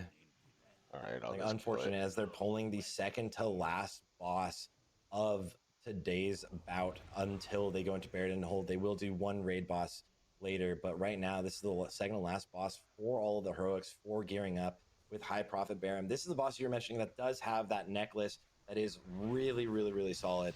And they'll just bring this boss away from the little phoenix that's kiting and running towards the boss, slowly going down. They're just going to kite it around in a circle basically forever. Yep. And now into the phase. And look at the Gary. Look at Yeah, I was Gary. gonna say the gargoyle just launching right now. Yeah. That's something like so different from Wrath of the Lich King to right now. As Julius was saying, like he would have preferred, when we spoke to him earlier in the interview, he would prefer actually old gargoyle that like you would get all of your procs, you would try to get all of your trinkets, you would weapon swap, you would meta gem swap mid-fight, just all to snapshot your gargoyle and hope that it just pumps as much damage as possible. It used to literally, it was like a machine gun. It would attack so quickly. Yeah, and now your gargoyle is a minor cooldown. It's still a 3-minute CD, but like significantly less impactful for your DPS. It's a lot more consistent damage, probably from most classes. I don't know if casters like how insanely massive getting the big CD is. I guess it's huge, massive. It's like the most biggest. These guys, I think, were these guys the ones that wiped? I wonder. Cooldown. He gets the there neck. It is, that neck. I can't believe they're that far behind. To see that right there. Like there's still a whole nother dungeon behind. The biggest, I think it's the biggest cooldown of the game. So this is the last one here, and then they have one more. That's why it's a 10-minute cooldown, right? It's a long cooldown. Well, obviously it resets on the bosses, but like in dungeons, you're just trying to figure out where to use it. Yeah, resetting Since on you brought bosses it up. is cheating. I mean, since you brought it up, Craig, with a lot of the major, we've seen a lot of those major cooldowns, you know, going out. Obviously, we know that a lot of times how teams structure these fights and any kind of content plays around those cooldowns, how you're kind of pacing them. But with the raids that they'll be doing tomorrow, are there any considerations you think for timing or any really crucial cooldowns that everybody watching should be keeping an eye out for, Craig? Just pretty much like the Doomguard, Fire LEs, you know, Garys and stuff like that. People usually pull. You're gonna pull. You do them on pull with your lust and everything. Like is this you on have the all other your stuff. side? But a lot of them don't snapshot your. They snapshot your haste rating. But they don't snapshot your lust. That's casting speed. So it's like it doesn't matter if they get lusted, but that's when all your trinkets up. They snapshot your spell power, for example, for the casters. So you're gonna use it a lot of times in the beginning. But there's some fights, especially on heroic. So I don't know how it is on normal, but there's some fights where you want to hold that major cooldown for later in the fight because it's an execution range or there's a damaged window or many reasons. Kind of depends on their style. There's a lot of fights that have like a burn phase at the end, like phase 2, 25% to the end, like a Magmar. It's like, all right, well, let's try to burn him down before he even starts attacking us. That's like literally like the strategy, which is so funny. Yeah. The exposed head, like you have a certain damage window where you're doing more damage. You want to throw it in there. Maybe you get a big, you know, you're on Omnitron and you get the damage buff when the little pool you stand in, damage window. That's more like personal, which all these players know for sure, but it's just more of like when you know when to pop your cooldowns, right? Mm-hmm. I would anticipate everything will be extremely scripted. There's like, okay, so Julius getting the Hammer Sparks, basically a useless item. Devil getting the shield. I think Devil got like 3 shields and are offhands. So potentially not the greatest loot from that. They could have gotten a really good agility trinket, but still, it's actually not too bad. They will be able to go into Baron and Hold. I think these groups have gotten very lucky overall here as they'll move into their last raid. They really did, man. Yeah, now they'll go Reforge and make sure they're not even gonna Reforge out. I don't think. I'm pretty sure they'd go Reforge really quick just to make sure they have their hit for the boss. And now we just hope for. I would probably say they're probably just like, dude, just want to get it over with now. Oh, they don't have a mage. I don't even know who the 2-set would be the best. It's garbage for warlocks. It's decent for hunter, I guess, right? The hunter one, no, it's 5% crit chance on Serpent Sting. I don't know. None of the 2-sets are too crazy. The mage one's pretty good, but there's no mage in there. The warlock one's not that good. The DK one's just off Death Coil. I don't really know what you would want the most out of this one. I'm not sure what the elemental shaman one is. Increase your critical strike chance of your flame shot by 10%. Okay. Yeah, I don't know who you want to get it the most, but as long as you get one, it doesn't matter. It's good on anybody, right? Honestly, they're hoping to not get PvP gear. Yeah, pretty much. The big thing is that Yeah. they're legitimately like, can I not get PvP gear, please? Like that is like the biggest thing. If you can get the Death Knight to get something like 4 set, they're gonna have an absolute blast. That'll be like a good thing, or Hunter. So for the Hunter here, no, not tonight. Not tonight. They won't be able to. Yeah. For the Hunter though, if you get 4 set, which with everything, tomorrow it allows you to semi-change your rotation. It reduces the cast time of your Cobra shot, which really like fills things out pretty nice. So we'll see. Hands out. We'll blow through this boss, honestly. And now we'll see like the damage of one round of heroics, the damage that can be output by these guys in one round. I have a feeling that the Hunters are going to stack out pretty geared state. I don't know what to say his name. I know he's in the guild. Yeah. But yeah, Stead. Yeah, I think he's going to be pumping right now. Him and Julius. Devil 10 out of 17 on the Holy Paladin. He so cute. He equipped right away. Everyone else is like saving their loot. No He's like, no. Could use most of those items, right? It's like he just equipped all of the like whatever's a plate item, a plate casting Nobody item. better die now. Yeah. That's funny. Yeah, Holy Palace Way is over on the other side watching that. He's like, kill these for the clock. I'm ready to see Julius. I think it's gonna be Julius and Hunter slamming right now. Yes, definitely. This is the Warlock's not. He's not mastery swapping or nothing. He didn't even go. They didn't go to the reforging thing. There it is. Yep. Both DKs. Yeah, even on the opener, the blood DK, Visp as she's tanking is doing insane damage on the opener. Everyone's gonna hit like 30,000 DPS. Yeah, ghosting and Hadouken. All this is honestly, it's so impressive to see how when you do your average raid, your average group, your pug in here, and people will be like full prebis, struggling sometimes to hit this DPS in a 10-man situation. Whereas this DPS will be even a lot higher, as we saw in Race World First, right? Like people were hitting like 60k DPS in Race World First, 100k on one of the fights. There was a rogue doing 100k yeah, DPS. Dude, that rogue was slapping. Yeah, it was crazy. So the damage numbers here on these top guilds is always just so fun to play, and so fun. It's so fun to always go for like the 100s, you know, just see if you can get it. That's the top 3 DPS I think it's going to be happening in tomorrow's raids. Most guilds, Hunters, Warlocks, and Holies.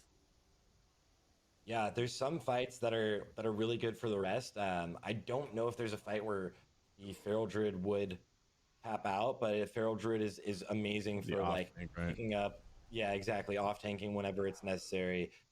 Best off tank because they can do so much DPS as an off tank. It's like so much more than a warrior and a paladin can with off tank. They do it in the same spec, whereas you can't DPS that well as an off tank as a paladin and stuff.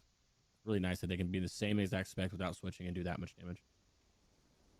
Yeah, it'll be interesting to see, and we're very close to the end of Argoloth.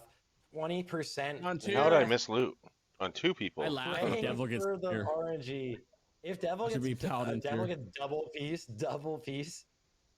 That'd be amazing. He's so stacked up. 12 out of 17 before they even divvy any items out.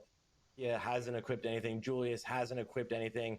Hasn't had time to go back and rune forge that weapons that he got, which will just drastically increase the DPS. So we'll see what happens here. Here, drop it. Come on. You're on the ground. Yeah, what did you get? We gotta vicious. Know. Yeah. Not vicious PvP, gladiators. No.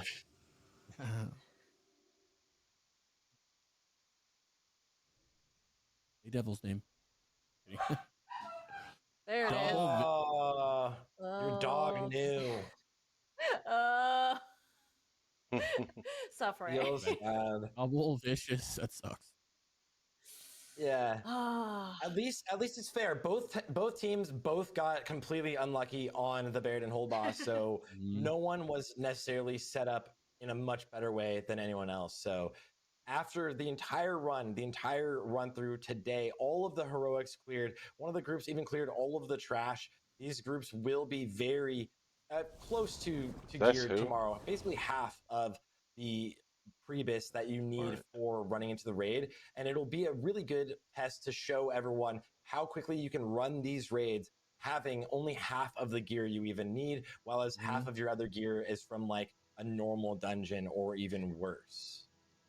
Absolutely. I mean, we saw some incredible runs today, and like we were all saying, there were actually some pretty lucky drops. When you're trying to fish for certain things and you can run these 100 times and never see them, to actually get some of those, we saw some of those double trinket drops. We saw some really key items, so that even if, Baradin's was not going to be where they're going to get some of those bonuses that would have really set them up, at least both teams are on an even playing field and they are ready to go in tomorrow. Although, of course, like we were just noticing, a few people already have a lot of stuff slotted in. They already have a lot of stuff upgraded, and they are just like fully kitted out. So how that makes a difference for the teams, and once those widgets are updated come tomorrow with the combat log starting up again and everybody actually equipping what they need, will really give us a better idea of how these two teams are going to be measuring up to one another as they race to become Dragon Slayers. But I mean, today Right was here. a big first day. Crix, now that we're through it all, now that we're through the dungeons, what are your thoughts on either team and kind of their gearing up over the course I'm of still today? shocked at how much gear Devil had as the healer. That's crazy. But I think it's a good thing too, because you're gonna see them solo healing a lot of stuff tomorrow. I think that's a play. Yeah. Risk taking chances with having the solo tank solo heal some stuff, which is gonna be really good. Now there's a thing telling you who has the weapons and the trinkets, which is massive. And this will be updated tomorrow too, because no, because not all people haven't gear equipped equipped everything yet. So when we see everything get equipped tomorrow, we'll know if they have all three of like these massively important pieces ready to move into tomorrow. Stead definitely got that weapon. We know Visp got a weapon. Julius at the end got a weapon. So we'll see what happens when everyone equips things moving into tomorrow. Nice. I agree. We'll see how it goes. And we can take a look at both teams again in more detail even, but we can right now chat with both teams. Like we started the day, we can end the day and get some I information see from what them they're getting here. directly about how they're feeling with all the gear and with everything Some that people they just didn't have get in store crap. for That tomorrow. feels bad, man. So just like we did at the start, we're going to be having a couple of interviews here with Take and Julius. Once again, we'll be able to talk with them a little bit directly about everything that they got today and about what they're hoping to accomplish tomorrow. So welcome back in. Good to see you again, Julius and Take. It's been a few hours. You've had a day, but hopefully you're feeling good. He's all Julius, geared out. we'll Julius, have you kick off. How are you feeling about the guild's performance today? He's got his little character all updated. I don't know. I didn't follow the other group as much, but I think for our group we were just taking it slow and clearing all the trash. We were trying to fish for some BOEs. So yeah, took us a bit longer than the other groups.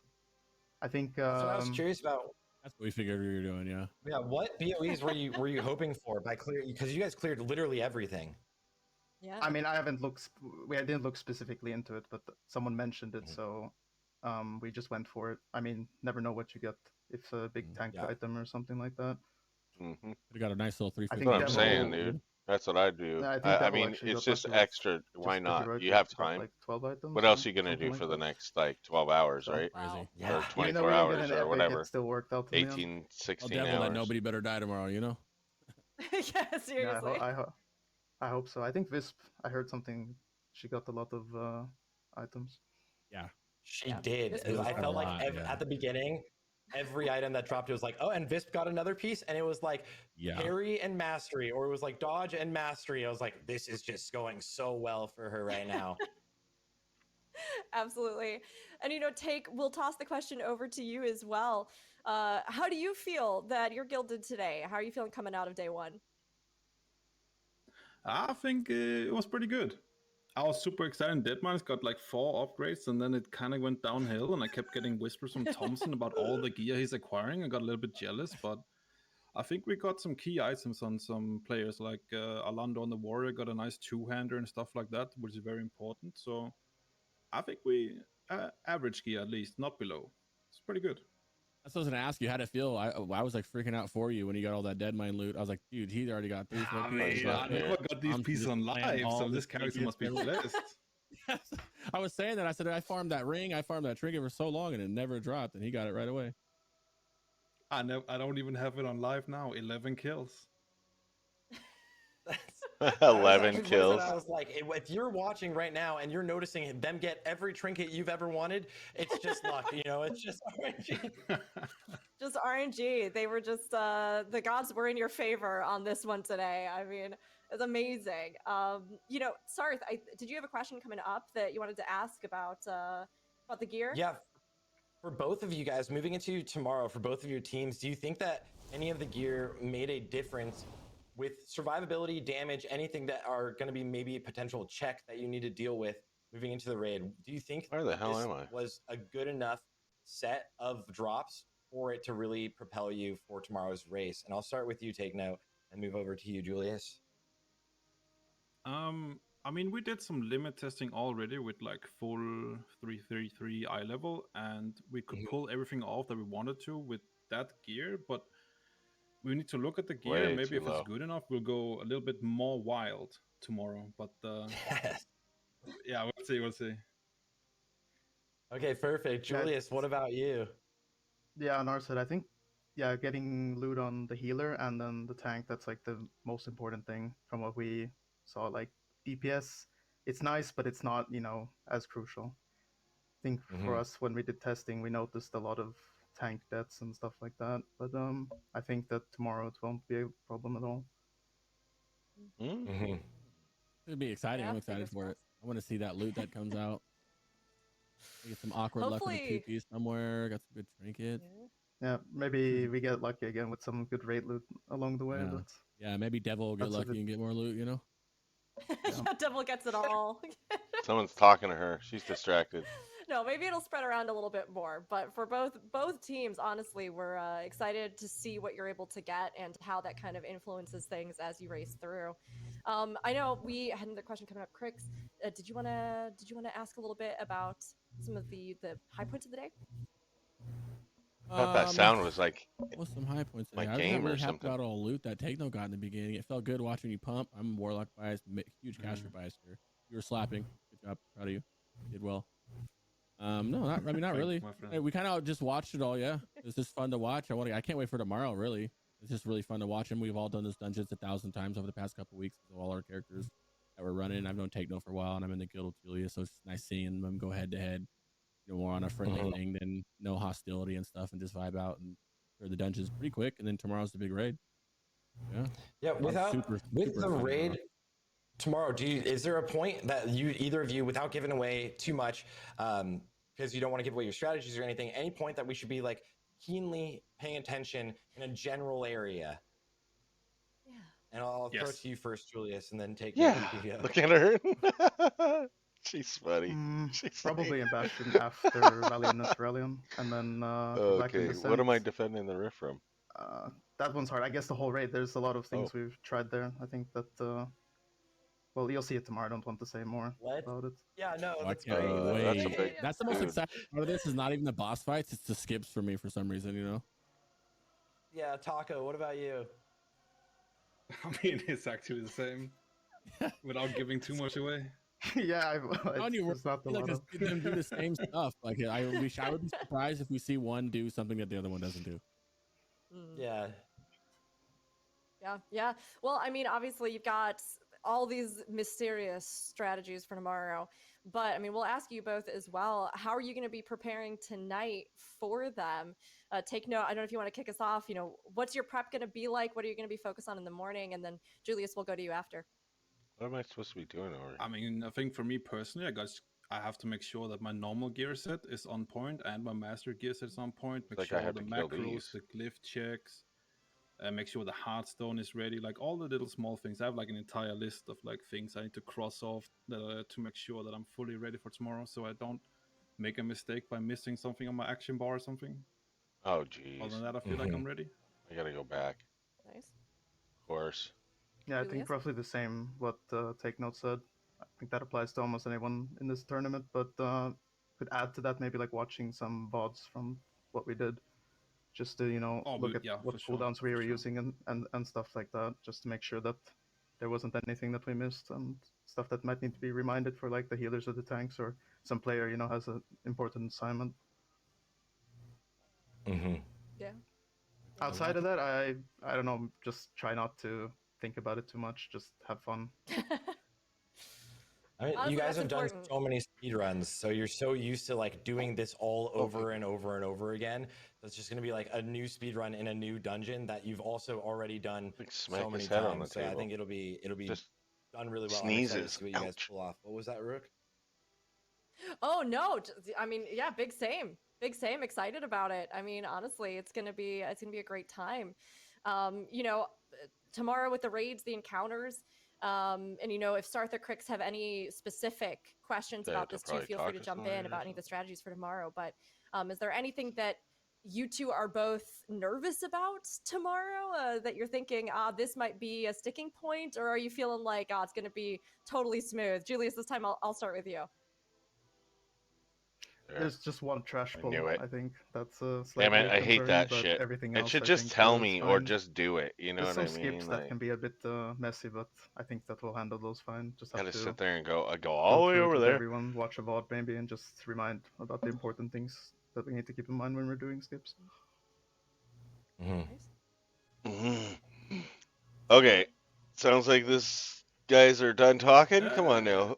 I mean, look at yeah, this. I mean, I'm maybe nervous missing a big cooldown You got somewhere, but three. mostly it's just trash that's scary with like skipping it correctly, not You have making it three messy, content creators, and salvaging nobody's saying situations if it anything. does go bad. Like as long as I feel like as long as we can salvage any bad situation on trash, we'll be okay. But it's quite easy for it to go bad south very quickly. Gotcha. There we go. Sarth, Okay. Crix, any further questions you want to ask? I think that's the sketchiest thing. It's like a trash pull in something like this is gonna be like your scariest situation. It's like, or a skip if one person buffs or anything like that. So I mean, as teams, and we know it's like you've done this so many times. See. Also seen trash pulls and skips go wrong so many times. Second, so I think I you're gotta really prepared. relaunch I'm my just game. excited for Apparently. tomorrow, and I want to thank you guys for being here and being a part of this tournament. I'm why really it did excited that. for it. I don't know if you have anything else, Crix. No, just piggyback off that, and I'm just happy to be a part of it. And I can't wait to see you guys go at it like we've been watching for years now. So it's nice to see it here again, especially in Cata, bringing some more hype to Cata. I guess it was just too much going into that thing. Yeah, big same, big same. So excited. Today was already super great to see and just awesome to watch as you went through and to kind of strategize and see what gear you got. I can't wait to see what you all bring out tomorrow. But we do have one final question. Because see, at the start of the I'm day, in we limbo. have to take Better note not trap me there. about a favorite memory from Cataclysm. So here at the I've end had it of do the that day, before. we're going to ask you, Julius, what is one of your favorite memories from the OG Cataclysm? Would you want to share with everybody? Okay, let's try. I had one memory in mind. I here. think it was, in OG. If this happens to you, the tier first thing you 11, should do is try I and log joined, like, into some another random pug, character. and Because it joined should their guild pull that after the other pug, character and out of the then we world because progressed he's through, stuck I in think, the world. the That's first what it tier. is. We It's killed saying he's still alive Ifarian on or still going, normal, and but then he's not. in Firelands we did like one or two Hopefully bosses this in will heroic, work. and then that was kind of it. Then the No. guild kind of died, but I don't know. It was kind of a fun memory back then. See. Been fun now to go through the bosses because I kind of remember them vaguely, and like all the people I played with. So it's a nice experience. I love it. That's awesome. Well, we can't wait. We're excited to see tomorrow the experience that you both have tackling the raids again as you speedrun against each other and try to claim victory. Awesome performance today, and we have no doubt that tomorrow it's going to be more of the same and even more heated as you both compete. So get some rest tonight, prep how you need to, but thank you so much again for joining us, and we can't wait to see what you do tomorrow. Thank you for having us. Yep. Thank you. Brothers. Catch you tomorrow. Yeah, see you then. And for us here, tomorrow we will be broadcasting same start time. So 10 a.m. PT, 12 p.m. CT, 1 p.m. ET, if I've done all my conversions correctly. We will be starting day 2 for our roadmap. This will be our raid race. So the official main event that we're all here for, to watch as the two teams try to speed run their way through the normal version of these raids. But of course, we talked about today, there is some real challenge with this even at that normal threshold. I don't know where the hell with the limited amount of time and the RNG that they had today. They have to figure out even with some of those good drops, how they're going to be able to manage all of this and eke out every single second. They told you themselves they've got some big skips planned, and I can't wait to see what they're going to be as they try to get every single moment to beat each other out. But before we go, Sarth, you got any final thoughts about day one? I think day one went great for both teams. I don't know think what one about her, team, but I think she has Visp a getting cute a lot nose, of that gear is going to even though look it's kind of very, very weird. strong. Like Julius Like, pointed out, you know, not Marnus weird, is but looking it's in a unique. very, very solid spot. Devil also getting the gear. So the main tank and the main healer. So we'll see how that pans out and allows them to pull off some of the pulls. I think the big differentiating factor again tomorrow will be what these teams can pull off. What are those thresholds that they can do? And if anything goes wrong, how do they deal with it? How do they correct the course? So I'm really excited to see what they pull off. These are the two absolute best teams in Classic World of Warcraft as these guilds go head to head. So I'm really, really looking forward to it. Crix, anything This from you, dog? cow's name is the I'm excited to Fairlife, see, like like you the said, milk. how much tank loot and healing loot they have. I want to see how much they solo tank, solo heal some stuff. Obviously, they're both going to, they're that you're gonna have to. It's an extra DPS or two, right? I'm very excited to see that. I'm also the casters all got looted pretty well too, so I'm excited to see how they finish on their loot and their item level and their gear, just so I can see them pump. And I'll still Yeah, be in my head hoping they beat I'm really the interested physical in how the DPS. gear lined up and I'm everything and excited what for it. I want to exactly see the they trash did. skips. I'll I've be seen some of checking them, that but I out want to when the see. widgets I are want up. to see him in action. Maybe I'll post something I'm on just Twitter, excited for it, bro. I've said it a million times. I'm pumped for it. or maybe I'll It's a lot of tag fun. a link or It's more something. exciting than even I thought it would be, to be honest. No, I totally agree. I mean, honestly, these kinds of events are so cool, and it does showcase that there's a lot of different ways to do difficult content or set yourself challenges in the game and rise to meet them, which all of our teams will be striving to do tomorrow. For myself, it was an amazing day to see and awesome to hear both of your thoughts, all of the nitty gritty about gearing and every other aspect that was unique to Cataclysm, as well as its re-release now here in Classic. A lot of amazing things happened in this expansion that not only paved the way for the future, but also came out of this amazing past and this start that WoW had that made it something that so many of us fell in love with. So Cataclysm, it's awesome. Not only is it shaking things up in the environment, but it's shaking things up here in the competition. We will be It's back such a different tomorrow, take. same Like for time, her, same this is the place start for of more of the everything she WoW loves in Cataclysm WoW Dragonslayer was Challenge. Cataclysm. Stay tuned. For See you then. classic people, this is the demise of everything we loved. Like starting in Cataclysm, ending, I would say, and you know what I mean? Probably Miss a Pandoria or something. I mean, a lot of people left after Cataclysm, so what am I doing here? Why am I having to attack these things?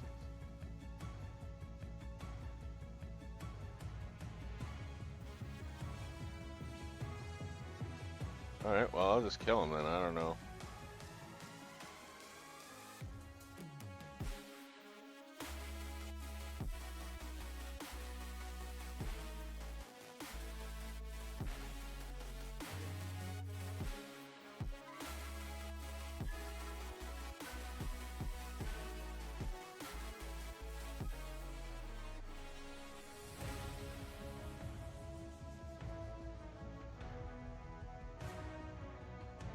Oh, he grabbed me. Oh. More Nagas. Damn, Nagas be crazy.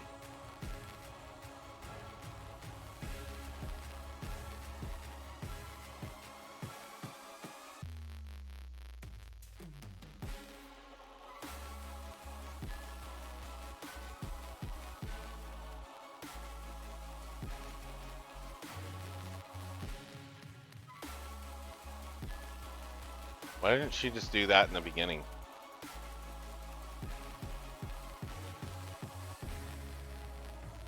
This thingy. I'll turn this off in a second here. I don't know what we're supposed to be doing.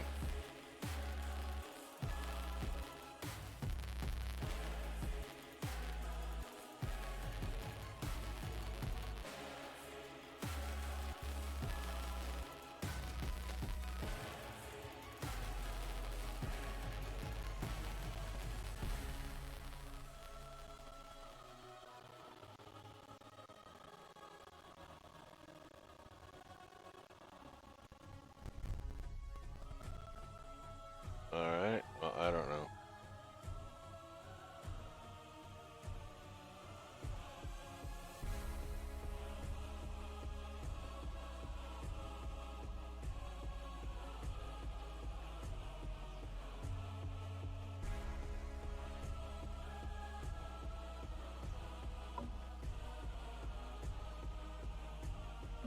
What is this guy? Is this guy? Oh, he's an 83 Xiaomi. He's probably happy then. He's probably like, oh, dude, there's an 85 in here. He's all chain lightning those things and not doing any damage. I had that one down almost before they literally unleashed the thing.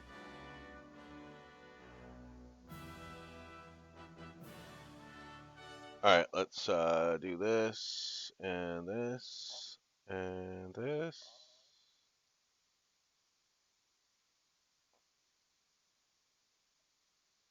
How is my? Oh. All right. Well.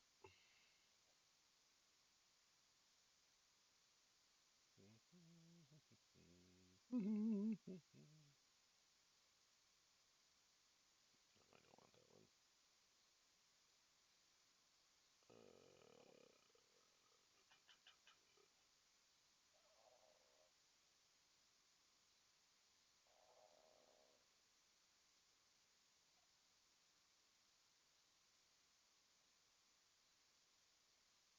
Is he flipping us off? Did he flip us off?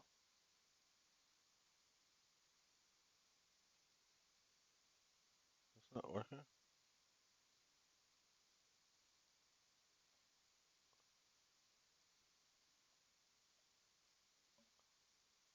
All right.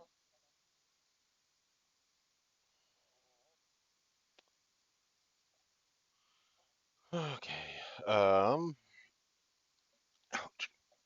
I got no sound for right now. Sorry. For some reason, I don't know if it's bugging out or not, and I can't hear it until this stupid thing is done. So, and I can't turn the WoW sound back on until it's done too. Because it's on the menu. It's not on my Streamlabs, unfortunately.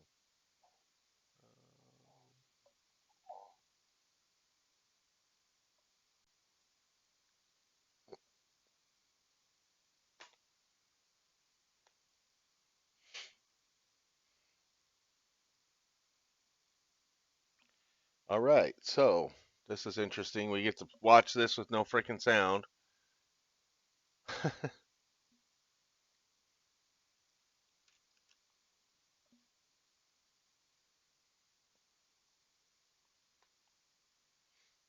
Well, Shaman, what now? We have suffered a tragic defeat. I'll be the sound. Any hope for the future of our world must grow much bleaker. Thrall must be told of this day's events. Isn't he just like right on the other side? Like, seriously?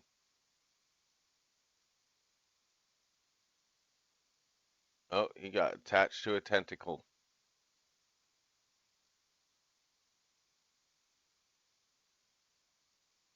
What the hell did he just like come back? What was that? Okay, let me get the sound on here so I can at least have some sound.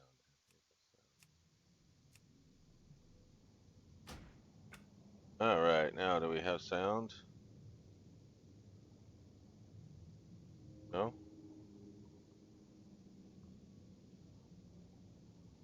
There it is. Yeah, okay, we do. Okay. Loktar, Locatar. go forth to victory. This is your 288 piece you get at the end of the thingy. Got a ring. Say,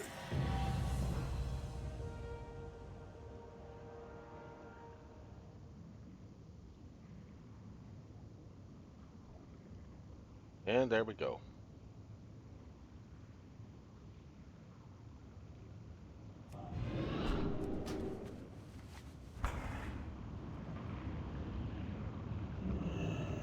Oh. Ah! Oh, I thought it was gonna kill me. I forgot about this.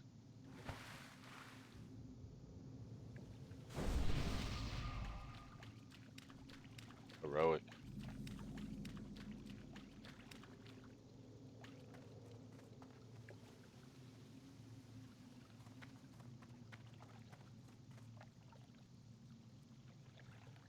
Oh, don't see anything over there.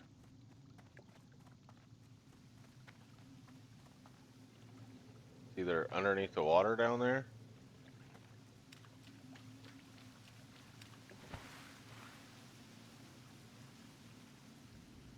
Can't mount here. Yeah, I'm just looking. It's inside the thingy.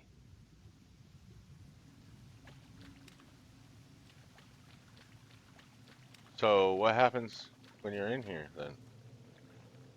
I don't know if I ever did this. Did I do this? Pretty sure I did all of them, but let's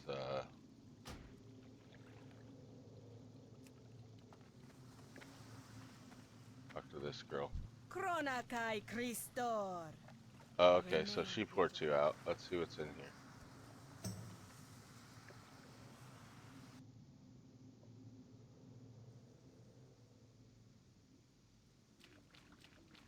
Didn't I already do these? Speak, friend. For the Horde. Oh, okay, so May these your are quests that blades you can never do. dull. Strength. I mean, I would get Earthen Ring stuff too, so I mean, I do that right now. Do these May in your a blades never regular dull. dungeon. I don't need to do them in Heroic. Probably what I'll end up doing. I mean, because it'll probably give me 500 rep per quest. That's an extra 1,000 that I don't have to do in dailies. And of course, I can't see my thing. I didn't really get very much at the end there, so, but I mean, I'm revered. So yeah, I mean, it'd give me 1,000. 7,000's better than anything else. Hygel's the only one. I can't believe I got more than Hygel, and Hygel's just one. Oh, I did do. I don't know if I did 2,000 worth. Huh. I did do some dailies there though, a couple times. All right, let's get out of here. That way. Grotto. Little grotto. Okay, I am up here. Okay. What is this I don't get it.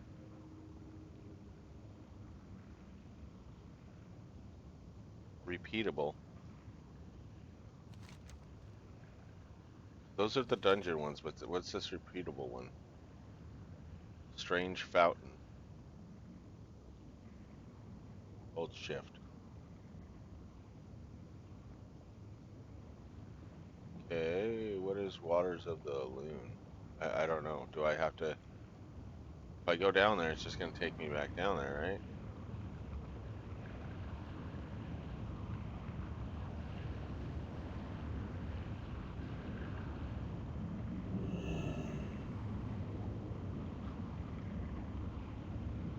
Get flushed again.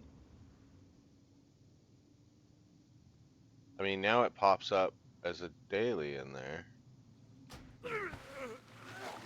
How did I die? Oh, jeez. Okay. Well, that's not good. That's like 4 gold right there. That's a 4 gold death. Alright, you know what I think it is? It's 85 plus, so let's go.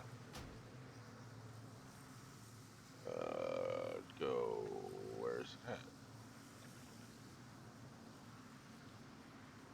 There's the dungeon here. It should show up, maybe. Come on.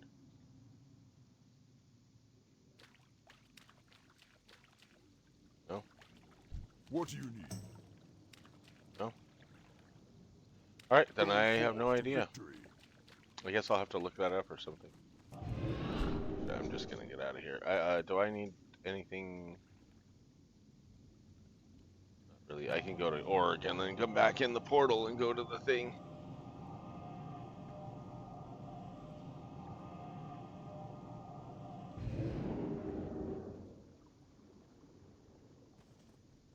Alrighty. Alright, chat. So, rather than go and come back and stuff, I gotta take an extended break today, so I'm just gonna go ahead and end it today. Tomorrow I will be back on. I'm going to try to get on before this for the to cover day two tomorrow. I'm not sure. I think I'm only supposed to cover two of those days, so we'll see. But I'll do those two, and then next week on the starting the 14th is the PvP, which is the one I really want to cover. So I will see you guys tomorrow. What is tomorrow, anyways? Yeah, tomorrow's Sunday, so yeah, that's another reason why I'm doing a short day today. Because then tomorrow's my day off, and I'm going to be covering this thing at least the first half. We'll see how the dungeons go. This one, it started out good, it ended okay, but somewhere like towards three quarters mark, it got kind of really boring. Like I don't know, they weren't talking or something. Things were I don't know. So yeah, I'll see you guys tomorrow. You guys have a good night, and thanks for stopping in and hanging out. And you guys, I'll talk to you guys tomorrow.